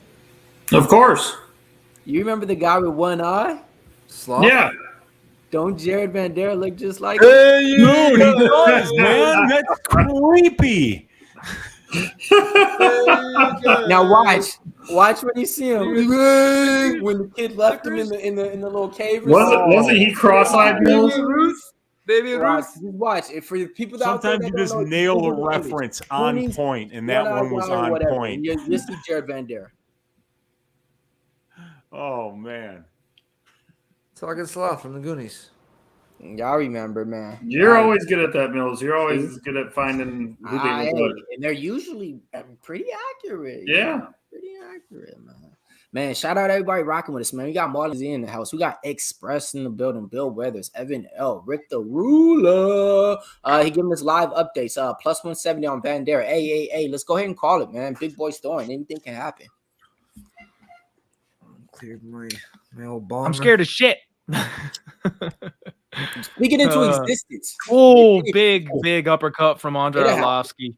He's just landing cleaner now, man. Yep, right hand, left hook for Arlovski as well. But I'm telling you, Clint, this is not bad for the Jared Vandera game script. He has a brick for a head. He's very hard to finish. And if he gets on top of Arlovski, the fight changes. In addition, if he can keep this fight going to round 3, dude, Arlovski slowed down against Felipe, and Vandera throws a lot of volume. He could put him away with a volume-based flurry at the end of this fight. The problem is we keep saying that he throws a lot of volume. He's not throwing right now, Liam. Like, I don't know what's going on, but Jared Vandera is not fighting the game I expected tonight. Now, this is good. This is good clinch work up against the fence. This is what I want. This is exactly what I want. That's going to drain the gas tank of Arlovski. It's going to score well. He's in control positions. Like, this is good shit right here. On the contrary, this is how you use a glass of milk in a fight. You're going to like these numbers. You say he's not throwing a lot. I guarantee you he's not. But he's out striking them. 35 strikes to 32 in favor of your man, Jared Vandera, with clinch time of 1 minute and 11 seconds. So I get it. But look, man, he's already out striking them. So just, hey. And he's not about those outgassing himself. That's what I'm saying. I think it's working good. Wait till you see the third round. Third round is where he can take over, and it's a one-sided fight. He needs to win this round. Vandera just got stung. Man. He got hurt a little bit, I thought. He did. Hand. He got hurt by that. Oh, and now they traded big right hands. But the problem is Jared's face is starting to look like meat that you slapped a couple times. Like he's not wearing it well, and Andre Arlovski is still moving well. His mouth's hanging open, but he's more effective, and he looks like he's more effective out there. The judges are going to favor that. Yeah, but he's got to make it 15 minutes. I should know better. Jared is forcing him to fight at a little bit higher pace than he normally likes to, dude. I should know better. Eating that punch. Think of the Tanner Bozer fight where he kept on dealing with the leg kicks, and then he would throw 1-1-2 at the end of the round to steal it. He's been forced to throw a lot of volume in this fight. So this is the fight that I thought Arlovski exactly would do. You want to know why? Because I've seen him do it the last 4 fights of his fucking career right now. So he's doing exactly what I thought, and exactly this. I'll win him the fucking fight. What's funny is I knew that he was going to do this, and I still bet no distance at plus 150. Not a big bet, just because I wanted some violence, but it's just what he's been doing. He's landing big shots. Vandera's got a chin on him. I'm going against my own brain. It's like a brick for a head. Mind strapped in a bottle. Yeah, I think your shot for a finish is going to be Vandera finishing Arlovski. I don't think Arlovski's finishing anybody at this point. Hell No, no. Boom, and couple body Bandera's not shots. throwing, so he's not finishing anybody either. I don't know. He just 420? landed a couple body shots there. Over here. Arlovsky in the got the tough pocket. check there. Gotta give him some time. Well, he don't need time. He's fucking moving. He's moving cool throughout Fucking this A. little fight, you know. Damn. Hey, if my man's listening out there, man, while you got a little time and stuff, man, for the main card, I wish we had somebody to come on and give us like some dope ass props, some unique, one of a kind props. You know what I mean? That would be coming from the beach or the island, flying in and shit. You know, if he's out there listening or anything like that, you know, hopefully, you know, because we need some props for the main card. Don't you agree, Nick? Trying to figure that one out. Island. We do. Wow. We do. I know who you're talking about, Mills. Wow. Thank Zoe. Oh, boy, from the beach. Yes. It would be Oh, dope if he was, all you right, know, man. around. Come Give on, us come a, on, Bandera. man. Want to meet him. a prop to prop it up, a sign, you know. Where's the Jared Bandera that threw 160 significant strikes in his last fight, man? What the fuck? Damn. See? So, Clint, that right there. If I knew that, I would be with you betting him. So, damn, he did that? No, well, not the Romanov fight, but the one before that against Tafa. Yeah, like he threw like 130, 140 significant strikes. Yeah. Like Yeah, he's thrown like 30 this fight. This is not the guy that I was expecting to step into the cage here tonight. There you go. That agree then. Okay, I could. Oh, there we go. Into the body lock. Come Yeah. on, Jared, do something. Too late though, Output man. like It's not that as a enough. heavyweight. Yeah. I mean, he's got to get the takedown for it to count, but yeah. I like what looking he's like- doing here, looking but like with a it's minute not gonna left be in the shit. second round, that's not enough. You're not gonna the big stinging right hands of Arlovsky show way more than this clinch and knee the thigh type of bullshit. Like this isn't gonna do it. Hey, Uncle Weezy, my man just joined from Facebook right here. Jack. Lawson Appleby, and he wants to know who's winning the fight he just joined. Tell him who's winning the fight, and then tell him. Yeah, I mean, it looks like it's Arlovsky who's won the first and the second rounds here. Definitely Bandera is doing some good work here in the third, getting Arlovsky up against the cage, but Arlovsky back in the center of the cage. I think it's Arlovsky who's landed the much bigger shots and has actually thrown more volume. So I think it's Arlovsky rounds 1 and 2, but neither one of them were one-sided rounds by any stretch of the imagination. And we just saw somebody score a fight for Roxanne Modafferi here. Anything can happen here. Very true. Well assessed. Both these guys look completely exhausted. They do. Arlovsky bouncing around a little bit more, but the second they called that, he was like, Water. That's what I'm used to though with him. He's been I'm gonna doing jump that off his something. fucking career. Talk about when he had a curl and all that hair on his chest, where everybody's like, He'll "Oh my jump god, anywhere. fucking wolf is coming out!" Something Like else. that's what he's been doing since then, and he's still doing it at this stage of his fucking career. Come on, man! Like, come on, man! I mean, they Angelo did give Arlovsky's him a fucking sloppy beast. Jared Bandera. Let's be honest. Hall of Don't Fame. know. 11-11. Fame. Lucky numbers. There we Don't go. ask, don't Right. tell.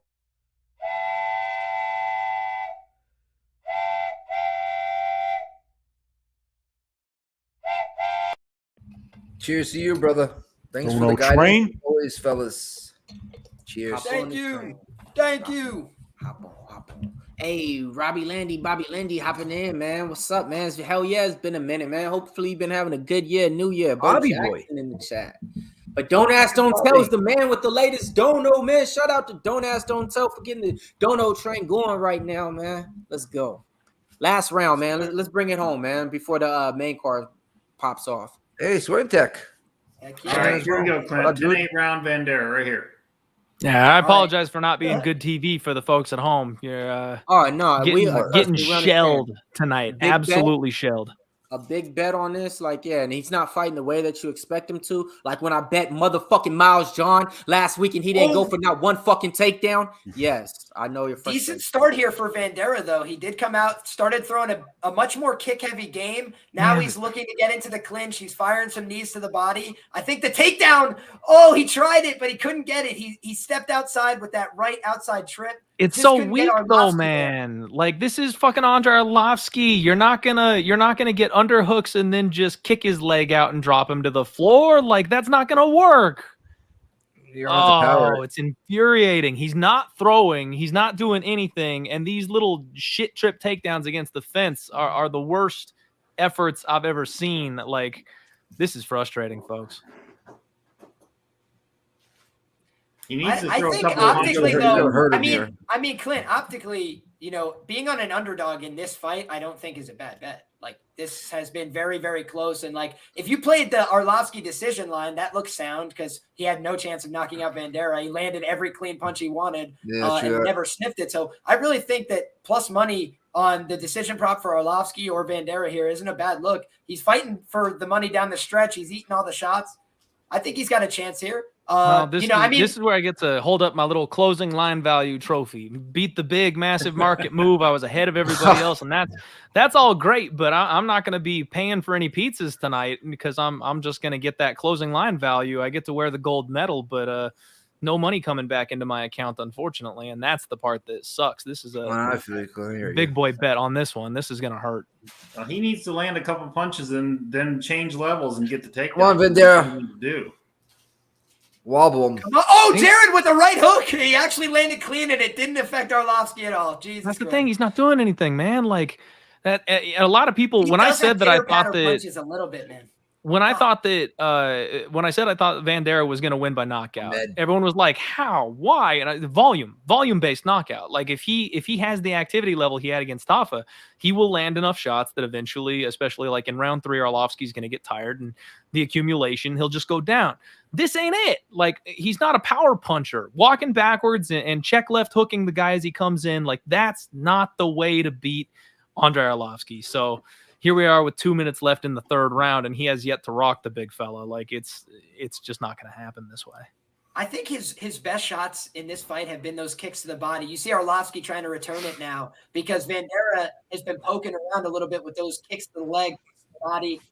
I think if he hurts him, and I think it's 60-40, but if Vanderaa hurts him in this last minute 30, they could give it to Vanderaa. Well, I mean, the problem is in this round.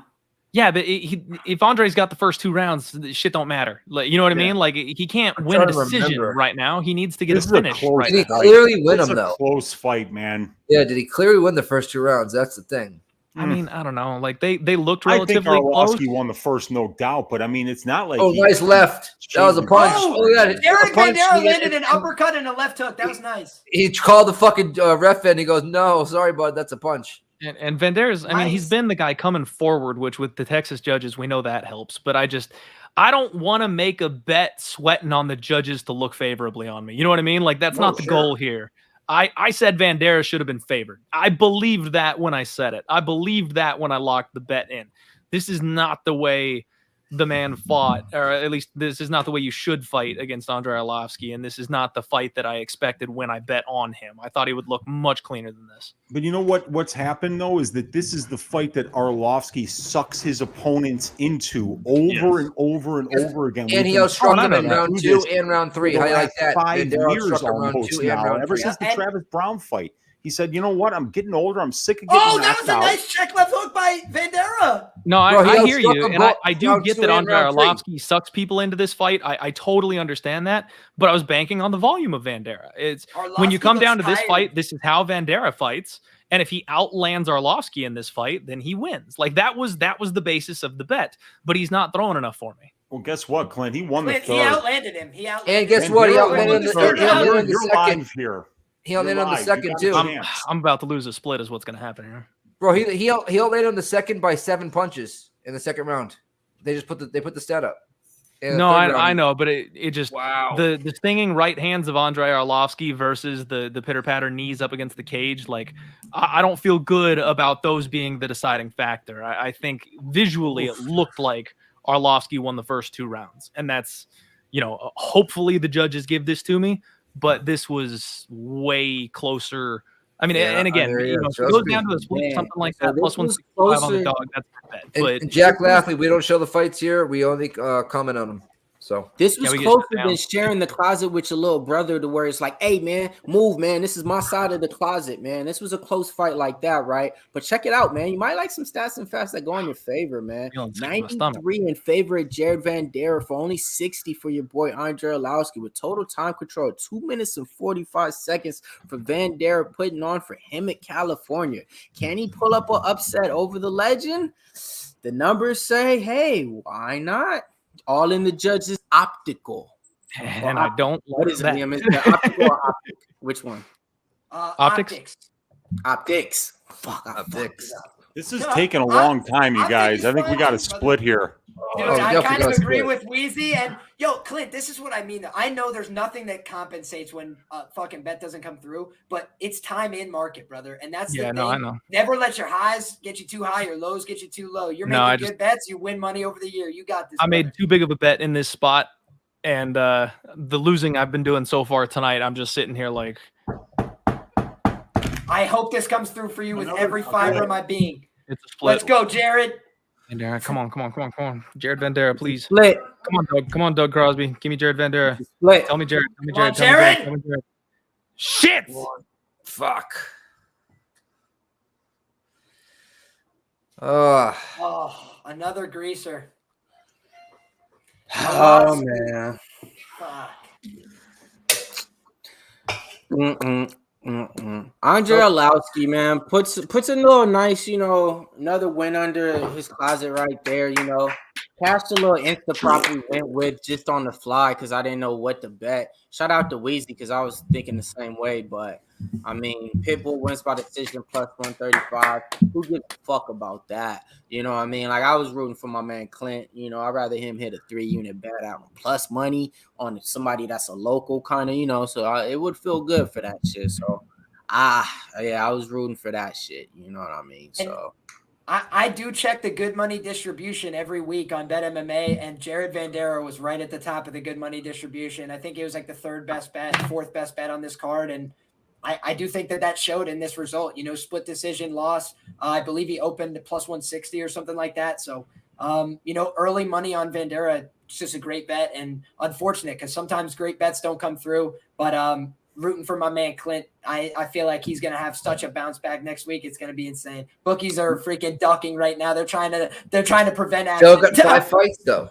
So look, exactly, Nick, my man. So look, you just said what I was. Let's get it back. Let's get it back. Clint's not the type of guy to sit back and take a loss like that. He's the type to do a live bet, go against the whole public, and get like 3 or 4 units bet. It's fucking 4 or 5 fights left on the main card and all bangers, and you got some underdogs and shit. So trust me when I say this. He ain't going out like that. I guarantee you. He's gonna get that fireball right now. He's the type to bounce back. He's not the type to say, hey, you know what? No, man. He's going to find a spot and limit the unit size. I guarantee it, man. Like, it's just, he does it all the time, man. I wouldn't expect anything less, man. All right. But besides that, man, hell yeah, we got the motherfucking main card coming on now, man. So real quick, before we get on to the main card, what is your sleeper fight of the night, Wheezy? Oh, man. That's a good question, man. So a sleeper for fight of the night, man. They're all going to be so good. I mean, Tuivasa and Lewis, somebody's going to be just completely knocked out. But I got a feeling that the most compelling one for me is going to be the Brunson Cannonier fight. You got, really a striker versus a grappler here. A striker that has shown some great grappling defense down at 185, amazing power down at 185. And with Brunson, you got a guy that's 5-0 in his last 5 after moving to Sanford. He's rediscovered his wrestling. He's fighting with a game plan, which is something that never hanned with him before. So, I think it's a very compelling fight. I like Jared Cannonier to win it. Yes, sir. Jared Cannonier, the crystal guy, the guy who worships the crystals, the Alaskan, the guy from Alaska, my man, Jared Cannonier, one of the guys I won my biggest bet ever, man. Have nothing but most respect for that guy. Then won a bigger bet with him. The biggest bet was plus 225. It was versus David Branch, and then it was plus, I want to say 175 or something versus Anderson Silva. But yeah, man, I've been nothing but on the Jared Cannonier hype train since he came down to the middleweight division, all the way up to where I swear that he was going to dominate Robert Whittaker. I put a big bet. When I mean a big bet. Why? Because he won for me 4 straight times, and he lost, and it kind of hurt me, to where on this fight, like, I'm on him. But I'm going to be honest with you guys, man. Derek Brunson has more ways to win than Jared Cannonier. What do you think about that, Zoe? I have Cannonier. I think it scares me though because Brunson's been on a run, but I just think Cannonier on the feet is going to be too much. If Brunson mixes in his wrestling and is able to get him down, I think he has a chance. But if he's just going to stand and bang, and I think Cannonier is tough to take down, so that's why I got Cannonier. 300 live viewers we're approaching right now. I'm sorry I can't sit in my seat because it's about to go down, man. Pub Sports Radio. Like and subscribe. If you just clicked on, man, you got the livest sports cast ever, man. The best MMA cappers on here is right here. The best content creators is right here. Where do they do all their shows? Right here. So go ahead, man. Hit that like and subscribe, man. It's going down, man. We stat digging, we die harding, and we giving picks by the fights, and everything's good in Jacksonville tonight. All right. Y'all see what I did with that? I saw what you did with that. All right, come on, man. Come on. You know. Listen up, you guys. I actually have to run for the pay-per-view, man. It's been a pleasure hanging out with you guys for the last 4 hours, man. I'm down 1.75 units, but I got a lot of stuff left here. I got Bobby Green by decision at plus 190. I got the fight goes to decision for Green Haqparast at minus 160 for 1.6 units. I got Cannonier's money line, and I got Adesanya round 4-5 in decision. I want to cash all 4 of those bets, stack those cash tickets like flapjacks, and take some money back from these bookies. You guys, it was really fun hanging out with you guys. God bless each and every one of you guys, the more than 300 people hanging out with us here, and I will catch you guys next week for UFC Vegas 48. Hey, but that's a long time from now, man. What you got going on Sunday night, man? And what do you guys be doing on there and stuff like that on Pub Sports? So Sunday night this week, we're not doing anything. What we're doing is we're letting Clint take the lead next week because the Super Bowl is on. And we're going to be watching Clint do the Die Hard MMA podcast. And then Brady and I will be stealing all of his picks and then doing stat diggers immediately after he's done, because we are not going to compete against the Super Bowl. That would be ridiculous. So stat diggers on Pub Sports Radio this Monday after the Die Hard MMA podcast. We're going to give you something like 4 straight hours of MMA cappers talking about UFC Vegas 48. Good news, good update. So you updated, y'all switched it from the original day to a different day channel and program. Hey, nice. Thanks for letting the people know that, man. Thanks for letting them know. And thanks for asking about it, Mills. Good luck to the rest of you guys on all your bets. Everybody out there in the chat, let's stack cash tickets like flapjacks, baby. Let's make some money on this main card. I fucking love it. Let's go. Best of luck to all you guys. Great hanging out with you. Take care. Best of luck, boss man. Let's go. Yo, guys, I have a parlay I just noticed sitting in FanDuel. It was $2.50. Kyler Phillips submission, Jared Cannonier KO round 2. It would return me $121. So very hopeful that we cash one of these little sprinkles if Jared Cannonier is able to get Derrick Brunson out of there. So just noticed that, and that should be a fun little sweat. Right. What are we doing this next fight, guys? Start with you, Zoe. I had Bobby Green. I just took Bobby Green at minus 150. I like Bobby Green in this fight. All right. Mills. Man, I got Bobby Green. Yeah, he sounds so emotional. Black History Month parlay. Me and my man put together in the Discord. We want to know right now. We trying to close it out. Bobby Green, he fighting for the black green. You know what I mean? So it's only right. I got Willis and Green plus 140. Let's go ahead and cash them. Like my man said, let's cash them and flap them like flapjacks or some shit. Let's flap these motherfuckers, man, and cash them. Let's go, man. That was a good one. Stack them like flapjacks, brother. Stack them like flapjacks. What are you doing here, brother? Anything? Nope. I picked Bobby Green, so congratulations on Nasrat Haqparast bettors. You can cash those tickets. I have no bet on this fight, and I wanted to buy low on Bobby Green because I'm kind of like Mills is here in this spot where I want to be on that side, but I felt like minus 160 was just a little too expensive. I totally get going with the decision prop, but he's got some pop on his punches, and he got a knockout in his last fight. So we've seen he can buck that trend every once in a while. So I think it's Bobby Green by decision, but guys, this is Texas, and look at the judging we've seen so far tonight. This is going to be the greasiest, sweatiest decision where nobody has any idea who won this fight by the end of it. So I decided, the one fight tonight that I was freaking smart enough to go, I probably shouldn't bet that because you're not going to have any clue who won this fight at the end, and it's going to be up to the hands of these corrupt-ass judges in Texas. So good luck, everybody. Well, those corrupt judges better give it to me. Nasrat plus 137. I got him about just under a week ago. I like Nasrat here. That's what I'm doing. Liam, what about yourself?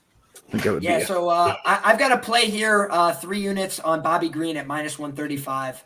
The reason I took this bet is pretty straightforward. I look at the quality of competition that I've seen Bobby Green face. I think he's performed admirably in his recent fights. The Thiago Moises loss, he gets a lot of shit for that. That was his 4th fight in a calendar year. He still probably should have won it, but he slowed down a little bit down the stretch. I think it was just saying yes too much. He had a bunch of fights that went the full 15 minutes in the same year.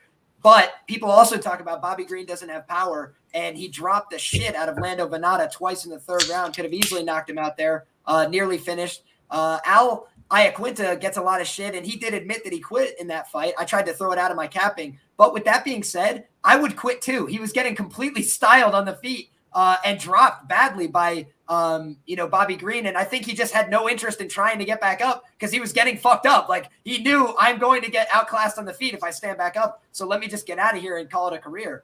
I do think that Bobby Green, he's been fighting, top level lightweights for a very long time.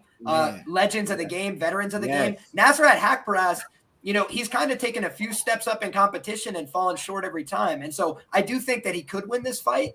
But I also think, he has fallen short as a massive favorite before. I think the market kind of overrates Nasrat, and I bet him in his last fight. Felt like he didn't fight for my money. Felt like he didn't have a good game plan. Felt like he didn't put his skills on the table, and maybe he does a better job here, but I like Bobby Green, and I think Green round 3 or decision at plus 145 was pretty insane. So we'll see how it goes. Put one out there. Bobby Green by split decision or majority decision. That's at plus 700. That's not a bad look. If you think it's going to decision. I agree. Especially given what we've seen from the Texas judges, I would totally agree. Yeah, that's a great one because you already know Bobby Green wins by decision. If you want to get the plus money, go ahead, play that. Plus 135. You want to get your straight money, go ahead, play a money line. Minus 140. Like my man said, couldn't say it no better, couldn't write it better in the letter. Man, the resume on my man Bobby Green. Fights with Dustin Poirier, Clay Guida, Rafael Fiziev. I mean, motherfucking Edson Barbosa. Like Nasrat, I'm a big fan of Nas, favorite rapper. But your resume in the UFC, your biggest win is over DeCasey. And besides that, you only have about 3 or 4 fights in the UFC. So, you're not proven, you're not tested, all right, at all. So I agree 100%. The resume of Bobby Green should be able to back it up right here. 100 fucking percent, so. But with that being said, this is one of the fights that I believe is 50-50. The line should have been a minus 120. Bobby Green, other money for Haqparast, point blank. 50-50 fight. Shout out to Boston Nick. He did get plus money on it way earlier when it was at plus 135, I want to say. Even though he's on the other side, though, I gave him shots out in the Discord because I was like, hey, that's a good number. But I'm riding with my guy, man. Bobby Green, motherfucking from King IE out here, man. Let me tell you a little story about the guy, man. Point blank, just a gangster. Watch his fights. Let's go. Hey, can anybody confirm this shit? Yeah, is this still his next fight? I think it's going to be Moicano. Dude, I don't know that that's true. I looked it up online and couldn't find anything. So if that's not true, that's just gross. I couldn't even find anything. Honestly. That'd be terrible. I mean, I think it's going to be Moicano. Everybody get to your Moicano bets, man, or Hernandez bets, because I think they're showing Green versus Haqparast on the fucking better be. They might have just ran the wrong promo video or something. Fake news. Fake news. Yeah, they were running the reel though. No, I was talking about that comment about GSP. Because when that Kobe shit happened, I looked down at my phone on one site and it was everywhere. So same shit would have been with GSP. Yeah, I would see a picture by now. Instead, I see Race Ramon, one of my favorite wrestlers. Aaron Bronstetter just tweeted, "You don't have to be a rocket scientist to know that Casey O'Neill won that fight, but in fairness, the judge that scored it for Roxanne is an actual rocket scientist." They got a photo of the guy up and like his credentials, and he's legitimately a rocket scientist. That's fucking hilarious. Hey, that's funny. Hey, man, I'm sorry, man. We ignored the whole fucking chat for this one, man. My man, Philip Ellie, Boss L, MMA. What y'all smoking? Rick the Ruler, Evan L, Terry McLean. What y'all got on this fight, man? What props you got? What plays? What parlays? What man, you drinking? Man, what you smoking? We want to shout out your chats, you know what I mean? Joshua Chipman, Austin Kurtz. MMA expert got green is 130 right now, letting us know for the updated shit. Jeff Slaughter says, what you drinking? What you smoking? And how you token? That's fucking Long blunt joint. Oh, who's up there in the top left? Who is that up there? I don't even recognize what that. You mean, man? Cool. What you mean, man? I don't recognize. I'm by the beach. You call me Bob. Bob. So right now, man, you got Nasrat Haqparast walking out to the arena right now. Let me tell you guys something about this fucking face-off on the weigh-ins. It got to me because I seen in an interview with Nasrat on Media Day on Wednesday. He said, it doesn't matter to me if he's going to be talking stuff in the fight. I'm going to keep my game plan. Doesn't matter to me. I'm going to, it doesn't matter. It's not going to throw me off. Let me tell you, he was the one talking shit to Bobby Green when he came up to the weigh-ins. It threw me the fuck off my game plan because he was saying he's not going to even entertain it or anything like that. He was already over there. Bobby Green comes up. He's already mouthing off. Bobby Green's, man, this shit's going to be a fucking banger, man. Honestly, everybody, I've been saying in the Discord, to me, this is going to be the most entertaining fight for me. I look at it like two fast fighters going back and forth, just like a game in the NBA of like the Charlotte Hornets versus fucking the Memphis Grizzlies. Two fast-paced teams I want to see. Same thing right here. I'm gonna piss myself. Hey Liam, you can finish that work. You're What's on that? mute. Oh, there we go. I'm sorry about that. I turned it back on. What were you asking? No, I was just messing with you. I said you can finish that work. I see what you're doing. Oh, yeah, man. I'm just getting ready. It's the pay-per-view card now. Wouldn't want to find myself wanting during these main attractions. And my heart rate is going to be very high. I got some big bets on the main card here. So, I've been keeping them a little bit in the pocket. Wait until we get to the matchup. Is there any way I want somebody in the crowd or something? Somebody tell me what Bobby Green is going to be walking out to. It's going to be historical, whatever it is. And it's going to be banging, man. And I can't hear it right now because I'm on stream. I wish I could. Hint, hint, wink, wink, some way, somehow. But somebody just let me know what he's fucking walking out to on his fucking music in the crowd, in the chat, man. I already know. Wow. That was impressive, man. Andrei Arlovsky, I just got to say. Oh, shit, man. I got ready for the tone, man. Impressive, man. Oh, here we go. Here's the king, baby. He's dancing. Nah, he just walking out, dapping up people, Yes, sir. Like, yes, sir, Bobby. So shout out to my man Bobby King Green right now. The UFC paid for his brother's funeral. He said, I'm ever loyal to these people. Y'all don't know, man. I used to be sleeping in car to car. I got 2 houses now. On my second good people. I get it. I know. Y'all tripping. The UFC changed my life. I fight 5 fights a day. That's right. Gonna get that after. Last year. I'm on my way this year. Like, man, this is a guy who came from nothing to something. And shout out to him. He ain't about the image that you think, man. My man's adopted by a family that looks nothing like him and that embraces every sorts and colors of life. Not a black life matters, but a every life matter. My type of guy to stand up behind. Bobby fucking Green. Let's go. Bobby Green is like the glue of the MMA community. You know what I mean? Like, I feel like most guys that have been watching MMA for a while just like the message from Bobby Green, like everything he stands for. He's just cool a kind-hearted person. Yeah, for sure. Cool. Yeah, he's cool as fuck. And honestly, I tried not to let that cloud my judgment here, but what I was looking at is just that I see him offering so much more variety in terms of offense. Nasrat has that powerful left hook. He's got good boxing, crisp. I just think that Bobby Green, if he makes this a boxing only fight, it's going to be a split decision. If he decides to throw kicks to the body, teep kicks, kicks to the leg, I think he could dominate this fight. And I do think that the grappling advantage is on Bobby Green's side. I know he's not reliable to shoot 10 takedowns a fight or something, but I do think that if he gets hurt or gets in trouble, Bobby Green's going to use the takedowns. And I do think that, he's kind of underrated in that department. We've seen him get on top of good guys and even keep some of them down. So he's not always the best. A lot of smack right now. Oh, Bobby was walking towards him, and the ref had to step in between them. I don't like smack right now. This it's ain't about to go down. He needs to mix it up in everything and be the smarter fighter and just touch him up and mix up the wrestling. This is turning into a fucking brawl. I'm trying to tell y'all from the weigh-ins. I'm not liking that at all, man. No, he needs to tune it in, man. That DMX got him too hyped that he walked out to, man. But let's fucking go, man. I ain't like that, though. Fuck. Let's see it. It's going to be a great fight. And two guys who are here with something to prove. Bobby Green really trying to take that step into, contender fights. After the setback against Fiziev, a lot of people would have thought that he's in that gatekeeper role. But this is the fight that will determine that, in my opinion. So I'm really excited to watch this fight play out, and I think it should be good fun. Two scrappers. Some of the best parts of being the producer for you guys is getting to watch your guys' live reactions when you guys really like fighters, like Mills on Bobby Green, and just it's awesome being back here too, watching you guys. Hell yeah!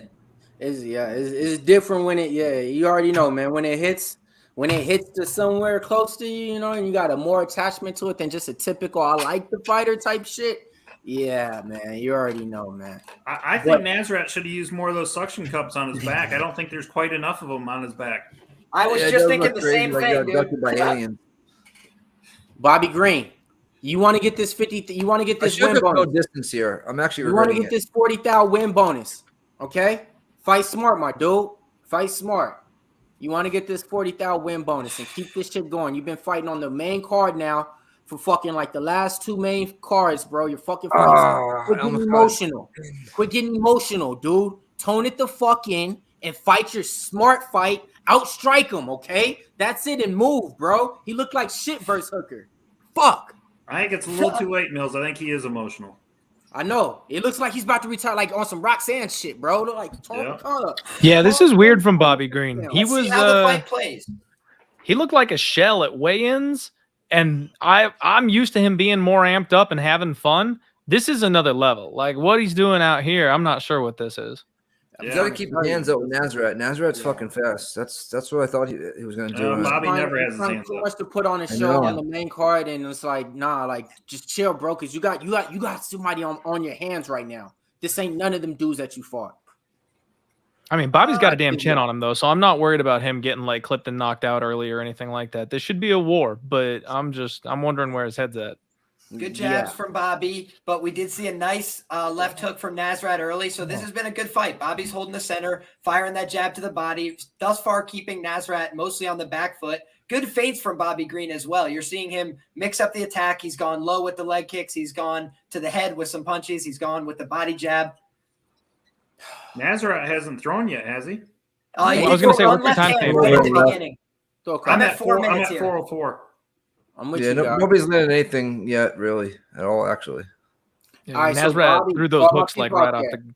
Bobby's holding his hands like a fucking street That was a poke fighter. right to the eye. Yeah, we got a poke to the eye. Now, Mills, honestly, though, Bobby just fights with his hands down, and he uses his shoulders and his head movement. He's doing it to like extreme right now. Like they're really, really low and wide is what I'm saying. They're always like that. But what I'm saying is they're really to that extreme right now. Like man, like trust me, like he's putting on. He got scraped good. Tense. He's tense. He needs to loosen up. He's tense right now. He said he's straight. All right. Well, Bobby rolls with punches really well. He does. He knows how to not take a flush punch. And wow, he's pointing at the ground. This is about that is though a lot of times they think that they're scoring like that right there. See, he rolled with the punch, but they don't view that. Judges don't view that, and he goes at the judges for that shit. So like he can't do that. They score as punches. That's why. Yeah. See, what's funny is people think if you get punched in the shoulder, right, it doesn't count as a punch. It's a shot landed. It do. Thank you. Exactly. And yes, and yes. Yeah, but there's just like hard and soft parts of the body. Like the head is what you want to hit because it's something that could be soft and hurt. And the you just don't want to hit that. Like, that's never a desirable target. Oh, we got a poke now on fucking Bobby. Point to be deducted was probably the best bet in this fight. These guys are fighting completely dirty right now. Staying in the pocket, yelling at each other, pointing at the ground. This seems like a point deduction waiting to happen. Oh, yeah. He got his whole eyeball. Oh. See the whole eyeball move, too. His whole eyeball. Now they both have gotten one early. That sucks. Yeah, so pretty much second one is going to be, Tom telling. If I was look at that. Beltran, the double warning. If I was Hazard, I'd be like, just poke me. That's what she said. Yeah, Bobby's trying to operate behind the jab. He's standing on the monster logo. Nasrat doing a little bit of stance switching here, trying to be fancy with the footwork. I think that's interesting. Teep kick to the body scored for Bobby Green. And he's starting to work a little bit behind his strikes. Nice job deflecting there. Now. It's like he's scared to throw. Like, he's emotionally caught up is what I'm saying. He's tight right now. Nice kick. I'm just not sure I'm seeing that. I don't, I'm seeing a jab to the body. That was a nice right hook from Nasrat. And Nasrat's best punches are the left straight and the right hook. Those are really the punches he's going to lean on in this fight and in most of his fights. That was a decent enough job. But again, Bobby Green slipped a lot of those shots. I think one of them might have landed, but he's doing a much better job landing his straight punches. I think the left hand of Bobby Green is getting through with some efficacy. Low leg kick there from Haqparast missed, but he's able to follow up with that right hook on the lead and was able to find Bobby Green backing up. Left hand scores for Green.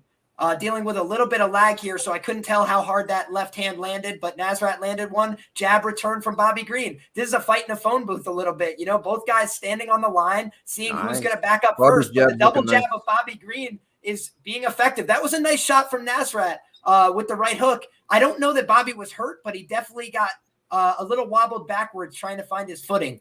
Nice lead right hook from Bobby Green. These guys are standing on the line, man. This is a crazy fight. I think that these low leg kicks for Nasrat are really not finding much success. So I think he should probably abandon that, stick with the punches. I think his punches are doing pretty good. It looks like nice shot. Right side nice shot by Nasrat. It looks like Bobby's bleeding. Or am I 1-2 down the pipe. I can't tell. I think Nasrat is also bleeding, though. This has been a fight where both guys are starting to get touched on the face here early. I do think that jab of Bobby Green is paying dividends, though. It looks like a lot of redness on the face of Nasrat. Bobby Green trying to feint that teep kick, and he uses it as an interplay with that inside low kick. I think that's doing a good job to offset the stance of Nasrat. That jab is what's winning right now in the Bobby the round. Yeah. Oh, wow. And look at that. He's making him miss every time on the low kick. And Nasrat, nice combo. One to the body, one to the jaw, and tripled up on it. Nice one right there. That's Bobby Green looking go high. Very good here. Punching the jab to the body consistently, and I think that's really wise. Nasrat has slowed down a bit in round 3 in the past, and I do think that Bobby Green has shown pretty damn good cardio over his UFC career. The fights where he slowed down a little bit were the fights where he took a lot of damage. I think thus far, Bobby Green's doing a good job keeping himself safe, landing the shots, and he has doubled up Nasrat Haqparast on volume through this part of the round. That was a nice body kick from Nasrat, though. Bobby Green, if he was tight, Mills, he's not tight anymore. Bobby Green and Izzy is even odds. Really? Live? It's even? Yep. Well, minus I think Bobby's winning this round. I think that was a pretty clear round for Green. And honestly, he just butchered Nasrat at the end there with probably 5 straight punches that really busted him up. I think Bobby Green won that round clear.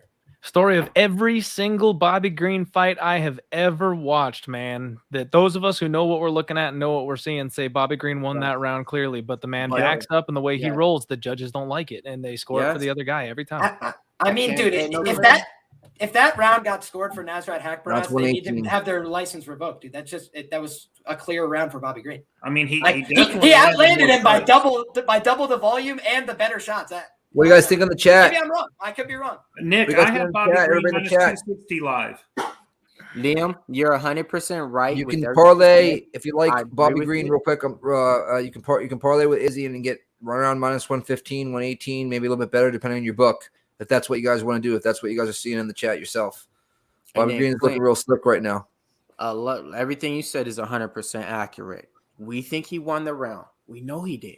But did the judges? He's doing this. Look at the damage on the face. Like the damage on the face is so clear. I'm with you. He doubled the output. I'm with you 100%. But It's not just like a walk away. You know what I mean? It's not a walk away. Like, dude, double the strikes and one guy's face is busted. I don't know, man. I don't know. It like I don't know how else you can score. That's not a 90% round for Bobby Green. You think it was? Yeah. I think he clearly. No, I think it was 80. I think no, I'm sorry, 70-30 is what I think, or 75-25. 70 in between there, right there. Your 70, point 30, about the jab, 30, Nick, is right on. I mean, he's landing just starting round 2. He is just teeing off with these straight jabs. Oh, he's splitting. Yeah, he's splitting his fucking hands right there. Look at that 1-2 right God. there. Look at the face of Nasrat. I mean, it's just a bloody mess. Like he's getting completely boxed up.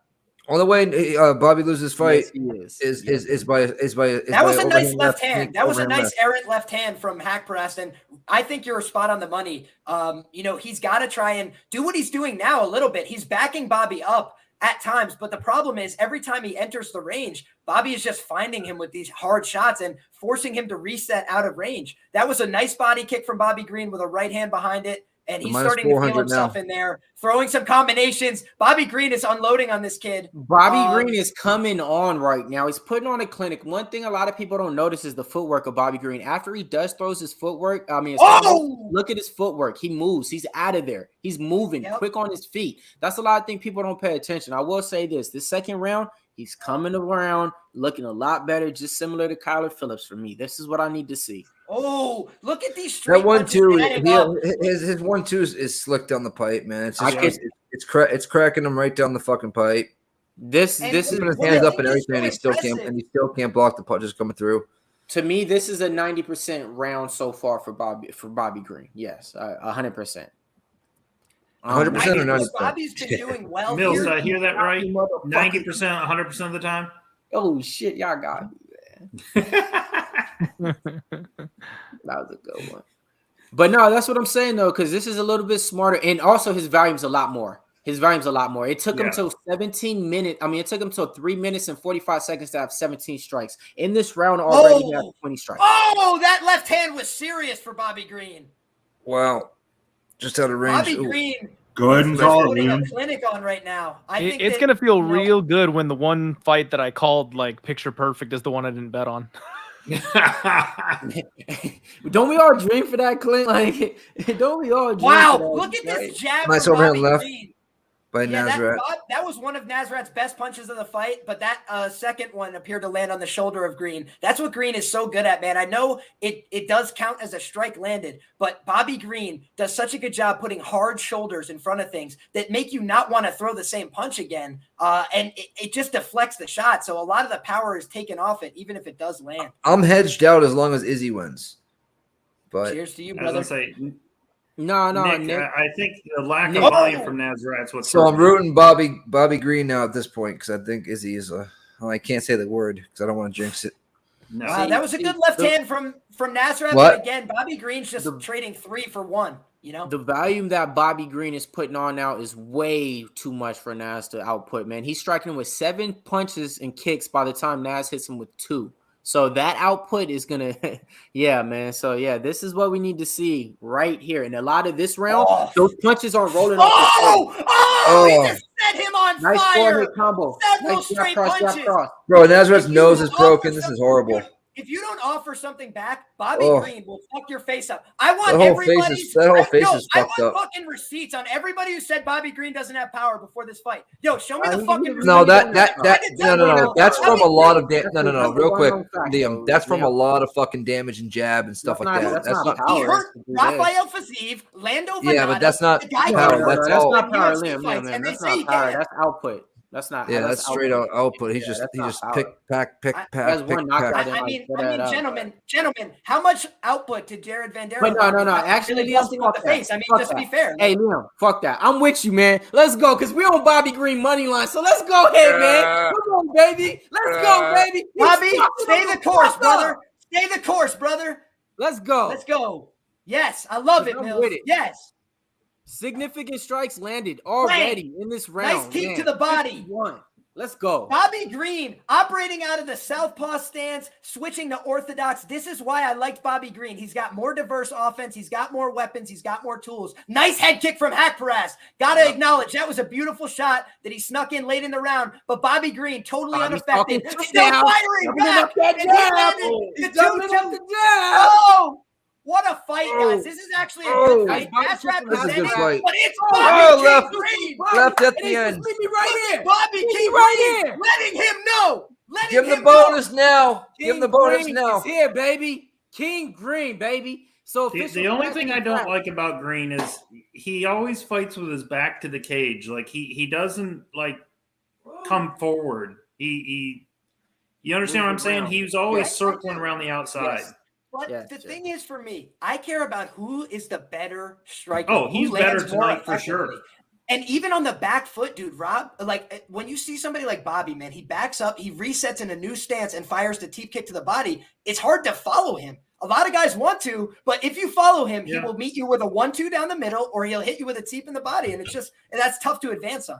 Well, I'm not worried about tonight because he won the first 2 rounds, but I just say overall it doesn't look good when you're always the back foot fighter. Countering, right? Yeah. Yeah. But I mean, tonight he's up 2-0. It's not a big deal. But I just look at the fighting style and I say, why is it always so close when it comes to decision? And I wonder if that's a little piece of it. Yeah, man. Bobby Green, I'll be honest, man. Like, I looked over the resume, over everything, and how Haqparast actually fought, and I was like, you got to be fucking kidding me.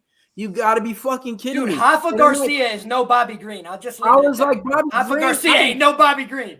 I didn't see him lose 2 fights on the judges' cards that we all know he won. You know what I mean? That was the Moses fight and the Trinidad fight and shit. So I was like, wait, man, we would be talking about a fighter who only lost to Fiziev technically in his last 6 fights right now. Oh, he just turned Nasrat to a wrestler and stuffed it. Bobby King Green. Bobby King Green.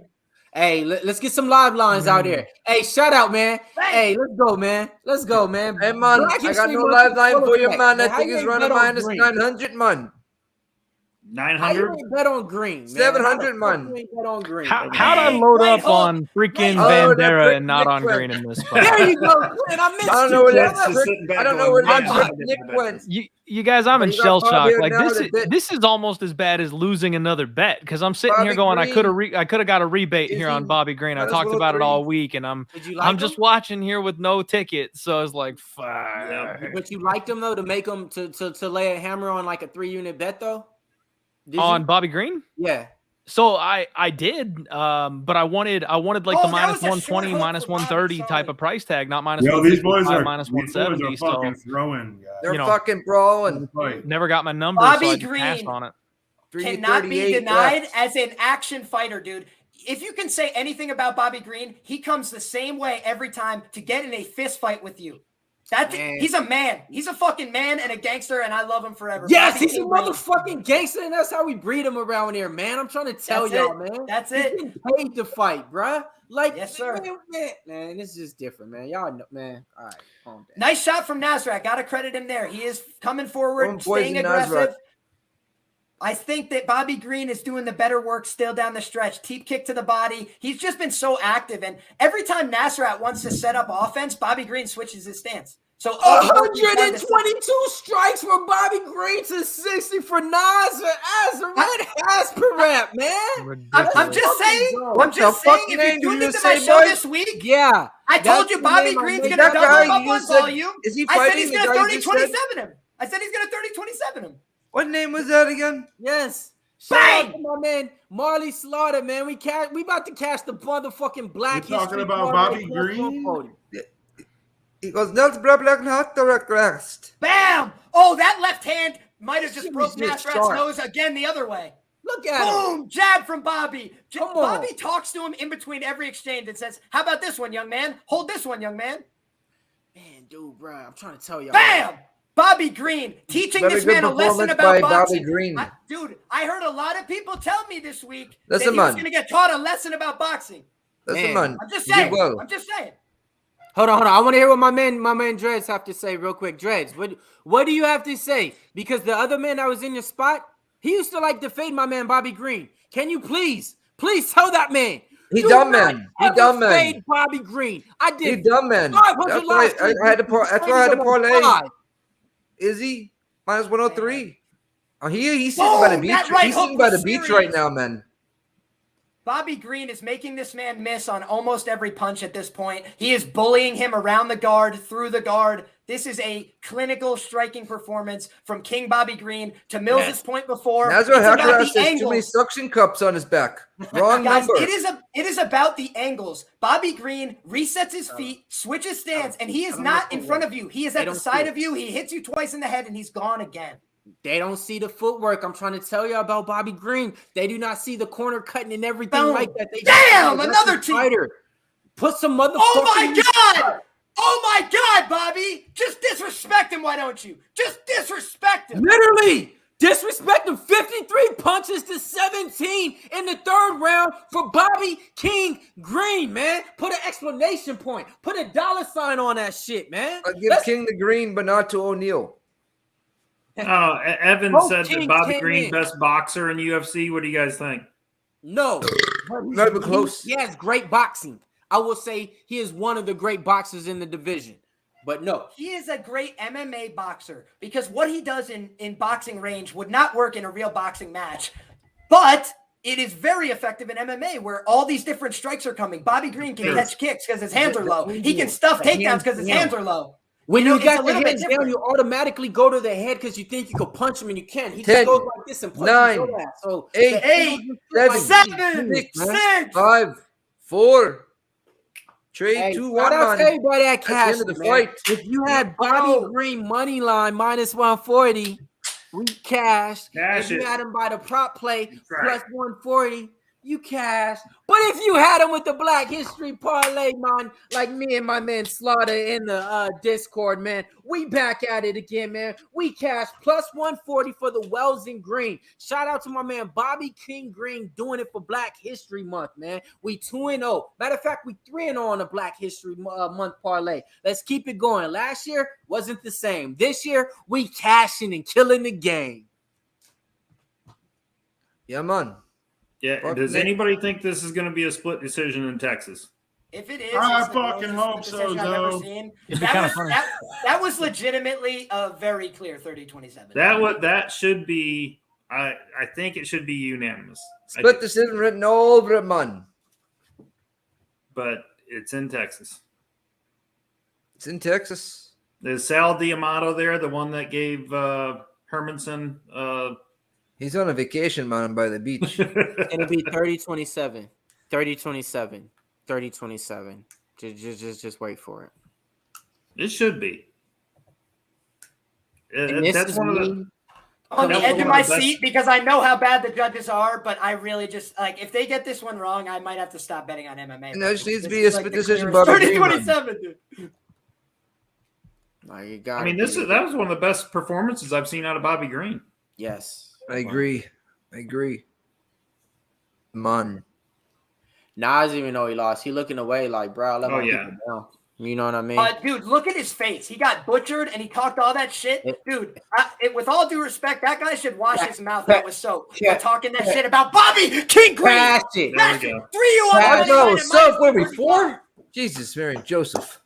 Hey, man. Hey, I got to hit, man. Fuck him. Is there a way? Let me see. I mean, Evan mentioned best boxer in the UFC. I have to say Max Holloway. I don't know what you guys think, but I'd have to say Max Holloway. I'm still going Dustin Poirier. You going Poirier? It's an interesting conversation. Very well is. Clint, who do you think's the best boxer? You do all the tape study. I do think it's Max. Yeah. I think Dustin is just a bigger man. I just think he hits harder. You know what I mean? I think that fight, there's a difference in size. Like Dustin Poirier wouldn't be out of place at 170. Max Holloway is the champ at 145. So like when they get into exchanges, the power is just significantly different. So I do think Max technically is better. Yeah. Oh, man, bro. I'm trying to tell y'all, man, that right there is I could relax for the day. Okay. Let's have fun now, boys. All right? Now let's have fun. Oh, now, been having man. fun. Let's go. Congrats Oh, to all the Hernandez, Bobby Greenbackers. Moicano. What are we doing here? Starting with you, Clint. Moicano or Hernandez? Well, I bet on this one. So Brace yourselves. I got Alexander Hernandez. I did the same thing I did with Dobson, man. I got 1 unit on the money line just in case this thing goes long and he has to use his wrestling. Plus 145, and then I got the knockout at plus 275. Moicano's got a suspect chin. We know Hernandez has got that power early. He likes to close in, crash the pocket, wing those big shots early. So, worst case scenario, I got Hernandez in Texas on the money line to go 1-1 and break even on it, but I'm hoping to, get a little bit back here with the knockout. Mills, what you doing? Yo, man.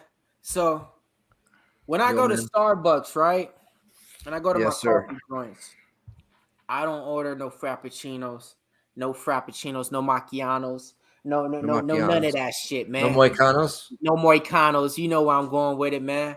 How can I not hop on the underdog right now? I got him on the board. So I got Alex Hernandez plus 132. Am I the most confident in that bet?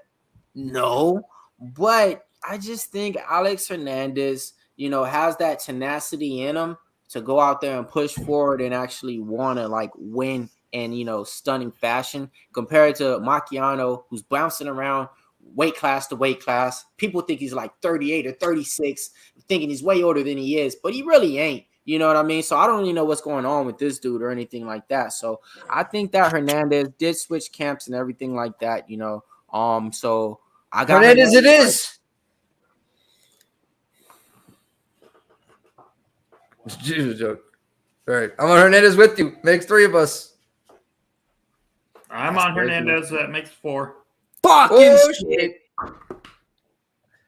Boys, well, we all about to cash in, right? That makes 5. Motherfucking party of 5, family of 5. Let's go. Hopefully, I don't bring y'all down. I don't have an official bet on this.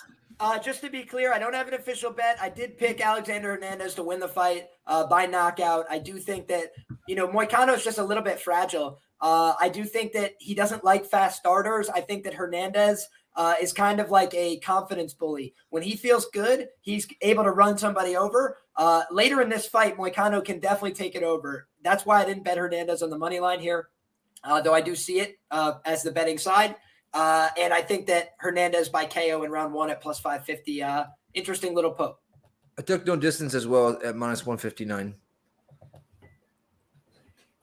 Nice. Not a bad look. Not a bad look. A little bit bigger than him, or a lot bit bigger than him at the weigh-ins. I was like, damn, there's one thing that worried me.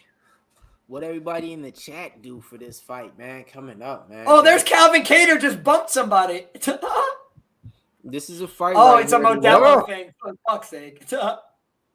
This fight wasn't supposed to be on the main card, man. But Alex Hernandez, during media interview on Wednesday, started complaining to the press, talking of shit about it, saying why he's not on the main card. He deserves to be on the main card. So you know what happened? They bumped Kyler Phillips' ass off the main card and put this fight on the fucking main card. So, I mean, that's just crazy that, he still has that type of pull or attention in the division, So this is going to be a good fight. During the weigh-ins, Moicano was over there waiting for him and shit. Alex came over there, tried to shake his hand. Moicano looked at him like, nah, bro, we ain't shaking shit. Hernandez looked a little shaken up like, oh, man, damn, I don't think he liked me, coach. Like looking around like his boys was gonna have his back or something, and it kind of looked like, remind me of this: a freshman looking up to that senior, like, bruh, you think you about to come in here and play with us? I'm about to whoop your ass on this gym court. You know what I mean? You think about to play with the varsity team? So Moicano, man, during the weigh-ins and the face-off, man, he had that look that you want. So, and it kind of was intimidating a little bit. So we'll see how Hernandez comes out and everything and actually looks. Because, Hernandez is one of those mental fighters. Like you said, if he's winning, he's going to bully you. If he's getting bullied, he's going to fucking run and crumble and not throw a punch. That's why he took no distance as well, just in case. I love Hernandez to do it, but I don't know, that weigh-in, man. Or I should say You seen it? Yeah, traditional, standoff.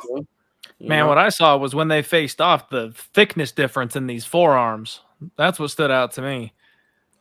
I like Hernandez here. He is a little bit smaller. He'll probably definitely fall out. Moicano was down at 145 4 fights ago? Yep. Shit. Quicker than that. It was like 2 fights ago, man. He fought Demir Hadzovic. Yeah, that was his first fight. Insta sub. He fought Jai Herbert. He fought Rafael Fiziev. Fiziev insta killed him. But that was a competitive striking fight. The thing is, dude, Moicano sometimes gets into ego fights as far as I'm concerned. And I think that this is a prime example, right? Look at him at the weigh-in. Alexander Hernandez just goes for like a normal handshake. He doesn't want to shake his hand. He looks a little bit emotional. And when you got Bobby Green, who's 35 years old, who's a freaking complete veteran of the game with like 50 fights, Moicano, he is a little bit older. He's like 33, but he doesn't have all that kind of experience under his belt to make him like this crazy experienced guy. I think he's got good jiu-jitsu. But the problem is, he's going against a guy who probably has the wrestling chops to stay upright here, at least early in the fight. So that for me is a little bit tricky. I could definitely see Moicano submitting him down the stretch, but I think, he's going to have his hands full on the feet. Hernandez isn't that great on the feet, but he hits with a lot of power. And Moises, people give him a lot of shit, but Moises is largely durable. He got fucked up by that guy who's like 175 pounds, Joel Alvarez. But when you look at guys that are 155, Moises is pretty damn durable. And he got, he was able to deal with damage there. I just think that this is a different kind of scenario. Moicano can't deal with damage very well. Every time he gets hit really hard, he starts to fold up. And even Jai Herbert, who has no grappling to speak of, he was a little bit in that fight. Good luck, everyone. Cheers. No trade. Cheers to you. 20 Donald, brother. Cheers. So I think that Moicano's ground game legit as hell. But then when you look at who he was able to beat in the UFC with it, it was not the best guys. His striking is actually what shined in the UFC against the likes of Calvin Kattar and even Brian Ortega. He was able to stay in good positions there, not get submitted until the very end, unfortunately. But he was doing well in the stand-up in that fight as well. So I think that Moicano's stand-up isn't bad. It's just like he can't take a hard shot in return. So if the wrestling doesn't happen here, he's going to be vulnerable the whole fight. But I think that it's a good, compelling lightweight matchup. Hernandez was a fade of mine. I bet Moises 1.5 units at plus 199. One of the better bets I've ever made. I got a shoey coming for y'all, but it's going to be more towards the co-main event. It's going to be for one human being. Freddie, I think that's all you. I think, Freddie, you're the only one that's wondering that. Free balling. Anyone else wondering how many mushrooms Lorosenko can? Oh, Jesus. Marshmallows. In her mouth. Marshmallows. Oh, I thought it was talking about wifey. All right, so look, I'm gonna be honest, man. Already in the walkout, man. I could look at it just like I used to look at boxing fights. This kid ain't ready right now. I can see it in his eyes, man. This is not the look I want to see. That, Mills? Oh, I'm trying to. Yeah, he put a little negative mojo on our guy. Kind of green here. Look, I want kind of green here. My bad. Positive energy. My bad. That's right. God, if I reverse sweep the entire fucking card, you guys, it's gonna be hard to show up to work on Monday. Oh, fuck. You're winning this one, Clint. Why is he taking so long hugging his training partners, bro? Get the fuck in the ring. He just kissed one of them. What's going on? Kissed him. He said, "There tonight, no matter what, you're a winner in my eyes." Like what? Mills, he's going to flip the switch. No, it was Jackson Winker. Somebody. Who was that? He looked familiar. Wow. Guys, there is still so many great fights to come. This has been a tremendous fight card from an entertainment standpoint, largely speaking. And I just want to acknowledge that. I know freaking sometimes when the bets don't work out, we got to take the solace in the freaking, the entertainment. That's why I love this sport so much. Is even when I take a shit kicking on the cards, I'm like, man, I'd not rather bet on any other sport in the world. I love this shit, bro. I don't know what it's gonna take for me to learn my lesson though, because I saw that coming in. You know what I mean? I was like looking at this card. I was like, fuck, this is gonna be a good card. Like I need to not spread myself thin and do a whole bunch of bets, and I only had 3 of them. And then in the last 2-3 days, I was like, bet.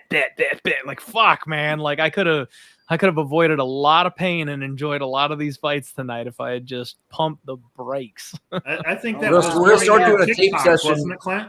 Or maybe a new platform here soon. We'll let everybody know about that.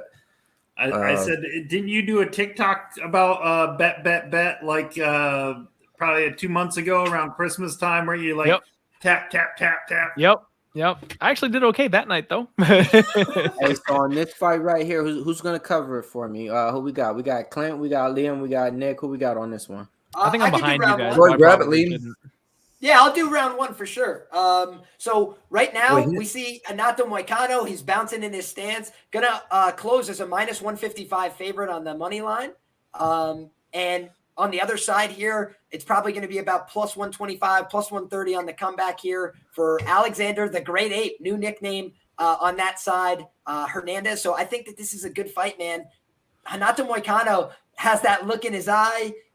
We're seeing Hernandez. Yeah, I see what Mills is talking about, man. He just doesn't look that fearsome right now. But, sometimes it takes getting hit once in a fight to wake somebody up as well. So I think that Hernandez here, I like this, though. The reaction is a little bit, crowd-related, I would think, because he's emoting to the crowd.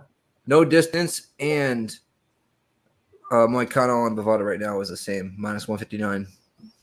Is that Jamachia?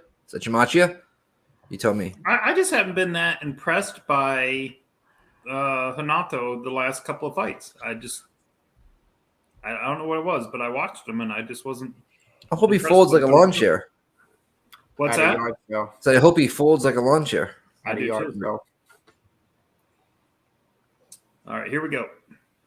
Who's Go calling? ahead, All right, I got you guys. So here we go. We're starting off. We've got Alexander Hernandez is going to be operating out of that orthodox stance, leads with the low kick. We've got on the other side, Anato Moicano operating out of the orthodox stance.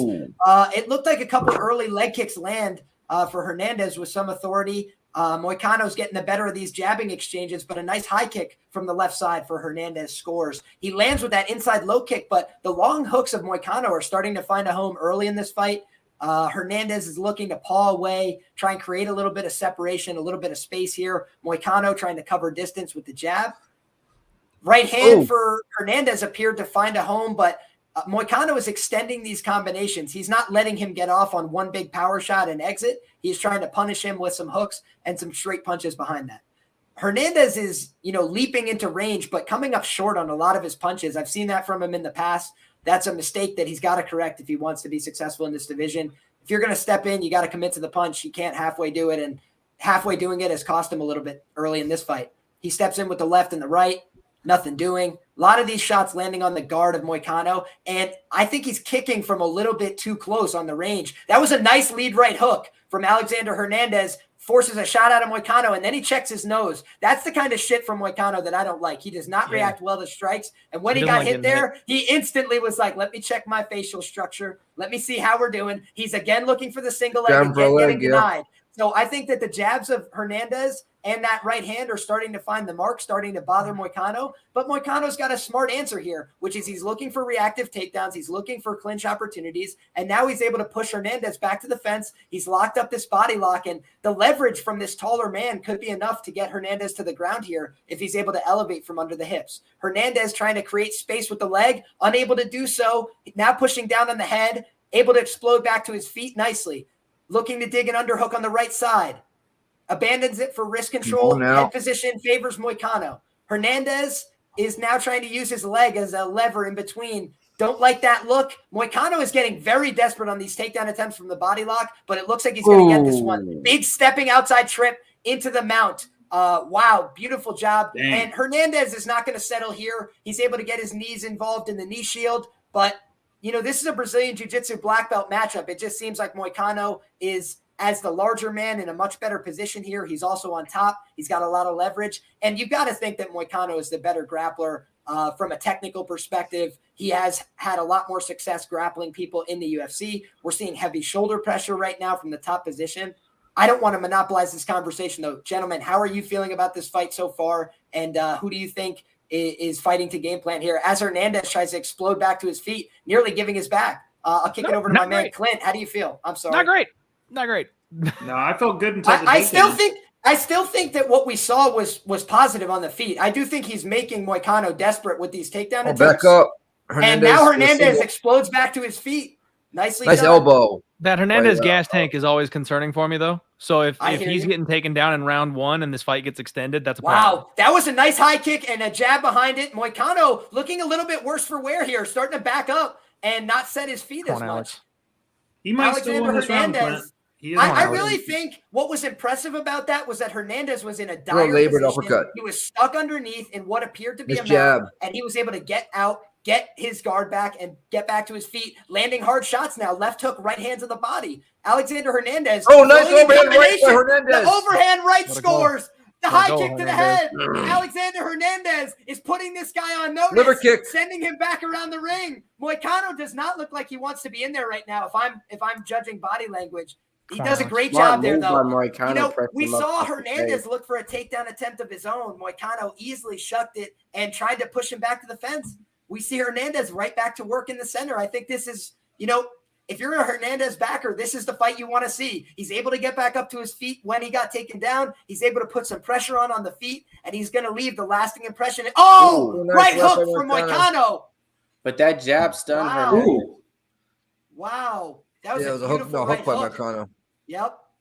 But I think the one thing that I think Hernandez won this round because Renato didn't really do much from the top position at all. Yeah, the only thing that would concern me is just that right hand was pretty That was a good right hand. And he didn't drop him. It's been a close fight, and it just ended even closer to end that first round. I think that could be around for Hernandez for sure.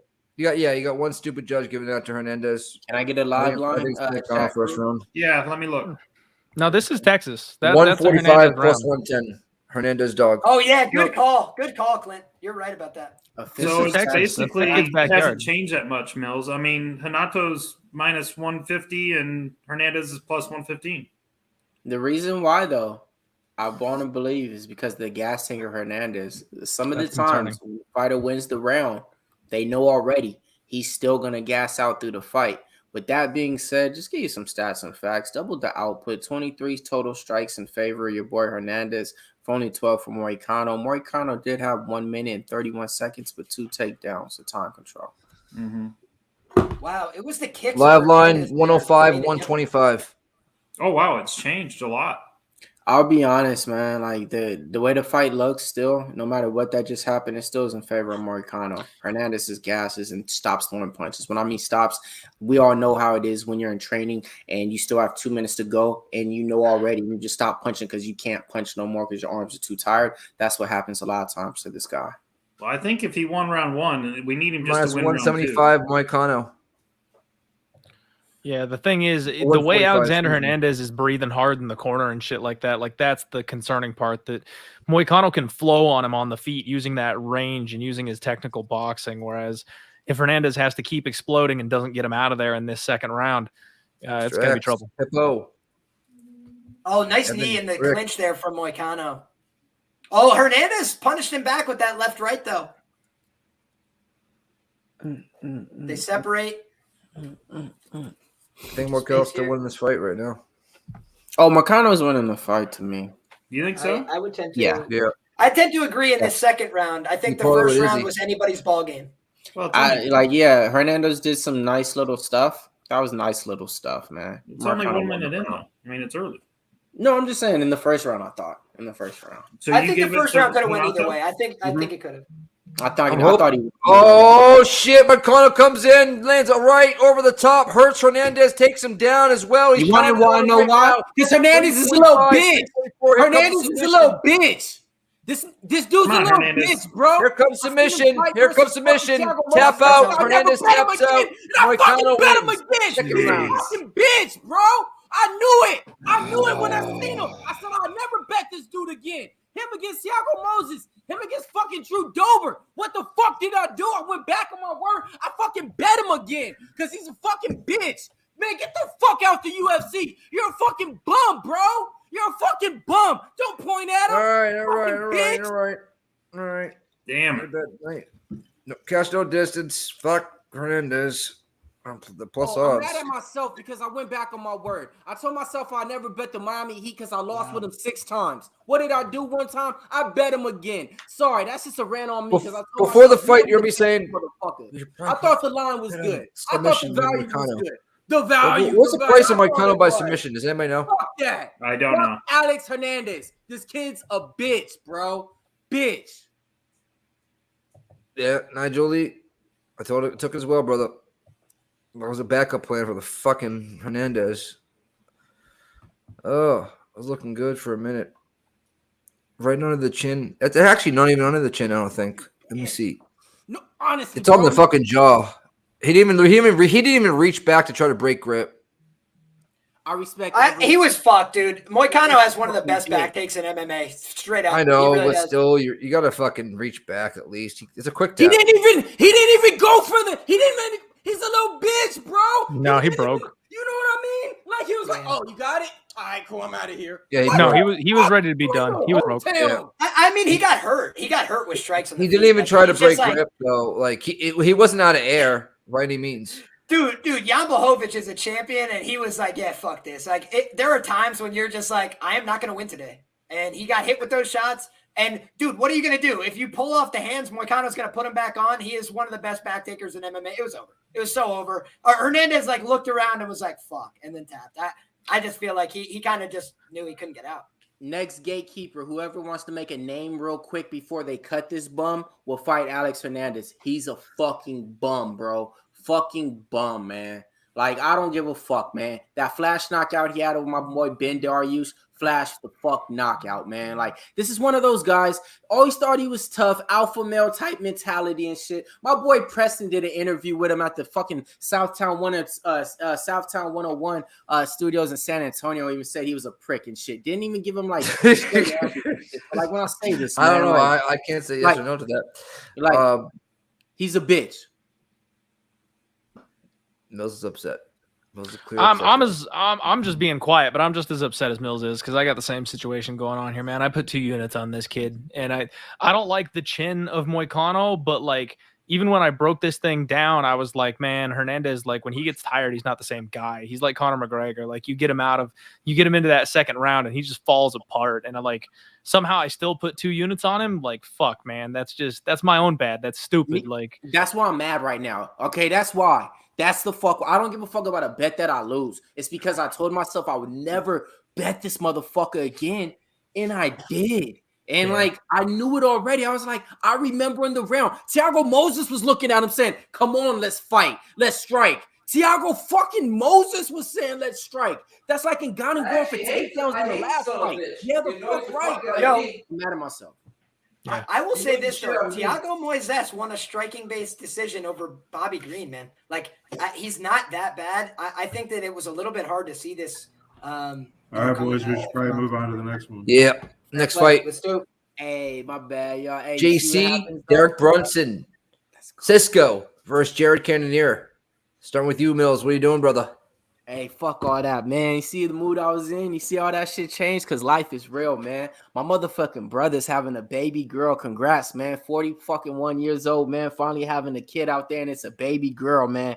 So, motherfucking congrats to my brother out there, man. Congrats. Like, that just changed my whole mood. Y'all see how I was. I'm not even on. Wow, I'm on a whole different thing right now. What is this? This the Tua fight? No, it's the Brunson fight, but congrats, brother. Motherfucking, all right, yeah, Jared Cannonier, man. I got Jared Cannonier to win by TKO, man. Motherfucking plus 120. I got him to close out this parlay with motherfucking Ronnie Lawrence at a plus 110 as well, man. Let's go, man. Let's do. All right. Congratulations, brother. A girl? Hell yeah, man. A girl? Hell yeah. It's a girl? I'll be back. Yeah, it's a girl, man. Like, I'm trying to tell you, man, having a girl is the best shit ever because it's way easier than having a son. I have an 18-month-old son. This kid is fucking trouble in hell. My girl has been the easiest thing in life. But, oh, man. Yeah. Hey, that's dope, though. If y'all only knew, man, the circle of life, man. Girls back. Girls rule the world, man. Dads but girls rule the world, man. I'll be right back, y'all. Is there Liam, what are you doing, brother? Yeah, so this is my biggest bet on the card, guys. I have 7.5 units on Jared Cannonier. Derek Brunson, cash me the greatest bet I've ever made. Derek Brunson by sub at plus 2,900. And I thought that against Darren Till that was a must bet for me. I bet him at plus 1,400 to win by sub against Kevin Holland. And he had that head and arm choke for 2 minutes and couldn't finish it. When I look at this fight, I see Derek Brunson as a guy who's held together by shoestrings. I love him to death. We had the same college wrestling coach. I will always respect Derek Brunson. That I literally got down on my knees and thanked the Lord God when I freaking cashed that Derek Brunson sub bet because he was on Dream Street, took him down with literally the Holy Spirit and then got on top of it. It was insane that happened. I think that Derek Brunson has had a career resurgence. He's had a beautiful run here, but Jared Cannonier is made out of granite. He has an 85% takedown defense at middleweight, and I have seen this guy pop right back up to his feet. Robert Whittaker was credited with 0 takedowns because he popped back up to his feet instantly when he was taken down with an outside trip in that fight. I really believe that Jared Cannonier is going to find a knockout in this fight. But either way, I think he can sprawl, brawl, keep it upright, pop back to his feet when taken down, and he creates damage. He is not Kevin Holland. He is not freaking, Darren Till, who wants to get in these point fighting matches to win decisions. I think that this is a guy who could finish at a pretty high level. So I like Jared Cannonier here. I thought he almost knocked out Robert Whittaker at the end of their fight. That's impressive to me. The fight against Kelvin Gastelum, Kelvin has a chin from freaking Hades, and he got dropped badly, could have been finished in that fight. I think Jared Cannonier is very scary, and I wouldn't bet against him right now. JC, myself, straight. Clint, yourself? Run for the hills. I got Cannonier, second biggest bet of the night. It's going to break. Everybody with a Cannonier ticket just went, fuck. It's going to turn around, Clint. It's got to. No, sir, Clint. No, it's not, Zoe. No, it's not. We have 2 bets left on the night, and even if I win both of them, I'm still absolutely buried. This has been, it's at the point, guys, where it's gone from embarrassing to impressive. Like, for me to be this wrong in one night, it's gotten to the stage where it's spectacular. Like, you couldn't do this if you tried. So, like, yeah, this is something. Some magic happening tonight. Well, I think you're getting a win here. I have Cannonier with Izzy in a parlay. It's going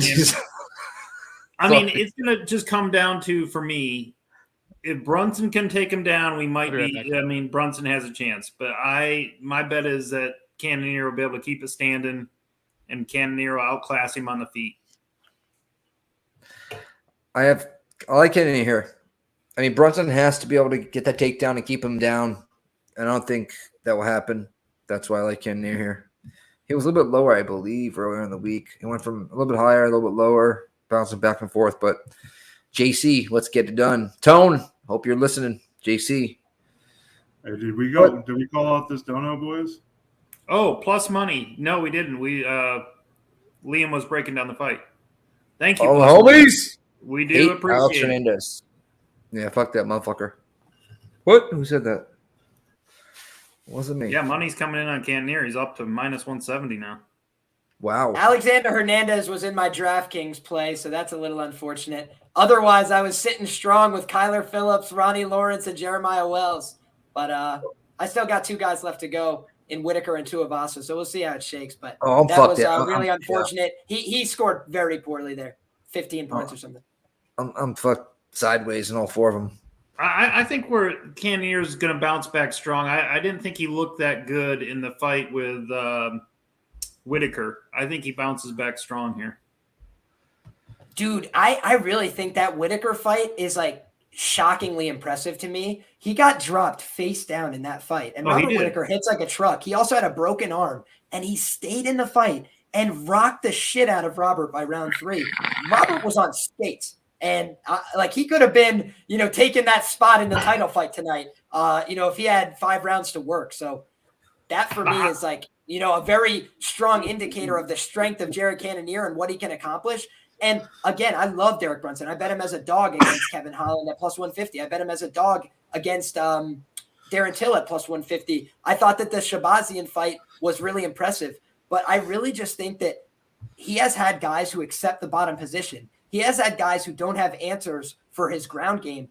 I don't think Jared Cannonier is some bum on the ground. He's had a lot of professional experience, and people talk about his stats like they aren't skewed by fights at heavyweight and light heavyweight. Those guys are way bigger. Derek Brunson has never fought at those weight classes, and for good reason. He's a big middleweight, but that's what he is. He's a big middleweight, and both these guys are around the same age, but one of them looks way fresher as far as I'm concerned.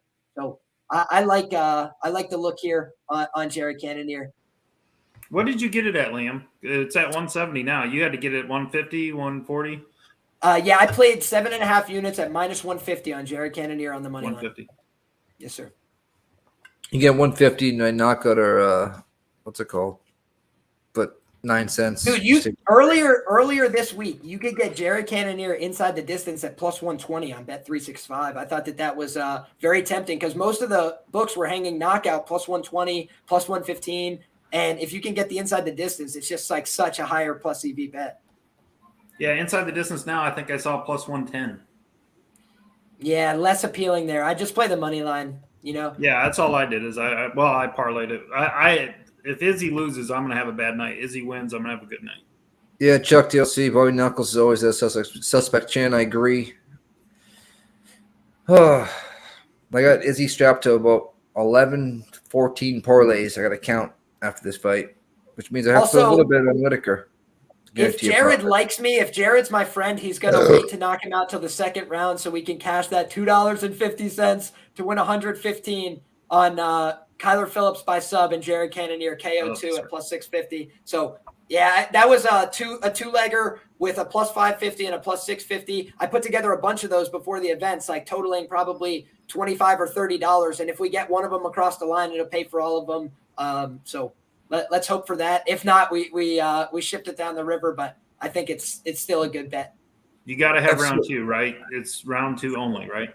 No. That's correct. Yeah. That's correct. So I went very specific on that one.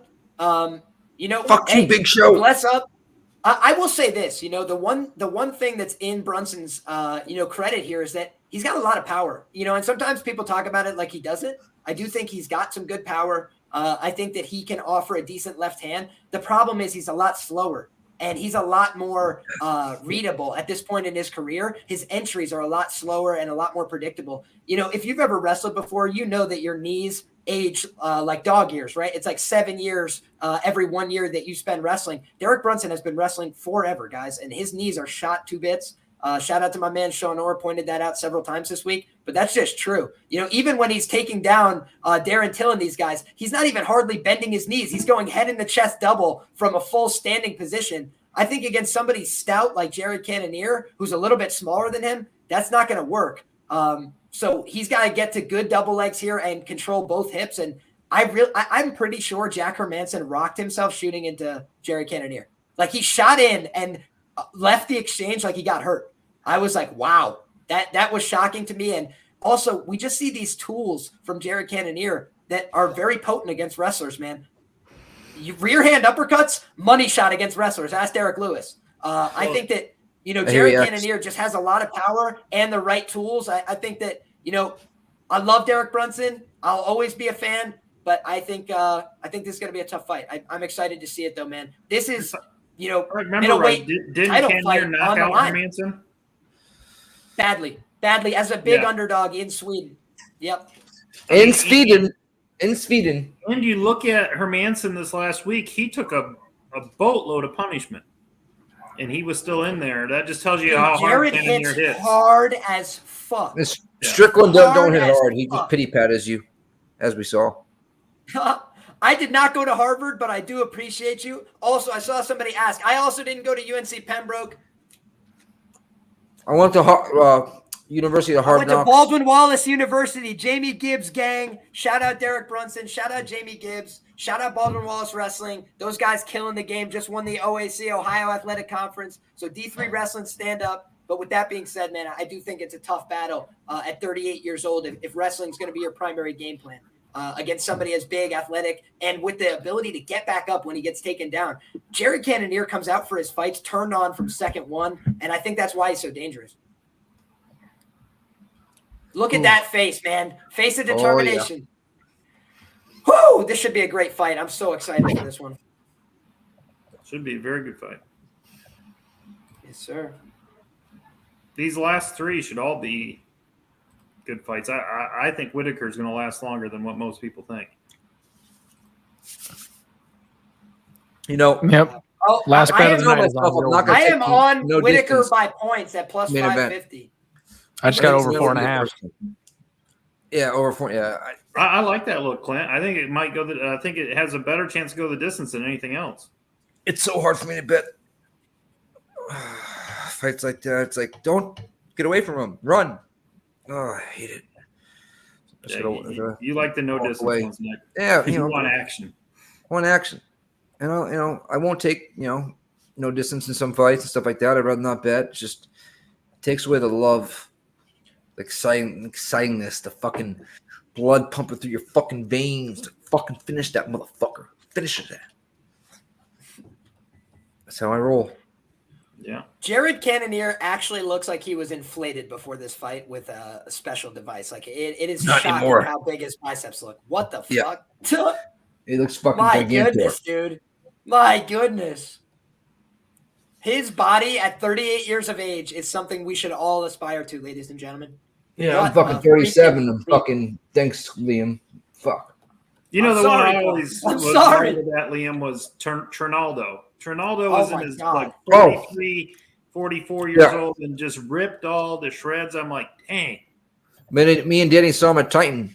And Dan's like, that's Trinaldo. I'm like, nah, it ain't. He's like, yeah, it is. I'm like, pat him on the shoulder. Are you Francisco Trinaldo? He stood up. Short as shit, but fucking wide. Wide as fuck. Maso Randuba. And he had abs and everything else. And I'm like, dude, you're in your 40s. Oh, he was probably 25 pounds heavier than you see him in the cage at least. And that's UFC saying he was like in his 40s. He might have been in his 50s. Who knows? Here we go, guys. Who wants to take the first round here? I'm Go ahead, I'll get the behind you second if you guys, want, so I don't want to or be third. behind and calling it. I'm in the same boat. I'm behind a little bit, so I don't think I should be calling. All right, I got you. Why didn't Bruce go into a different suit? Same suit all night. Kind of weird. They Just just saying. introduced Brunson. My man's on a budget. Brunson plus 135 here. 23-7 on the pro record. I am kind of confused about that though. Maybe he'll come for the main event. I don't know. Hey, hear me out. I think Brunson's gonna hold him the whole fight and just clinch him the whole fucking fight. I think we're gonna see an uppercut from Jared. Every time you say shit like that against a bet that I made, right? The whole damn night, Mills, come on. Listen. We used to have that clickbait back in the day that used to fucking hit at a high percentage, like well over 80% on SBR days. I thought we had Nasrat there. That was the first one See, that we were on.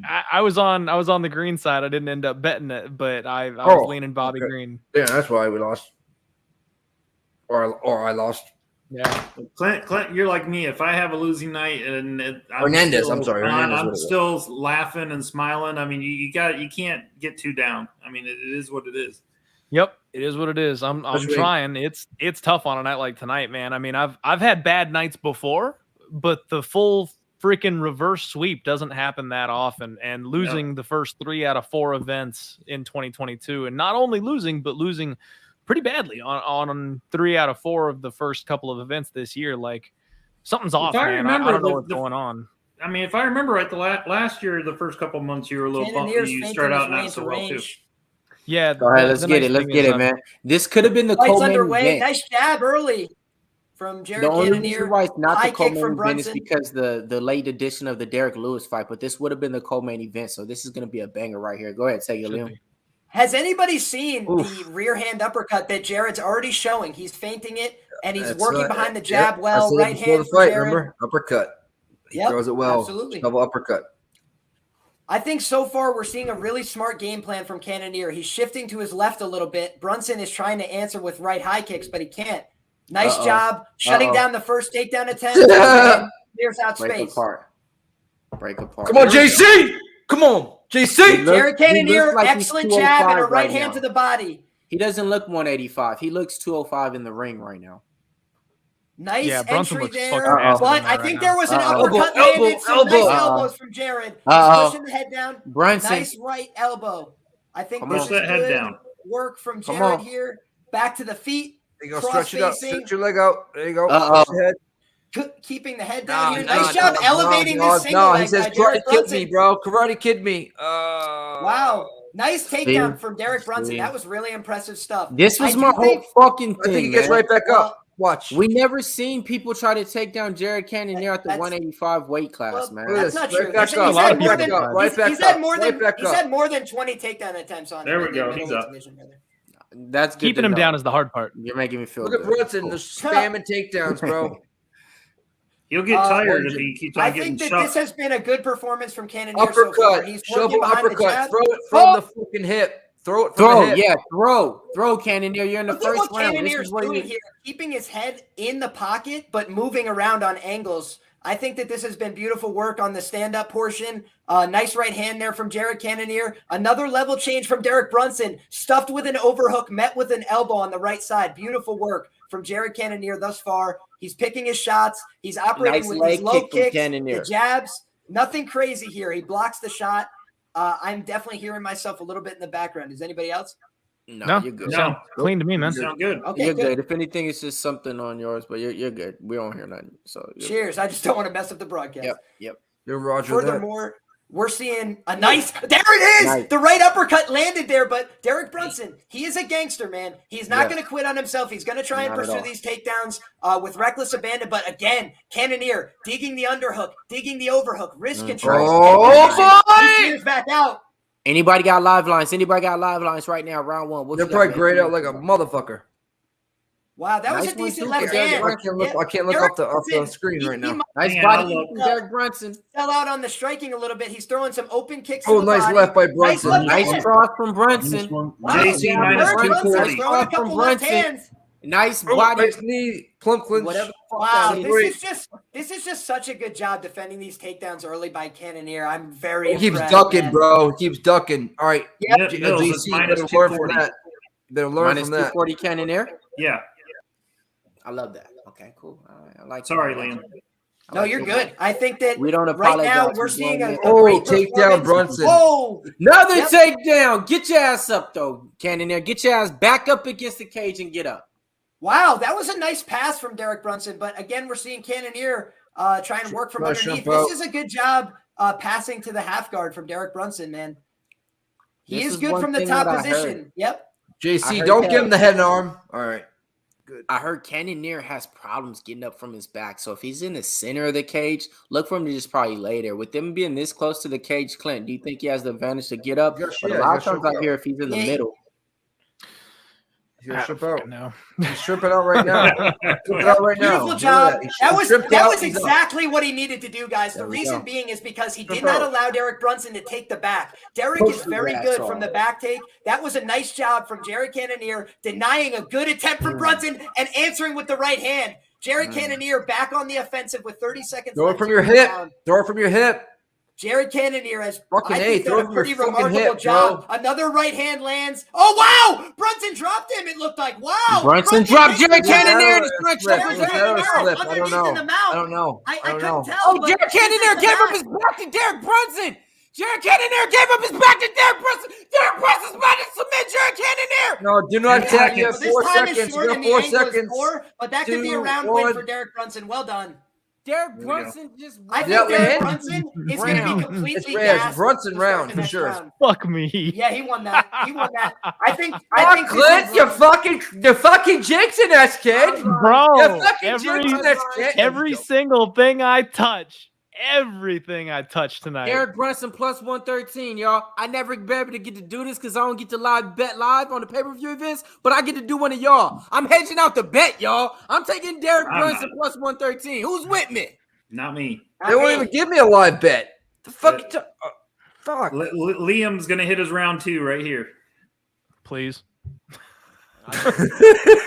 From your lips to God's ears. Everybody in the chat, let's That's it. go. Call it on. Yeah, I think that was a slip. Oh, no, he hit him with a No, clean that right was hook. a clean punch. Yep, Knocked now his I'm ass seeing in it. the chin, Oh, and then was shit, going stick. for it. He's The, wrong. the fight IQ of Jared Cannonier didn't know what the fuck to do. Like my man Boston Nick said, he was on Elm Street, gave up his back not once, but twice. The first and I time he got prevented the Brunson back really- take. The second time he gave up his back when he got hurt. That's for sure. Throw the shove uppercut from your fucking hip. All right. You went right for Derrick a Brunson fucking going for a single right single away. leg to start off the fucking second round. Fight What the IQ fuck you Derrick Brunson doing? gets him down in the fucking middle of the octagon, man. What the fuck, Wow. man? Got him Yeah. down. I'm telling you right now. That's Jared why they Cannonier took away the is up for lines, a by the minute and way. a half. That's how far away ahead of us they are. I was looking for Brunson. It wasn't even up. Like, man, And it's the other thing. I don't even want to say this shit. I was talking about this shit all day. Tone, if you watching this shit, motherfucker, if you watching this shit, you already know. Of course we knew if this is the way he's gonna win, this is the way he's gonna win. You already knew that. I think we're still seeing Jared Cannonier do the right things, getting back on his feet. Nice right hook! Wow! Come on. It's not wow, it's a punch, but let's go, Jared. No, it's a nice right hook. Oh, the uppercut. Shove uppercut. You need to keep throwing it. There's another Brunson getting desperate as shit. JC, realize that. Throw your fucking hands. Throw them from your hip. Nice leg kick from Jared's JC. doing the right thing. I like that. Throw him from your fucking hip and dig in. You have to. He's plopping over every time he throws a fucking strike. Every time. Nice knee! Nice knee! I was trying to mention some of these intercepting tools on wrestlers, knees, uppercuts. He is finding these shots. No easy fight here. Derrick Brunson is a man. He's a gangster. He's staying in the pocket. He's firing his own shots. I just have some concerns about whether he can keep this pace and this rate of exchanges. That was another clean right uppercut from Jared Cannonier. The fucking uppercut, circle the fuck out. There's a nice knee. Nice knee. Circle out. Oh, good job. Derrick Brunson is doing a good job finding his own shots with the left hand. All right. Did not land. Great fight so far, but I like what I'm seeing from Jared Cannonier. He's coming forward now a little bit nice more right. aggressively. Nice right hand Jared with a jab Cannonier. to the body. I think Jared Cannonier is starting to apply some pressure here, but wisely, not rushing in, not looking to give Derrick these nice reactive. Nice leg kick from Cannonier. That hurt. Yeah, that's what we need Cannonier right has here. some of the meanest leg kicks in all of MMA, dude. For Cannonier's real. feeling himself. He's moving around now. He's warmed up. Like they say on NBA Jam, he's heating up. He's heating up right now, folks. But Derrick Brunson, easy takedown, shucked away from fucking Cannonier. Throws him off and says, "Back the fuck up. Let's throw down." Back up. Minus 265. I like that. He's keeping. Oh, nice right hook by Jared. Hey! He's keeping that line. All right, cool. Oh, nice kick blocked by Cannonier. Blocked from Jared Cannonier, but it's still connected. Throw the fucking right. That was another short uppercut. Dude, throw it from your fucking hip. Oh, the left hook too. Cannonier is finding some shots now. Derrick Brunson intercepting low line side kick. He's just having a harder time finding his range in round two. Those legs. Nice left kick to the outside. I don't know what. Cannonier inside low kick. Nice left hand return by Brunson. But Cannonier switching stances, finding the jab. Looks like the Bobby Green of the middleweight division. He's switching stances a lot. And he switched stances again. And he's ducking and moving, bobbing and weaving like Adam and Steven. What's going on right now? He is a little. That's a lot more weather than a takedown leg.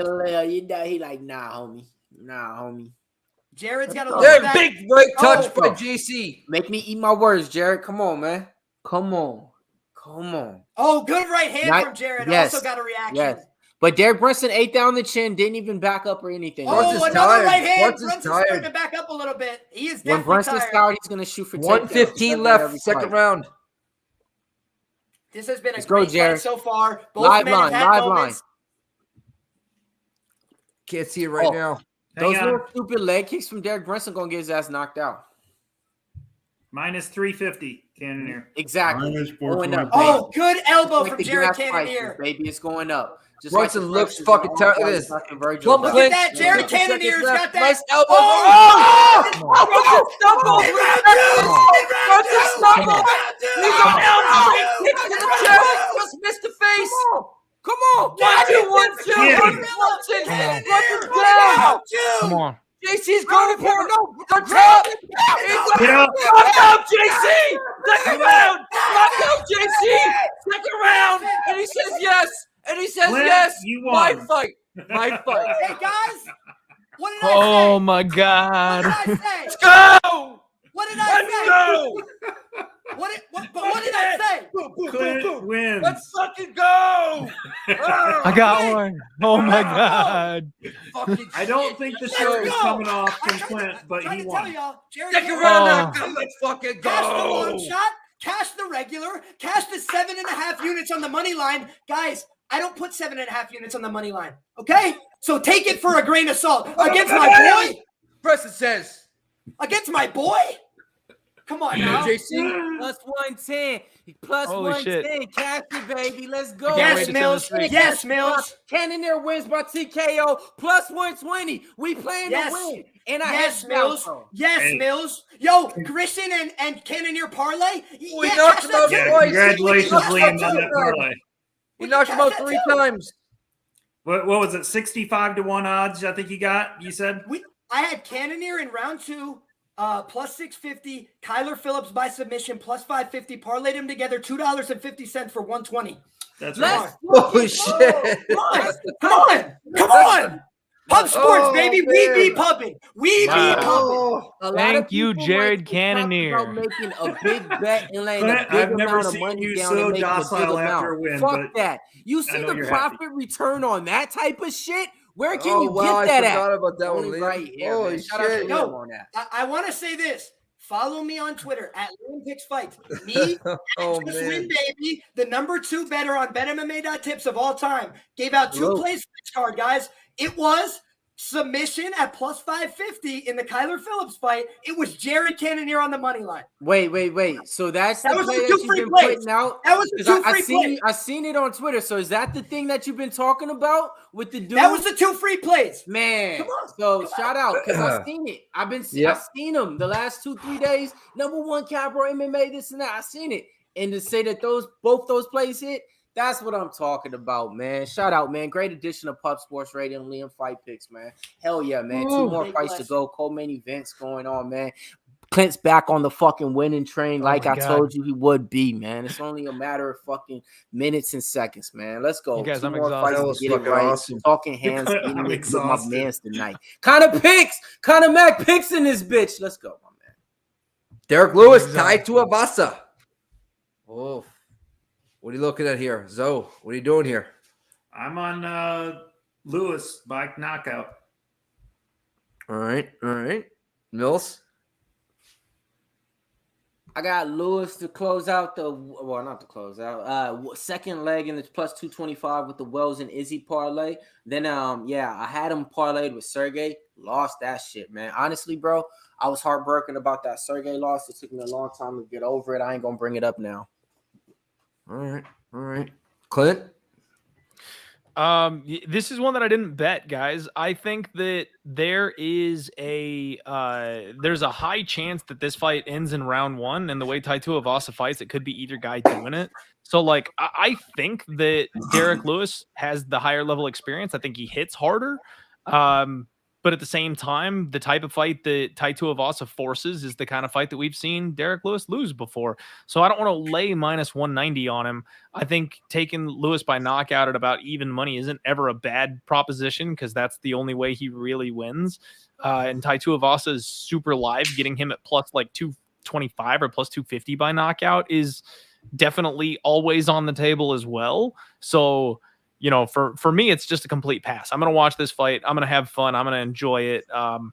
I thought Lewis early in the week, and closer we got to fight time, the more my feet got cold, and I'm thinking Tuivasa is actually alive in this spot. So I'm staying off it. Roger that. I got a day or so ago. I got plus 165, knockout or decision. Liam, what are you doing here? Who do you have, Nick? Oh, sorry. Lewis. All right. Okay. All right. That's it, guys. I'm looking into the camera for this one. It's been a good night for me. I'm going to be honest with you.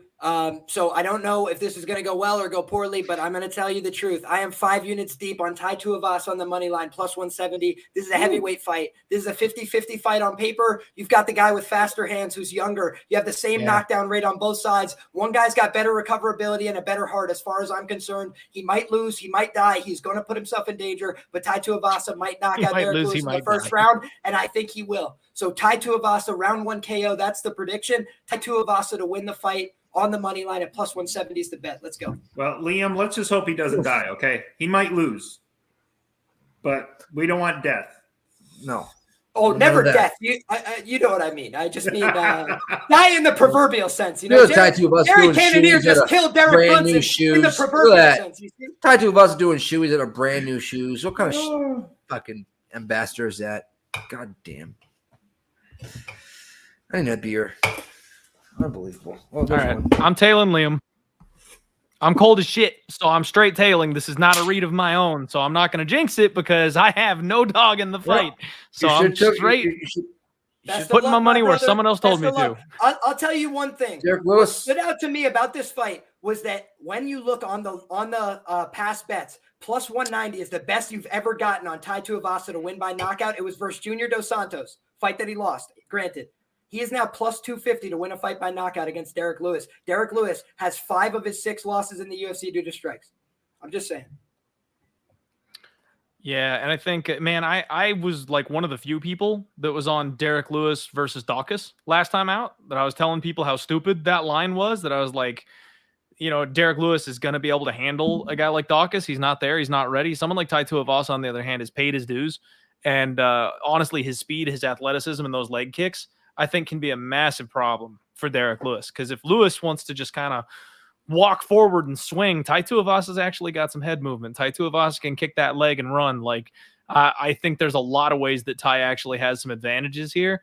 And we know how hard he hits. So, yeah, I think Tai is super live in this spot. Combat Court, Lewis versus Tuivasa. Let's get it, dude. Let's fucking go. It should be a good fight. Oof. You guys, I'm going to sleep. I don't know if I'm going to sleep really well tonight or really shitty tonight, because like it's going to keep me up how bad I lost, and I'm so tired. Take a from fucking the shot. process. Take a fucking shot. Take a fucking shot. No, there's no point in starting drinking now, man. Like, I'm not going to drink your losses and wins. I got round 2 to start. Got it earlier Friday. I got it minus 105. It's closing at a minus 140. Of course, somebody's gonna get knocked out, but shit, I just need them to go 5 minutes, man. Both these guys got a chin. Derrick Lewis doesn't have a lot of output. Tuivasa likes to move around and shit. So, you know, I just got round 2 to start. It's not on the board, but it is something I got, and I did bet. So minus 105. So if I'm celebrating after 5 minutes, you know why. Can't put myself on my lap here because if someone goes to fucking sleep. Oh boy. Yeah. I think I have no distance in one parlay. I have to double check that though. I can't do it right now because I'm too fucking scared. Everybody in the chat, what you got? Lewis? Guys, can I make one point as well? There's something I want to stress from a betting perspective that I think is important, which is I'm not betting 5 units on Tai Tuivasa because I'm certain he's going to win the fight. I'm betting 5 units on Tai Tuivasa because I am quite sure that this should be lined closer. For that reason, it's a high confidence bet for me. Doesn't mean that it's going to win. It just means that I'm confident I'm getting the best of the number, and I'm going to make those plays over the course of a year, and I'm going to try to win money. And I think that that's a good long-term strategy. So win, lose, or draw on any of these bets, I try and take them based on my perceived expected value, and that's all I'm looking to do. If I could do that well over the course of a year, we'll make money. So let's go. That's usually the same thing I say too, Liam. I hear you. The 5 years of Tai Tuivasa unproven in the real heavyweight division. You know what? I will say that because he hasn't fought anybody. Anybody he has fought, he lost to, which is JDS. Also, could I tell you, 2 sharp-ass guests on my show were on Morozov big. It's not like that wasn't a good read or something that other people shared. Man, sometimes we just have a bad – I know. It's a bad break, man. I lost 2 weeks in a row, and I was fucking pissed. I came with a vengeance this week. Because that's a 4-unit swing for me. You know what I mean? Like, not only am I not losing the 2 units, but I'm gaining 2 on top of the pile. That if Morozov hadn't shit the bed there, that parlay comes through, and I'm not feeling nearly as bad right now. So yeah, that's those kind of things, man. Betting, you get bankroll management, folks. Like, don't overextend yourself. Don't bet too much on any one thing, and that's when you get in trouble. So make sure you're betting appropriately. Yep. Shout out everybody rocking with us, man. We got 2 more fights, man. We got K Reed in the chat tonight, man. We got Rick the Ruler, Bill Weathers, Rod Twerk, Big Smooth, look like a new name. Who's that? Prince of the City, Bored Fat when he's bored. Evan L, Freddie, Ballin' Free. When he's free, he's balling for balling. B Jizzle G, Eminent Hippo, Conor Mac. Who else we got? 2 more. Base A and Wizard CTWO. I see you on Facebook. Hop on over to YouTube, man. We got over like a 200 live.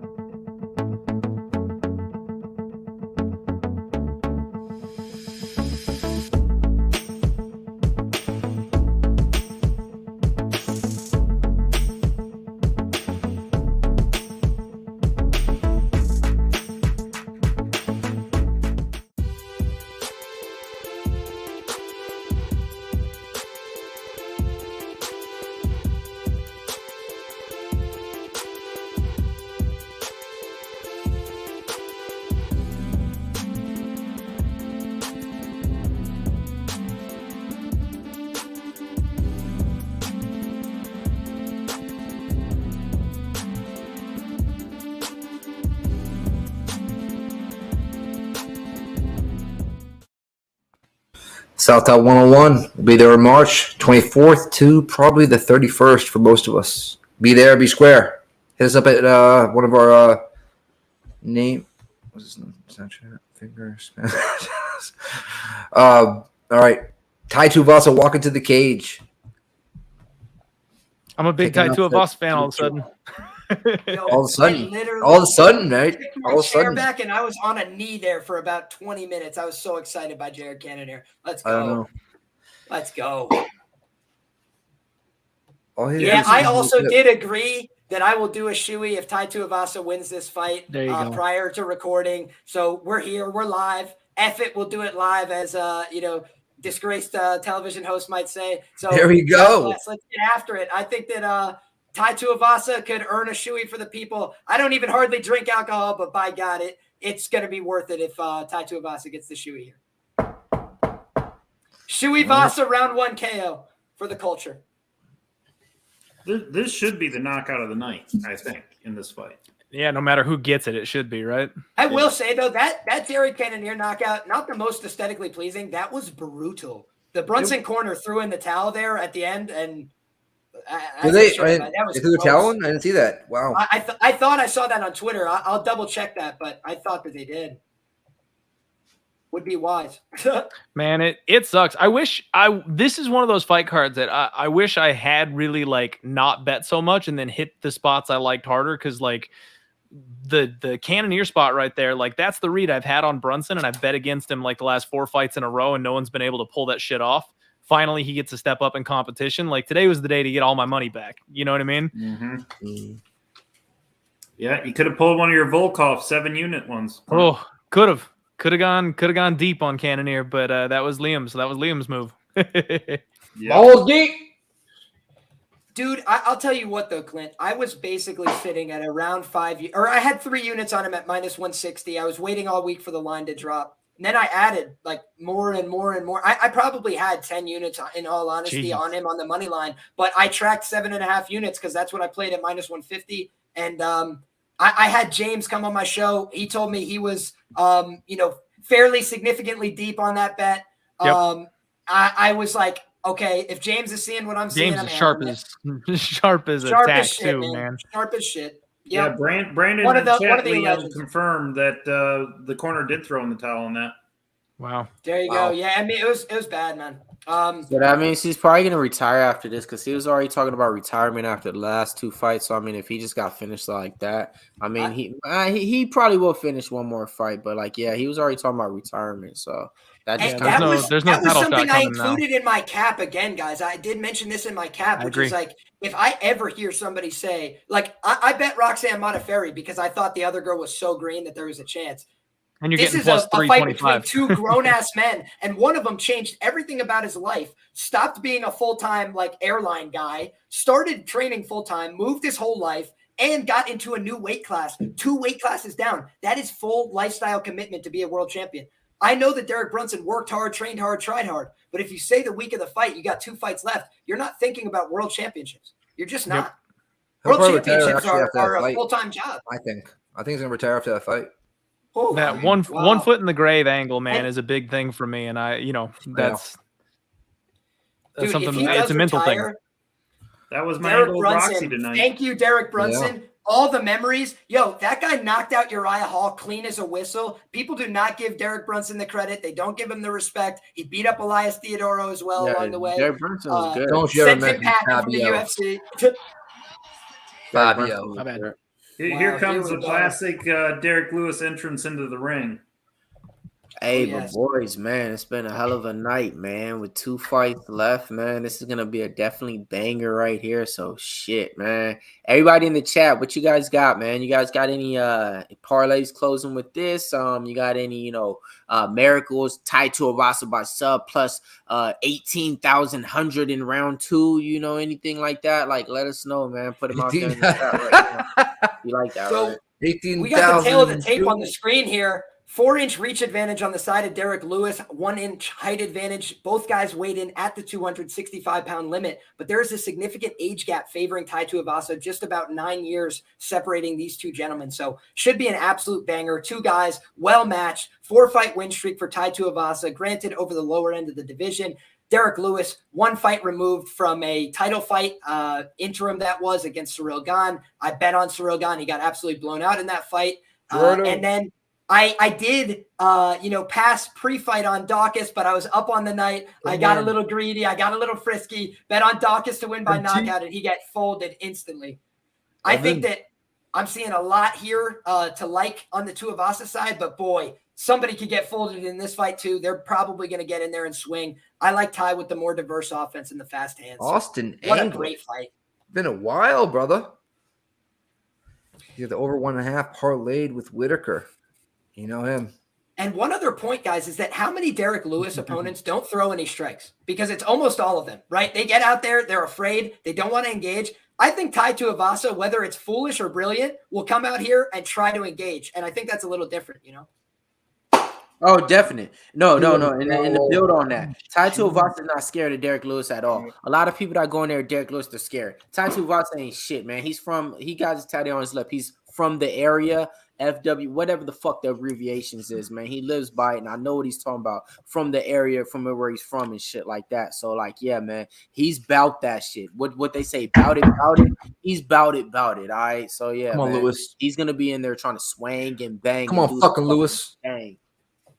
Well, I know one thing. You don't want to be the guy trying to rob H-Town. Lewis's car and have Yeah. Lewis walk You out. seen and that, he's trying to though, rob huh? the car. H-Town. Yeah, he whooped the shit out of the person that tried to beat his car. The kid got arrested, but the person got arrested. He was all do this, fucking Lewis. beat matter up what, iron you do shit. this. I mean, could you imagine? Like, that's the worst person in all of Texas to rob their car. For Because real. everybody You didn't else know in on the Texas would license just plate, shoot you like a normal person. Hey, let's go though, man, because this shit could be real. Oh, let's go. Tai Tai Tuivasa, Tuivasa. Nervous like a goddamn motherfucker here. you got some big money on it, so let's go ahead. Speak it into existence. I got you. Tai Tuivasa looking to Come on, feint, Tai. looking to work a little bit behind that jab. He's starting to poke it out there a little bit, controlling center octagon. Derrick Lewis, this is classic, backing up a little bit, trying to get his reads. Derrick Lewis is a counter striker. He likes to get his timing. Outside low kick attempted by Tai, falls short.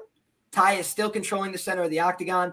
Definitely a little bit of hesitation, but nice outside low kick appeared to land clean for Tai. And Man. it seems like Derrick's going to try and catch kicks here. He definitely tried to reach low for that one as it came in. So I think Derrick might try and catch kicks and get on top. That would be a good path for him. Nice job entering the clinch. Tai Tuivasa, smart performance so far. I just want to see if he can do this. If he can take and keep him down, Derrick Lewis will be in trouble. But I don't think he can. Well, I don't know that he needs to take him down. I just think working Interesting. the clinch, keeping a little bit of time here, this is a smart strategy for Tai to do attritional work, body shots, knees to the thigh. Now I'm hearing echo. Yeah, I hear echo. Yeah, it's funny. That's the first time we've heard it like all night, even though you said it like 6 times. It's all good. We keep it rolling and we're flowing though, man. Real fucking close. Let's go. Come on, Tai. You just got the clinch against the cage still. But I'm probably 4 seconds behind Liam. Nothing happening too much, you know. Yeah. A lot of slow down stall tactics by Tai against the fence. And to be honest with you, not what I expected as a Tai backer, but I can't say I'm disappointed as a Tai backer. Can't Finally hate it. a separation here, but 3 minutes have gone past. And another point I made prior to this fight is that Derrick Lewis, the last time he was in Houston, threw like 6 strikes against Ciryl Gane. And we're back at the scene of the crime. And, you know, Derrick so far has not been very active. He does like to look for counter shots, like I mentioned. You know, there's the first high kick Lewis that he from does. Derrick. I don't know why he does it. He's You know, one of the this more is- athletic kickers in the heavyweight division. And he just did the for sure. jumping one. Oh, he did But he land a cracked nice him. right hand, but Tai Tuivasa able to get some double overhooks here, appears to be doing a decent job staying in this fight, head in the clinch, head in the chest, knee to the body from Derrick Lewis. Derrick is doing a little bit of good work himself here in the fence now, and Tai didn't get off so many shots, so Tai's going to need to do a little work here, score some points to win this round. He's landing some nice knees to the body, though, and historically speaking, Derrick Lewis is softer to the body than he is to the head. Wrestling attempts from Derrick Lewis, surprising, but very That's smart interesting. here. And now we're seeing Ty stuff it so far with that outside leg. Nice job by Ty Tuivasa. And I think that's a little telling here that Derrick wants to get this fight to the ground. Right elbow from Tai Tuivasa, and he circles him in the clinch. Tai Tuivasa, another left elbow up top, and he's starting to do a little work on Derrick Lewis. He's landing some knees in the clinch. He's taken down by a black beast. Let's go, Beast! This is where the fight gets a little dangerous, right? Good Tai trip. Tuivasa doing a good job here controlling posture, but he is underneath in the bottom half guard, and Derrick Lewis has power here. This is where it's scary for Ty. He's got to get up here against the fence. This is bad. This is bad for Ty. But he's answering. He's up and answering, and he looks like he might have hurt. Hey, Nick, what street is he on?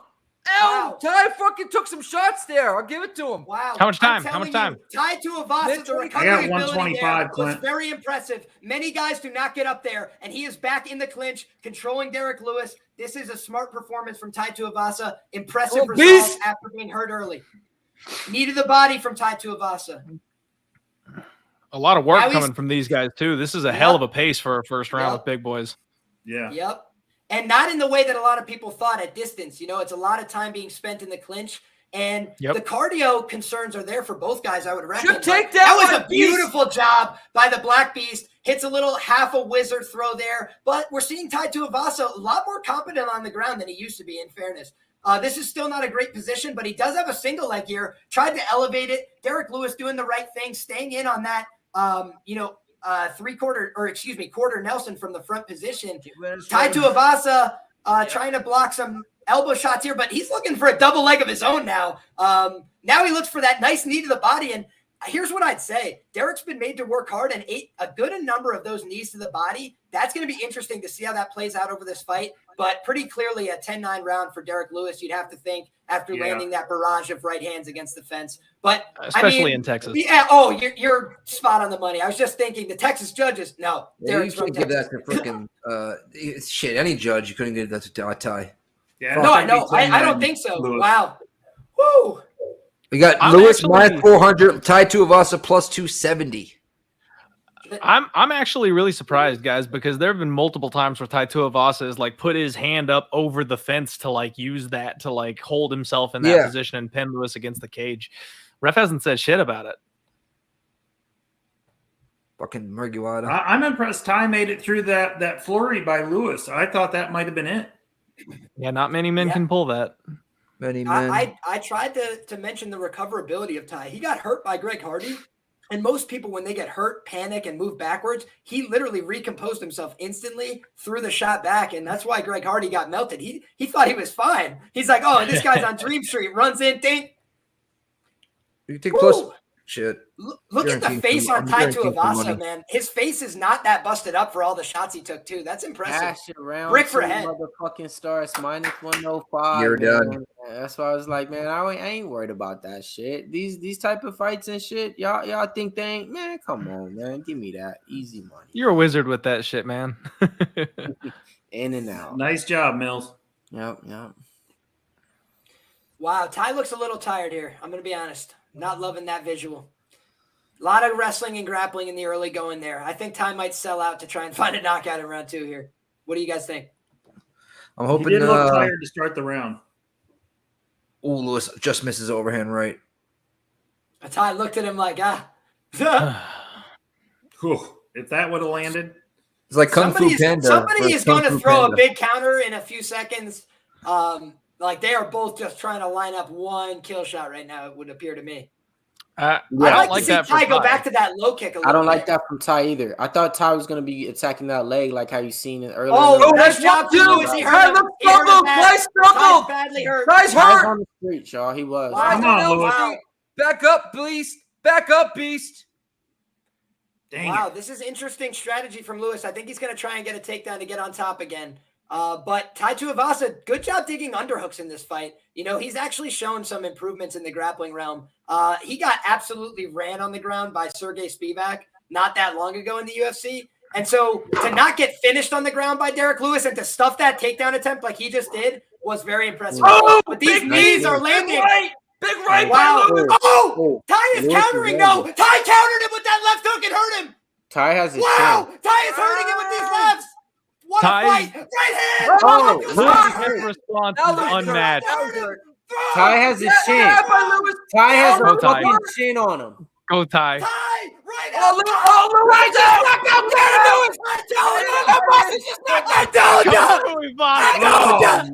Oh, my. Go, Tuivasa. 5 units at plus 170, boys. Holy Wow. I shit, don't know what else to say. I don't know what else to say. I don't know bro. what else Wow. to say. The younger Bro, man. Combat court, baby. That's it. Oh, That's it. Bro. What just 5 happened units. though? 5 units. Run me that effing. Oh paper. my God. Money. Run him his fucking Run money at that me. plus Hey, Wow. Liam, Run pick him that Oh fucking my subscribe God. on YouTube. Do you hear me? I'm not gonna ask again. Okay? Wow. 1,000 subs by April 1st, or I'm done. Let's go. We're putting Wow. out some of the best content in the Man, game. Lewis No doubt folded about it. over. We beat public. What shot hit him? What do you? I think it was an elbow. Holy He hit him with a shit. series of elbow. short elbows and left hands. The left Yep. hook, Larry. Tied That to looked like Tuivasa, a plus throw. 170. I don't know what to say. I don't know what to say, guys. Right, hold on. Hey. I say that's a motherfucking great call plus underdog. That's how you cash out. Do it big and ball. 5 units on Ty Tuivasa where everybody thought he was overclassed and shit. Nah, man. Liam didn't see it that way. Fucking cash that shit. Probably gave it out free to y'all on his Twitter, like he said. Go to his Man, oh, fucking man. page. You might as well like it and subscribe now, man. Can I just say Oh, this, the guys? right I put elbow. out 3 bold predictions Right for this elbow. card. 3 bold predictions. You know what they were? It was Maxime Grishin to win by knockout. Not quite. Almost had it. Bobby Green to win by Right elbow, right in, like, the 30-27. chin. Unanimous decision. And Ty Tuivasa to win by knockout. I'm sorry. Liam. Get your shoe ready, folks. Everybody get your Let's go. Get your shoe I'm ready. going to get the folks. beer. I'll be right back. Yeah. Go get your shoe ready. Hey, shout out to Liam, though, man. Like I said, man, he killed that fucking Oh, call. Lewis, you blew it. You blew it. You blew it.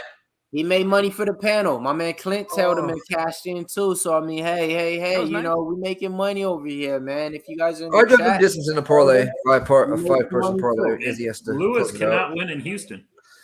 Lewis cannot win in Houston. Lewis is gonna talk about retirement or something after this, man. Just because what more is there to do? You got knocked out He by was winning that whole fight, right, in You my got beat opinion. by Cyril Gahn. You already hit the Oh. pinnacle of your career, fought One for the elbow. belt once or twice, made the big money and shit. I One wouldn't be elbow. surprised if he hangs it up. I know Billy was on Ty as well. Shout One out to my elbow. man Billy Briz. Cashing that shit. He was Shout out looking to good. Big- Ty was freaking. Oh man. Ty is something mean- else, dude. Ty was hurt. I mean, it was that's kind of what we expected in the first round. They both were hurt, but Ty just weathered it better. There you It go. was weird. That shot that hit him, I guess it was off his It was like equilibrium. bro, and that shit just dropped him. When I mean dropped him, Yeah. it dropped him like a sack of potatoes. His body just went, hey, y'all, I'm out. Yeah. I see it there. Like didn't even it wasn't a stumble. Let me catch myself. It was clean. And like I said, Tuivasa when he got hit. So when he got hit by Greg Hardy, he got chicken legs. This shit, every punch, he standed there, bro. He took that shit. That's why I was like, oh, he got a chin. Like I said, man, Ty Tuivasa, man, you from the area. Hey, Nick, yo, some shit, some call outs, man. Let's go, man. Let's fucking go. I don't know what else to tell you. I'll be back, Very, very guys. surprised at Lewis's performance. My man Billy in the motherfucking chat, man. Cashing that shit, man. Shout out to Billy Brisbane out there, man. He said, I guess they said he had Tuivasa as well. So let's motherfucking go. I lost that parlay. Didn't hit, you know what I mean? I had it for, what was it? It was going to be motherfucking Wells, Izzy, and Lewis plus 225. I needed Izzy and Lewis to close it out. That shit ain't happening tonight. No, But man. it is what it is. Be Jizzle, man. Lewis went to sleep in his hometown. Yeah. Again, well, he didn't go to sleep the last time. He just folded up. Yeah. Lewis, If I was him, I wouldn't fight in Houston ever again. I always love to fade too, man. I always love to fade, but I fucking became a believer. Let's get started on the next fight, boys. 3 units, Bobby Green, cash. I wonder how fast we're going to run this fight up. Let's see. Kyler Phillips to win by Nah, it's gonna Yeah, come. we a got minute. some stuff playing in the background, man. They're gonna have a minute before this We fight got comes stuff up. playing in the background, though, man. But yeah, they're gonna have a Come on. minute before this fight comes up because for one, it was finished in the second round. For two, It's the main event title fight. They need to build up the story, show the highlights of the first fight, stuff like that. Still got an hour long of the broadcast. So definitely, man, if we got one more fucking fight to get all our bets, props, and parlays right. So, man, it's been some bangers though, right? For the main card. Yeah. So far, I It's mean, been right now, one hell of a fight night, guys. I have a lot parlayed with Izzy, so I have to put a little bit down on Whittaker to guarantee a win tonight. Fortunately, we have to do it. I'm not that sold on Izzy yet. So let's speak about the first fight. Where was y'all out on the first fight, man? Me, I was on Izzy because I've been on Izzy ever since he came in. I bet him just because he hasn't lost for me yet. I didn't give a fuck what the price tag was. I think it was like minus 240 and shit like that even when the first fight got announced and shit like that. But where were you guys out on the fucking first fight? I did think out of all people, though, that would be the guy to beat Izzy. Was Robert Bobby fucking Knuckles, all diverse fighter, all put together, and everything like that. When I seen his ass get fucking lit up in the first round, I was so shocked. It reminded me of the TJ Dillashaw and Cody Garbrandt fight when TJ got knocked down in the first round, but then he finished Cody Garbrandt in the fucking second round and shit. But where is you guys at on the first fight? Like, how'd you guys in the first fight? Well, back to Marvin Vettori. Recently with Izzy, him taking him down the first round and then just kind of getting overzealous and losing the position after like a minute. That's when I was like, all right, if Whittaker can actually input that game plan like Jan Blachowicz at a bit, the thing is, Jan is a lot bigger than Whittaker. So will we be able to keep him down? I don't think so. I don't. I love Whittaker as a fighter, personally, the whole nine. I love Izzy as a fighter as well. I think he's a little bit too Conor McGregor-ish for my liking. But, yeah, man, I think it's going to be same thing. Either inside the distance or pretty unanimous decision. And at that note, I'm drinking motherfucking beer. So what did you have on the Yeah, it's going to be hard. He goes, yeah, it's going to be hard. Oh, hold on. Before you I got to watch this. I just got the over 4.5 on this one. I didn't want to pick a side. I think Israel Adesanya makes sense being the favorite, but minus 300 is a little bit much. I didn't parlay him with anybody. And then I can understand people saying this was a pick 'em before the values on Robert Whittaker because, he's kind of leveled up and evolved since that first fight. So, 275, 250, whatever. It's a bit much on a former champion like the Reaper. I'm picking Israel Adesanya, but I just think this fight is going to play out a lot more tentatively. I think it's going to be a lot more point fighty, and I think Rob's going to try and mix in the grappling a lot, which will slow the pace down. So I just got the over. The over. Liam, after you do that shoey. Yeah, so I basically will tell you how I feel about this fight. I got this secured, so we're ready to go for that after, but I do want to get this out to the people. I did play on the tracked bets today, quarter unit on Whittaker to win by decision at plus 550. When you look at Whittaker's recent fights, he's not finishing people, right? It's been a while. However, he does still find opportunities to hurt people. He's just a lot more patient. What I saw in the first Adesanya fight, he gets overextended. He gets into the pocket too much. He was honestly fighting emotional. He was fighting aggressive. This fight, I expect him to fight much more composed, much more measured. Not to say he's going to win the fight, right? My official prediction on this fight was Israel Adesanya by 4th round TKO. He's got the height. He's got the reach. He's got the power. The difference is I have seen the faults in Izzy's game. I have seen him fail to cover that minus 250 price. Split decision versus Marvin Vettori at minus 250. I think it was an outright loss to Jan Blachowicz as a minus 250 favorite. I bet him there, full disclosure. So I think that Israel Adesanya has gotten a ton of respect. You've had to pay just an ever so slight tax on Israel Adesanya on the line, but truthfully speaking, he's been lined mostly appropriately. The difference is, guys, Robert Whittaker is one of the most astounding underdogs in UFC history. 6-2 for a 75% win rate. And on top of that, he's producing 80% ROI as an underdog. The guy has been, you know what the average price on Robert Whittaker's money line has been in the UFC? Minus 116. That's a 54% indication, and the guy has an 80% win rate. Y'all do the math. 12 out of 15 UFC fights, this guy has won or went to a draw. But still, like, the guy has basically justified his price, and he's been an underdog way too many times. I don't know that he's going to win this fight, but I do not feel comfortable playing Israel Adesanya at this money line price. And I think that the value is slightly on the underdog. I think plus 250 is a good line on the money line for Rob Whittaker. But other than that, in fact, I'm seeing that now pop up on Bet Online.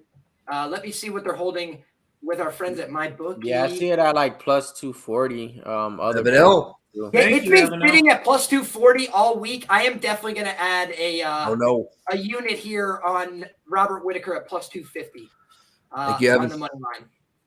Wonderful catching that TKO, KO, right, Liam? But I say Bobby Knuckles has a clean left, right? Head kick. Izzy should win, but feeling the reaper. Love it. Love it. Big Show, what you got on this last fight of the night? Evan, cheers to you, my brother. You probably got something going with it.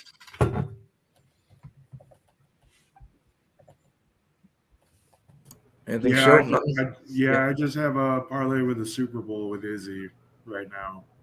Who you got in the bowl? I got the over 59.5 parlay with Izzy. Over 59.5. Wow. Alt line. Hey, let us know when you're ready for a shoe. We'll pull you up on the main screen and anything like that. That'd be one hell of a Super Bowl if it went over 59.5. It would be. I just needed over 48 to cap. A lot of people are betting the under.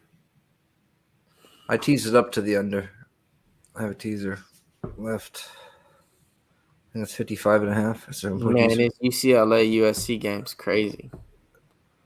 Coming down on like the last 17 seconds, 3-point game. Yeah, man. Like K Reese said, Izzy's just different, man. Prototype type striker, man. Number one middleweight in the world, number one striker in the fucking world. A lot of people don't got that title next to their name. One thing I did notice about Robert Whittaker, everybody that he lost to, he never even tried to fight them to redeem himself and get that loss back. That type of mentality.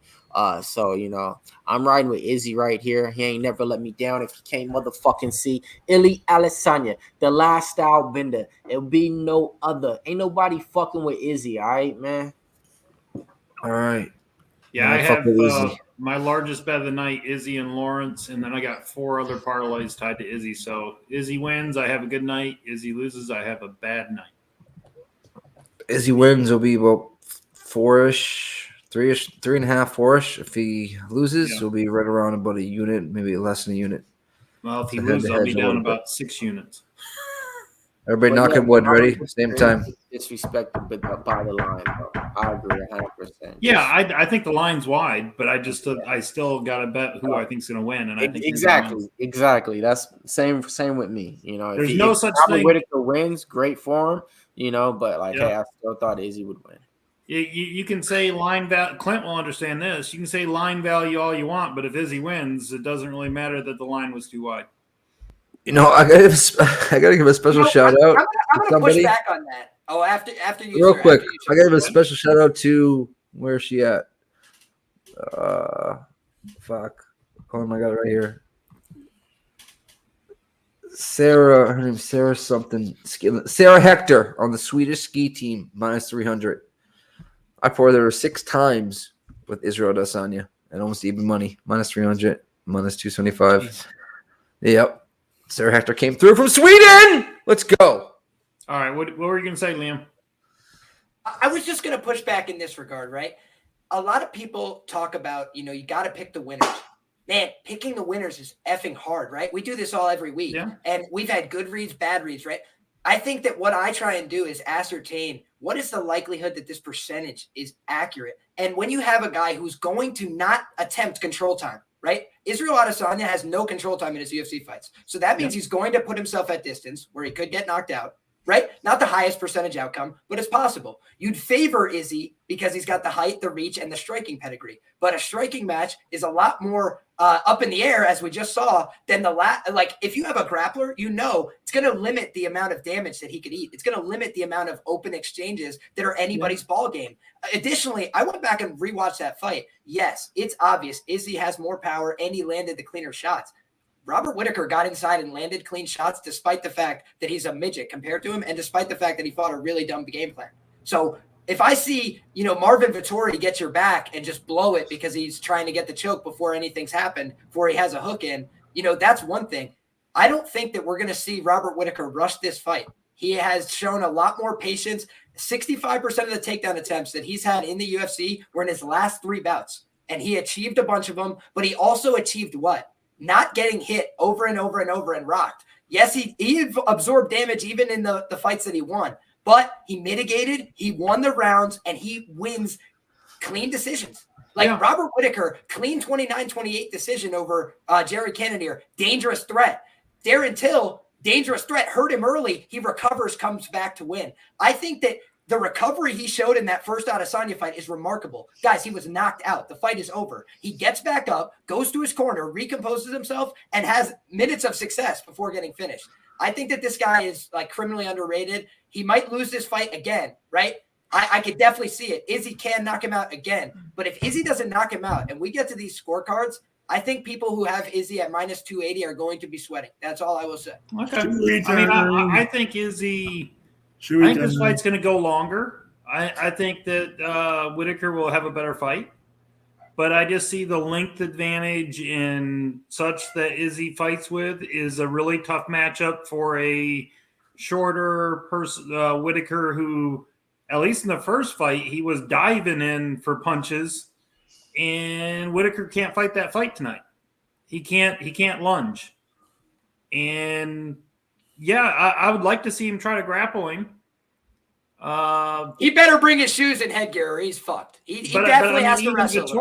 Even Vettori, who I would say is a better grappler than Whittaker, struggled with that.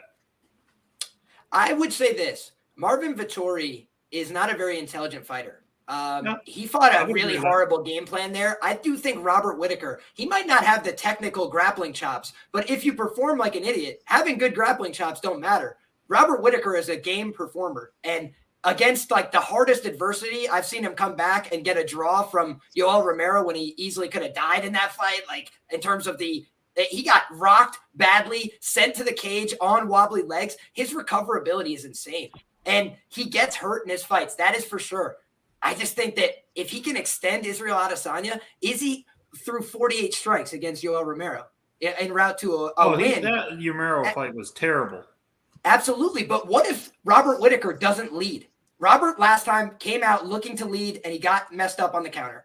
I think that they're going to stand there and stare at each other. And when Izzy comes forward, Rob will level change or try and counter him. I think that makes it a much closer fight. Izzy can't lead very well. And when he had to, he threw very few strikes against Yoel. So I just think that that's concerning. I think Izzy was. See, with Yoel, though, he let him sit back. Izzy was more against Yoel. I think he was respecting the power. And I don't think Whittaker's got the power of Yoel, but I think he's probably got enough to knock Izzy out if he hits him with a clean punch. But we'll see. Should be a good fight. Hey, yo, Liam, can you do me a favor, man? Can you take a shoe right now and just like drink the fuck out some beer right now with that shit? There we go. I don't. There we go. I have a black and tan. I don't even drink this shit. How much did you cash? Decide. 5 units, 5 Tuivasa plus Do it from the side. Do it from the side. Give it to the side. Yeah. Trust me. Oh, shit, God. He didn't listen. Yeah, the side. Yeah. There you He go. didn't listen. There you go. There you go. Let's go. He got You it. need to go out right before the main event. You need to go out before the main event. Okay, you little brat. Whoa! Come on, boys. Close, Liam. Close. I'll give you 8.5 out of 10. Already finished it. I'll give you 9. My God, that was disgusting, boys. Absolutely horrifying. You fucking telling me. Holy shit. Nick's probably done 100 of them. I'm never betting 100. Tuivasa again. The cost is just too high. The cost is just too high. Oh, beautiful. Yep. Congratulations. Somebody in the chat Welcome said to the that looked club. like motor oil. Yep. Hey, Liam, and great analysis. I agree with a lot of shit you said. You know what I mean? And this fight right here is kind of like this. Both these guys cleared out the division as well.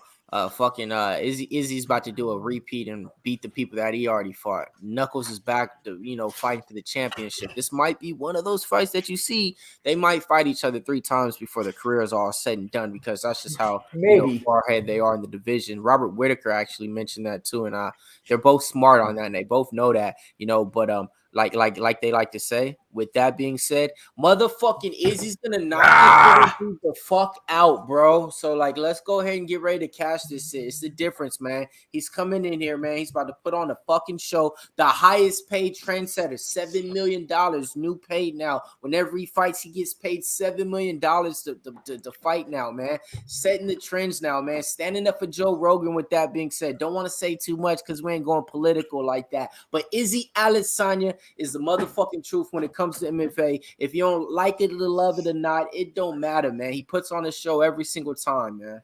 Izzy did stand up for Joe, and he did it pretty emphatically. Mm-hmm. He's got Joe back. Yo, my. Did you do a shoey too, Nikki? Did I miss it? Wow. No shoey tonight. What a You might not time, see me. boys. You might not What a see me time. afterwards. Yeah. I just counted my beer count. I'm at around 12. Oh my and a half. God. My God.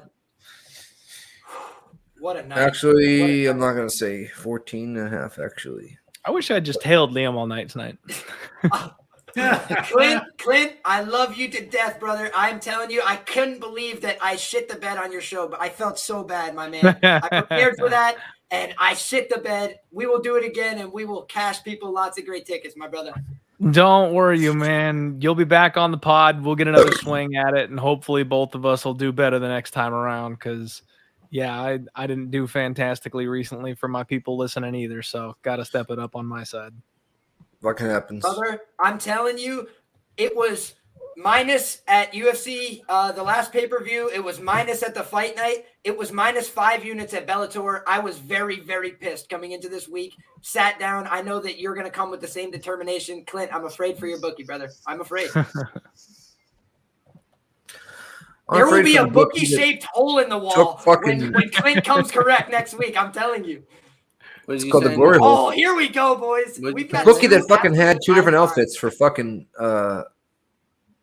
Bruce. Same outfit all night. Notice I'm very unimpressed. I'm very unimpressed. Notice how respectful this is. Last time they were mouthy, they were uppity, they were emotional. A lot more calm, measured, composed from both guys. Because it was to show who the king was. They kind of know now. You feel me? It's like you ain't got that no more. It's like, all right. Let's see. Israel's taking the center. He's operating behind a left jab. Looking to feint, switching stances here, offering different looks. Rob Whittaker coming out composed, open hands, standing in the orthodox stance, moving backwards, looks for an outside low kick, falls short. Israel Adesanya standing on the monster logo, evades the intercepting lead leg low kick, finds an inside low kick of his own. Very smooth, flowy fight thus far. Both guys not looking to engage, not looking to rush into the pocket. We're seeing a lot of measure, a lot of composure. Both guys looking for their leg attacks early, and they're trying to find their range, Izzy's the first to poke away with that jab, unable to land. But he's starting to create, that feinting threat on Rob. Putting a couple of Israel. Beautiful job by Israel there to draw out a kick from Rob and then easily retract the leg. I think that Israel, one of the things he does beautifully well is he starts timing his opponents early on in fights. I'm kind of surprised to see Izzy on the front foot here, but what that means is that Izzy is going to be looking to lead, and I do think that's going to make it a challenging fight for him. 32% of Israel Adesanya's strikes are thrown to the leg, and so I do think that in this fight, when forced to lead, Israel goes to the leg kicks even more than normal, and I do think Rob's a tough enough guy to take some of these kicks and keep coming forward. So he even punches that thigh a lot too. Look at how quick Izzy is, man. Yep. And when he strikes, he's not out of place. It's not like he has to gather his composure to get back in distance. He's right there ready to throw another strike. For the people out there that know about striking, that's fucking excellent. Oh, that was a beautiful counter left hook from Rob Whittaker. And then when Israel tried to come back into range, he stomped right on that knee beautifully. When you want to do a low line side kick, it should look like Robert Whittaker is just there.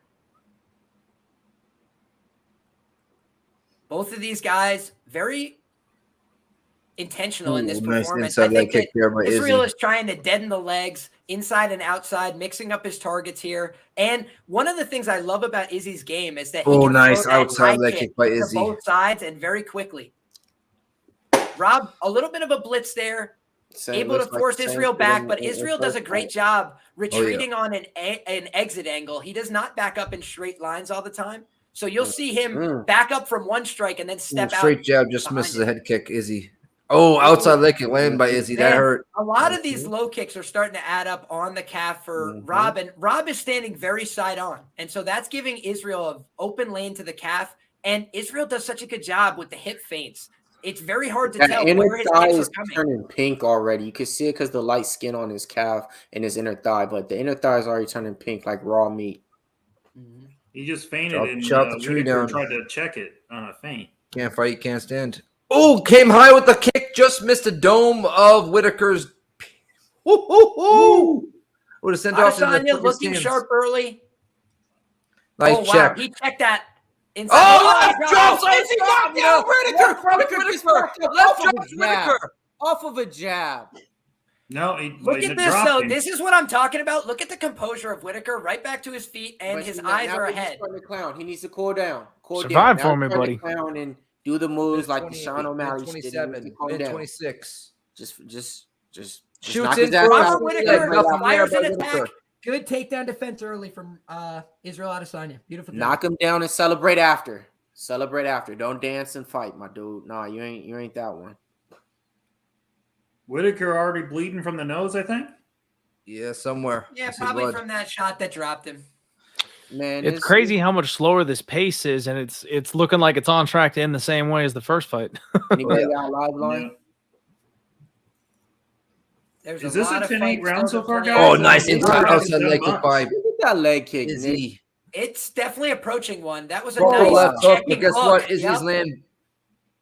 That was a nice checking hook from Israel with the left hand. Like it's Izzy is a fucking man. I try to tell people, man, striking is just man. That a teeth, Terminator. that teeth kick up the middle is right there, just right in his jaw. I'm just seeing it happening. Look at him. Look at that sprawl. Look at that takedown tried by I think Whittaker. that this is actually essential for Rob, though. Rob is at least introducing the threat of a takedown. If you don't introduce the threat, it's going to be a 0% chance you win. Brutal open side body kick.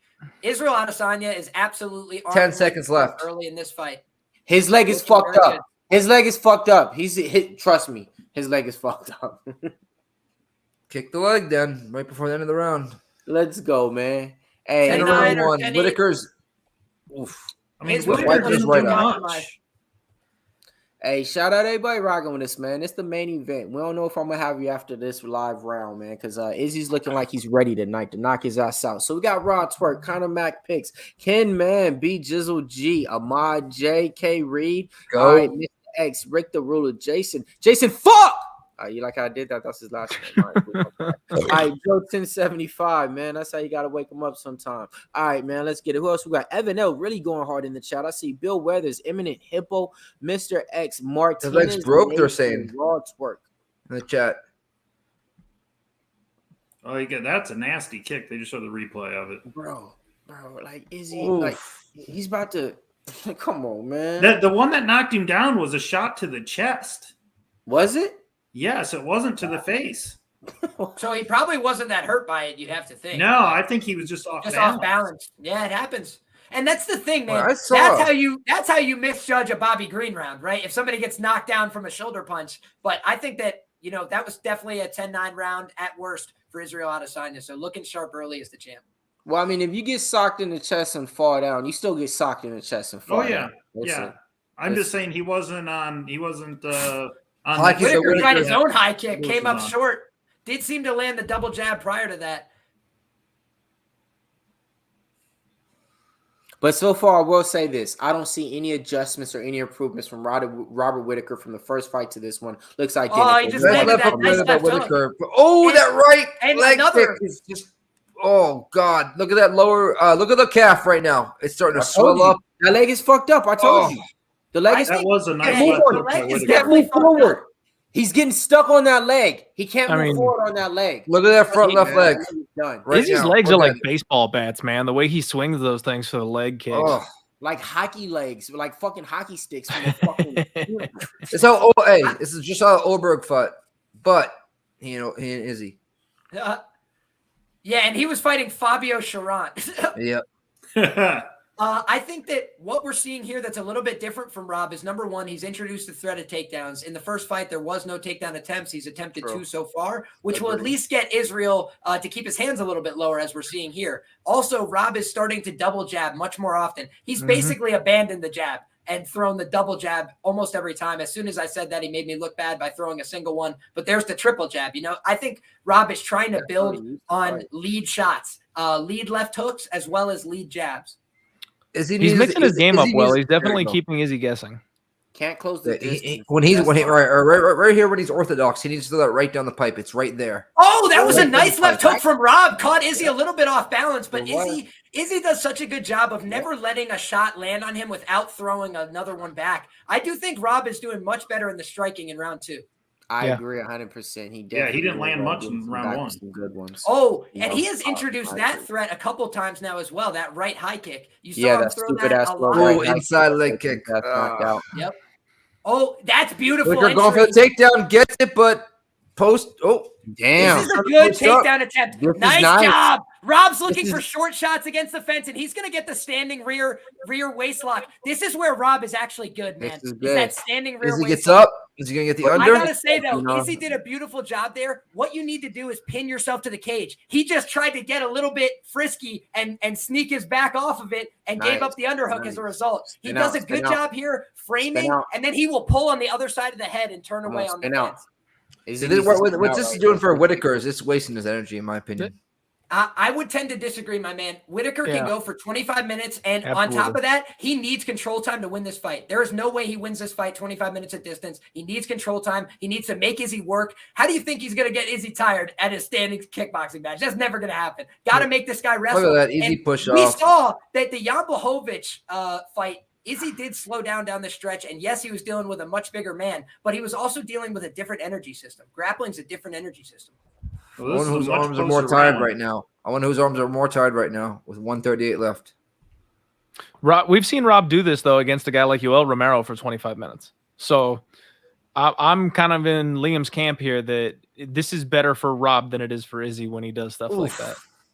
Rob did a good job blocking that initial high kick, and even the second one landed partially. I think it also landed on the elbow. It was first one that landed. The second one, didn't land. I need more rounds like this to get my over. Just grind. This is the kind of fight I expected to see. Izzy is still looking like a guy who's a lot sharper and more confident. Nice jab, nice kick.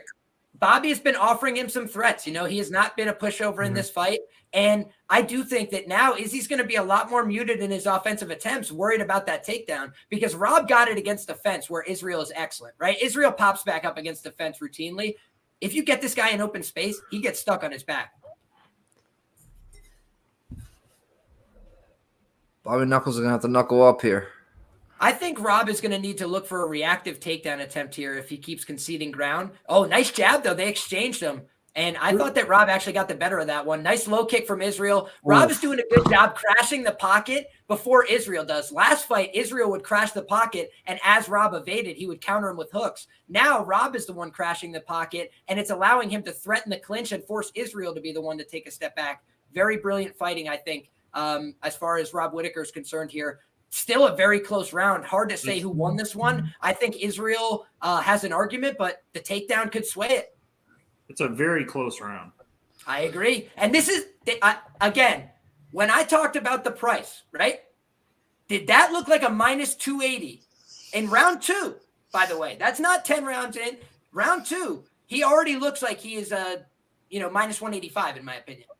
I don't think he's blowing him out of the water. He could still finish. He does still have the height, reach, and power. But those are competitive minutes on the feet. And optically, the takedowns and cage control, Israel will never get them. So only Rob's going to threaten that the rest of the way.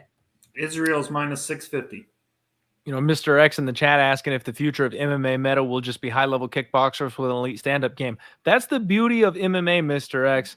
The meta is always going to be a game of paper, rock, scissors, because you'll get these guys like Israel Adesanya that's a kickboxer with elite stand-up. You're going to get a wrestler. There's no elite wrestler in this division right now that can really take advantage of Izzy's potential weakness. But in other weight classes, you see guys like Kamaru Usman where he doesn't have the elite striker with the counter grappling. So the grappling rules at 170, like it's always going to be an ever shifting thing. And that's why we love this sport so much. It's never going to settle on someone like that for too long.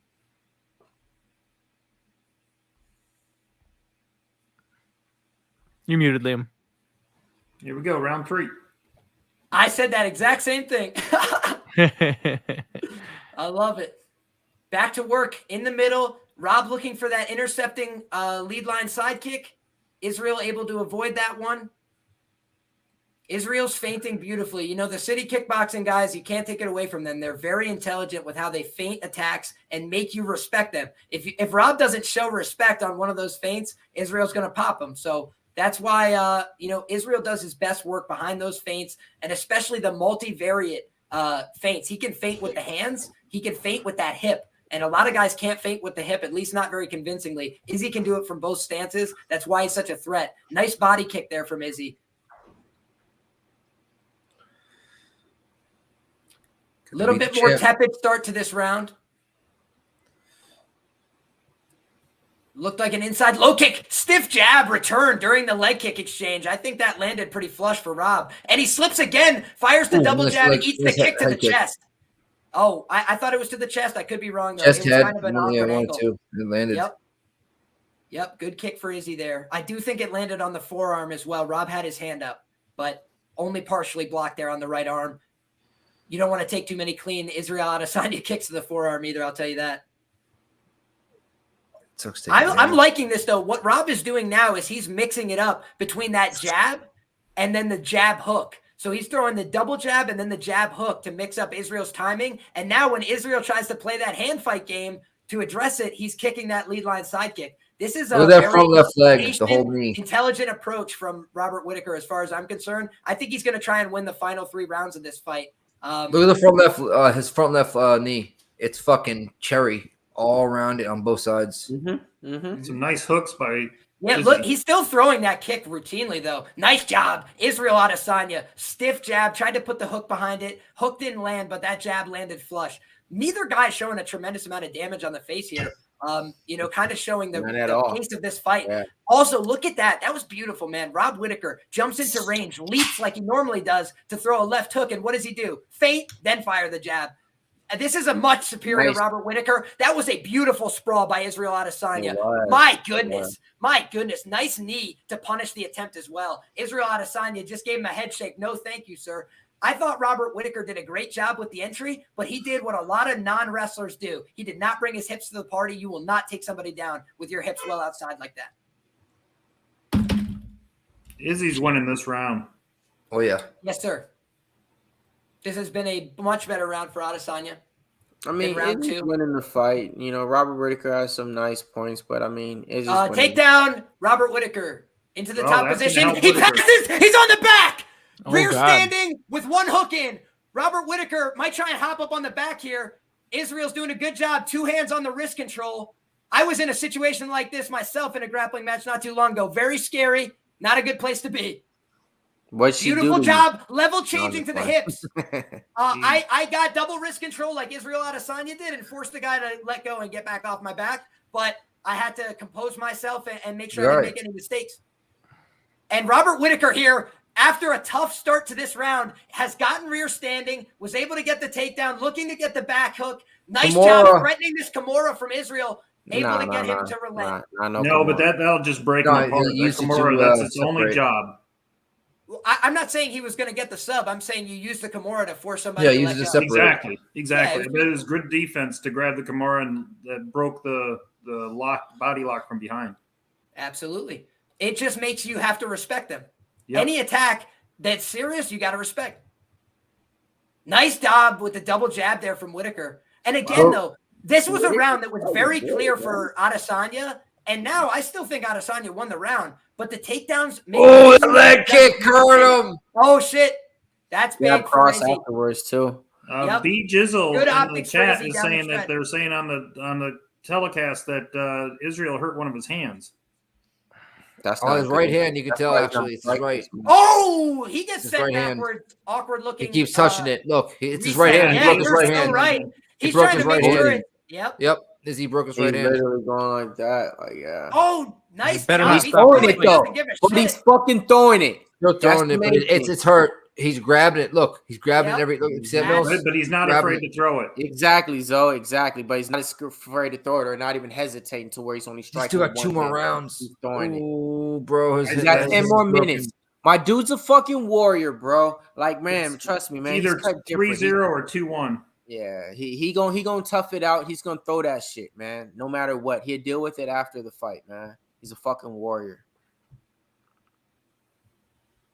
But hey, Ooh, someone's I will hand's say broken, this. man. This is like this is a good fight, man, because this is pushing Izzy. Even though Izzy's probably like dominating the fight or winning, this is pushing him though to where you want to see, and like no other person really been pushing him like this and shit. So I will say this is like a hella good fight, If he keeps fucking showing his hand like that, then it's broken. They'll fucking call the fucking fight off the commission. So you gotta look at that. I mean, I'm being dead ass serious. Yeah, this is Texas. They He's let my guy Will Knight fight up 12 pounds. They ain't stopping this shit for a broken hand. He's fucking holding his fucking right hand in his left hand. I tend to agree. As long as they're not going to stop fighting unless Izzy stops it. If he winces, he throws a fucking shot and winces once. Maybe I in think you're going Nevada. to see him do the same thing this round. He's going to be holding that right hand. He's still going to let them both go. You see, he comes right out and he's holding that right hand again.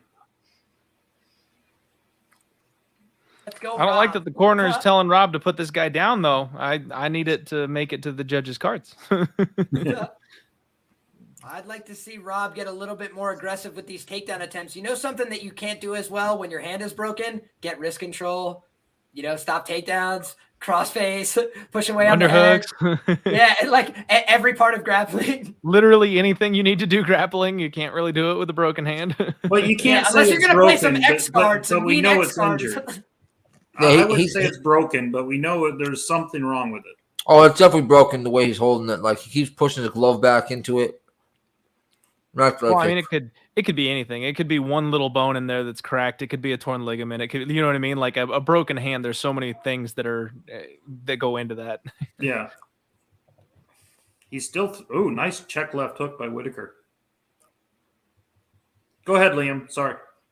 No, you're good. I was just watching the fight and captivated right now. Both guys looking for their opportunities. And I will say this, man, the head movement of Adesanya is impeccable. I would have liked to see Rob throw more body punches in this fight. Now he shoots the takedown. Rob Whittaker is on top, consolidating the position, looking to take the back here. Once again, hops on rear standing. He's on the back, rear standing. Rob Whittaker might have a chance to steal the fight or the round. He's under the neck. Wow. Oh, no. This is getting dangerous for Israel. Rob Whittaker under the neck. Yeah. He's got two. Now he lost it. Beautiful job with the wrist control. Wow. Izzy, what a gangster. Again, navigates a bad position, but Rob Whittaker came here to fight. Wow, and took him right off his back. He came to get his title back, man. He is not here to F around. What a fight. Both guys came to play. I think Izzy is showing a little bit of signs of wear, though. He's starting to open that mouth a bit. Mm-hmm. Nice job kicking the body, though. He's done a beautiful job. Izzy doesn't throw the shin to the body. He throws the knee right at your He's going to ribs. fight from one stance vicious, right now. dude. Yeah, and Whittaker's doing a lot of lateral movement and resets here. He's probably going to look for another reactive takedown attempt, I'd have to think. Oh, my God, that head movement from Whittaker was impeccable. This is a pound-for-pound fight, guys. What the heck? These guys are both elite. This is the fight we thought we were going to get the first time. Yes. Correct. Nice right hand return by Robert Whittaker. He slipped both of the offerings from Izzy there. Rob, with a patient jab and an elbow guard, just got out of dodge for free. He's doing beautiful work. Inside low kick hurt him, though. Israel pointed to him after. Oh, he tried that high kick behind it. That's where Israel's dangerous, man. He did land a couple of those on Rob. Did you see that? Rob Whittaker with the double jab left hook to close. Beautiful work. Off the lead hand. Rob Whittaker not getting overextended on the overhand rights tonight. Beautiful adaptation, I would say. Hard outside the low second kick round checked was by really Israel. close, and I think this round's really close. Yep. Rob Whittaker by decision at plus 550. Not looking so dumb now, is it? No, not looking bad at all, man.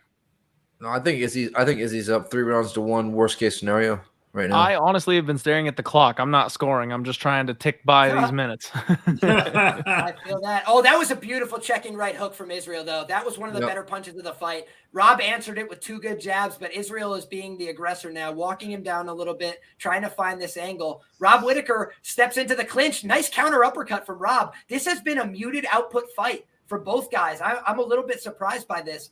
But these are the significant strike counts. Maybe the total strike counts is a bit higher, but even still, a lot less significant offense than we saw Rob Whittaker attempt just in that first round of the first fight. It's kind of crazy the difference in pace here.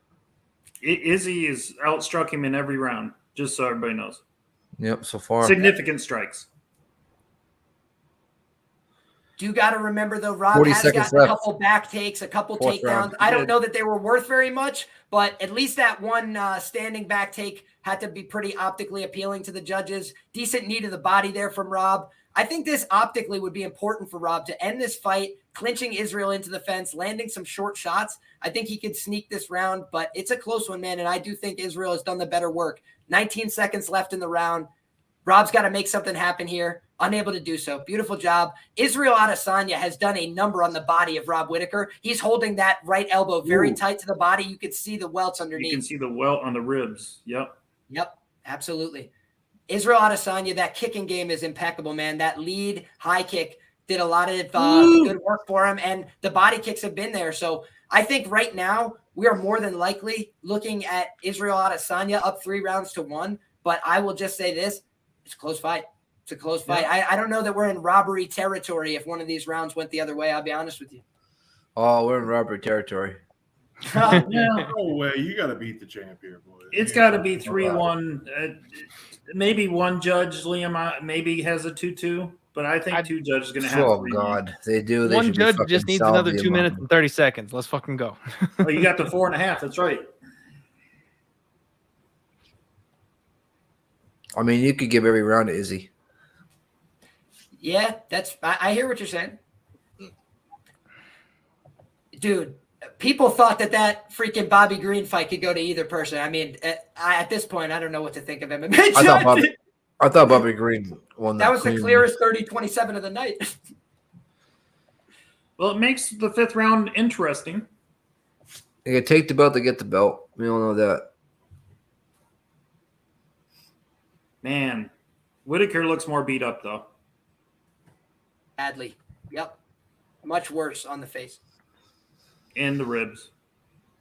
And the leg. I mean, yeah, 1,000%. Izzy's leg kicks, I think, are a huge difference in this fight. They absolutely have been. And again, 36% of his strikes are to the leg. So diminishes the movement of his opponent and then starts picking him off with the other shots. He literally took a page out of Anderson Silva's book and just made it better.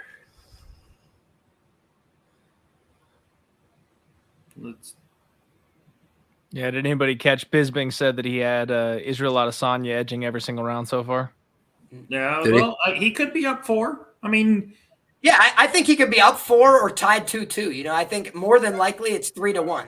But I'm seeing a lot of people on Twitter saying 2-2. Wow. I think it's I think there's also a lot of Whittaker bettors. Yeah. There are a lot of Whittaker bettors. I think it's 3-1.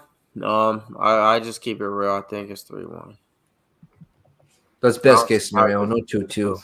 Come on. But if I'm Izzy, I'm not taking this round off. I'll tell you that. No, not at all. Keep ticking.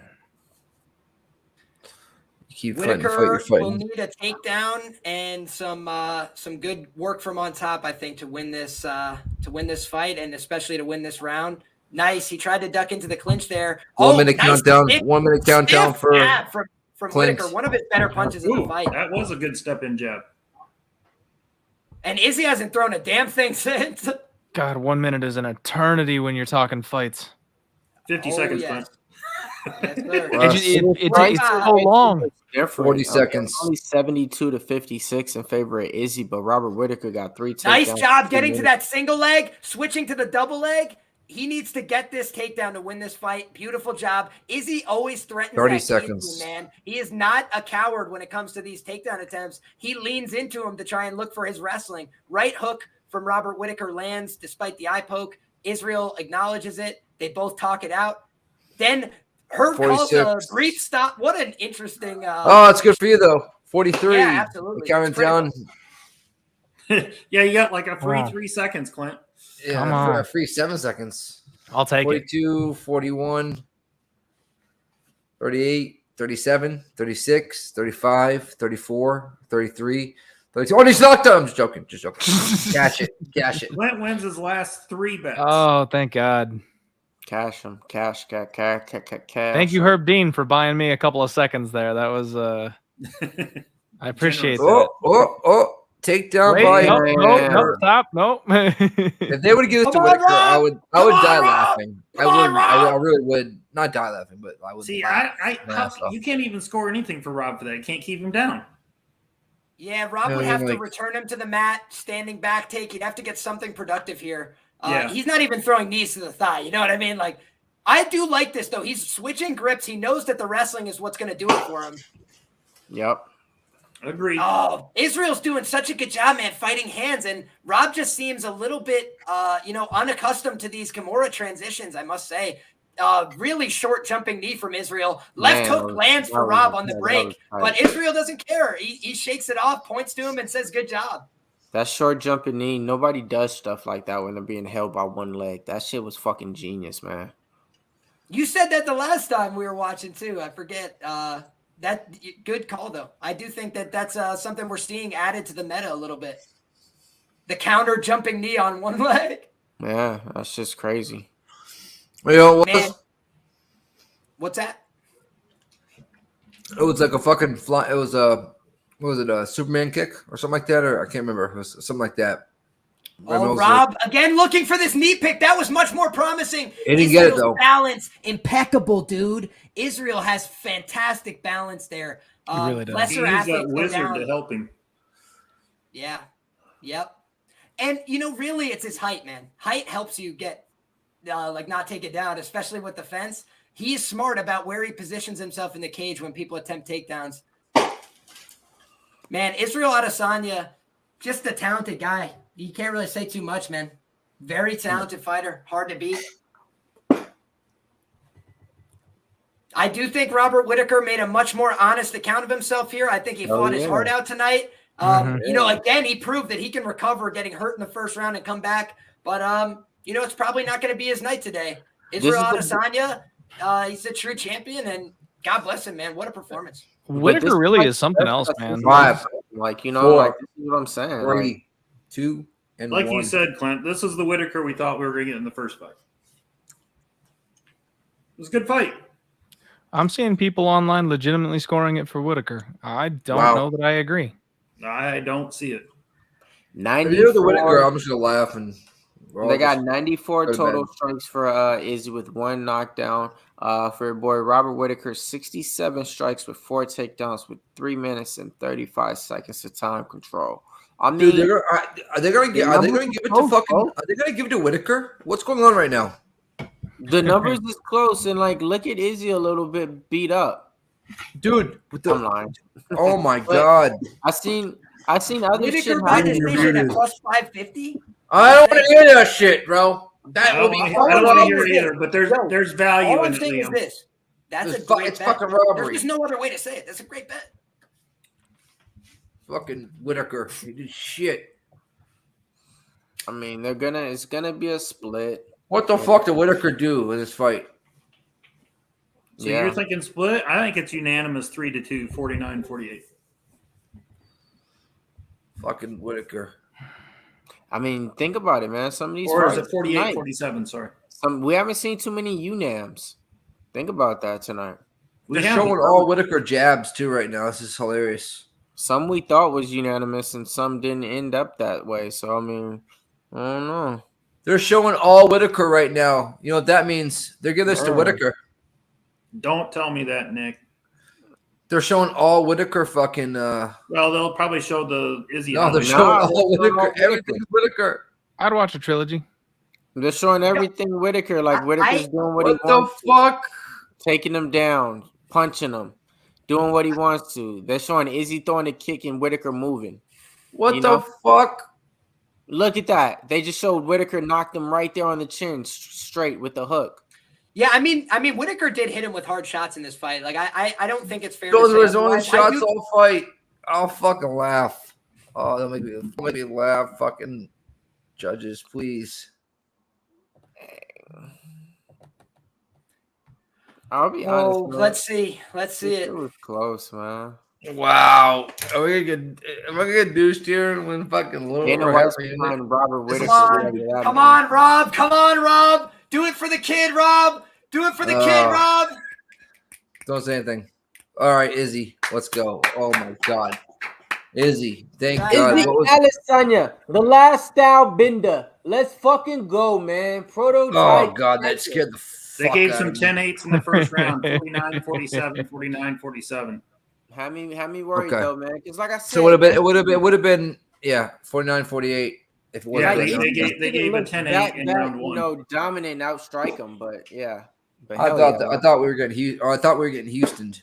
Holy shit! Nah, they know. Wait, was that a unanimous then? Yeah, it was Yes. unanimous. Okay. Okay. You, And what you were had the that right, scorecards you there? know. 49, 47, 49, Go, 47, 48, 47. Damn. Okay. Hell yeah.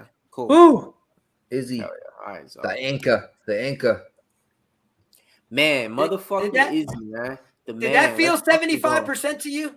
Just I felt asking. better. It was close. I mean, it felt like at Liam round one, round three, that felt like 75%. 2, 4, and 5 were much closer. Much closer. I agree. And Only I closer really do because believe fucking that the broken Adesanya hand. won the round. I think he won that Hey, fight you're right for though, sure. Nick. But Probably because of the K broken hand. Reed Fucking saying broken that hand. Izzy If you said could throw he that didn't have right a like you broken wanted hand. to, fucking. Yeah, you're right. I'm telling you, there's Everybody- a problem with that hand. If it's not broken, he definitely held it too much for it not to be something. Oh, he was holding the whole time. Hit that sub button, guys, if you guys are new. Please hit notification as well 3 times a day at least. We are going live. Everybody here, Zoe, where can they find you, brother? Jacksonville Zoe on Twitter. It's at Zoe with a bunch of numbers after it. I don't have memorized, so people have found me on there. So just Jacksonville Zoe Twitter. Jack's out. Mills, where can they find you, brother? Yo, right there. How it go? Oh, the name's not on there. Izzy one. MMA Locker Room, man. One of my best plays and picks. Follow me on Twitter, Instagram, interviewing your favorite fighters, telling them everything. You're too scared and you won't. So everything, that's where you need to follow me at. Besides that, man, check out everything on the content, Pub Sports Radio Live. Hey, the Discord, that's where it always goes down. You don't got to wait till if you want to see these fellas, man. They might be in the Discord popping around sometime. That was a fuck yeah. Liam, where can they find you, brother? absolutely, guys. Last week I shit the bed with my gig at Scores and Odds. I gave out 4 losers. This week I gave out 4 winners, so I'm glad to get back in that circle. That was Jared Cannonier, Maxime Grishin on the money line, as well as Tai Tuivasa on the money line, and Kyler Phillips by sub. So very happy with how this night turned out. It was plus 20 units for me tonight. That is an outlier. That is my best event ever. I'm glad I was here to share it with you guys. God bless you all. I appreciate your support. Roto Grinders, thank you guys for your support. I had Israel as my pick, Whittaker as my small bet there. And, man, I'm just happy to have another opportunity. We be pubbing each and every week and keep coming back. We're going to keep getting better. So, everybody, have a great night. I hope you guys enjoyed the fights. It was a pleasure to be here speaking with you. And Pub Sports Radio, follow Pub Sports Radio on Twitter. Yes, on Twitter. Clint, where can they find you, my man? You guys can find me at Die MMA Pod on Twitter. I'm just about to break down and recap all of my awful bets this evening and give my legitimate thoughts on them. I do my Die Hard MMA podcast on Mondays live right here on Pub Sports Radio. Down about 10 units this evening, minus 9.8, I believe is what it ended up being. So came in strong with those last 2 picks of the night. And thank God, even though it's not tracked on my record, Liam got me on Tai Tuivasa to save a couple shillings there as well. Probably the roughest night that I have had of the year, hoping I can bounce back like Liam did next week. Before you wrap it up, Nick, because I know you are. Hey. The reason why you need to follow fucking Pub Sports Radio and follow them on the website and the Twitter and everything, because they putting out the best fucking gambling plays and picks. Tone's putting out level plays. My man Slaughter's putting out college picks and soccer picks. They're cashing at a rate to where you can't miss and wait. So that's why you need to follow fucking Pub Sports Radio at the Twitter and at the website on there. Just go on there. The plays are getting put out daily. Slaughter's putting them out. All the cappers on Pub Sports Radio are putting them out. That's why you guys need to get in tune. All right? Go ahead, Nick. Yes, sir. Mr. Fat Fist on Twitter. You can follow me at, like Mills just said, Pub Sports Radio on IG, Pub Sports Radio on Twitter. Make sure to hit a follow. And till next week, we'll be back cracking at it again. Adios, guys. Peace. Later. Tuivasa is forever.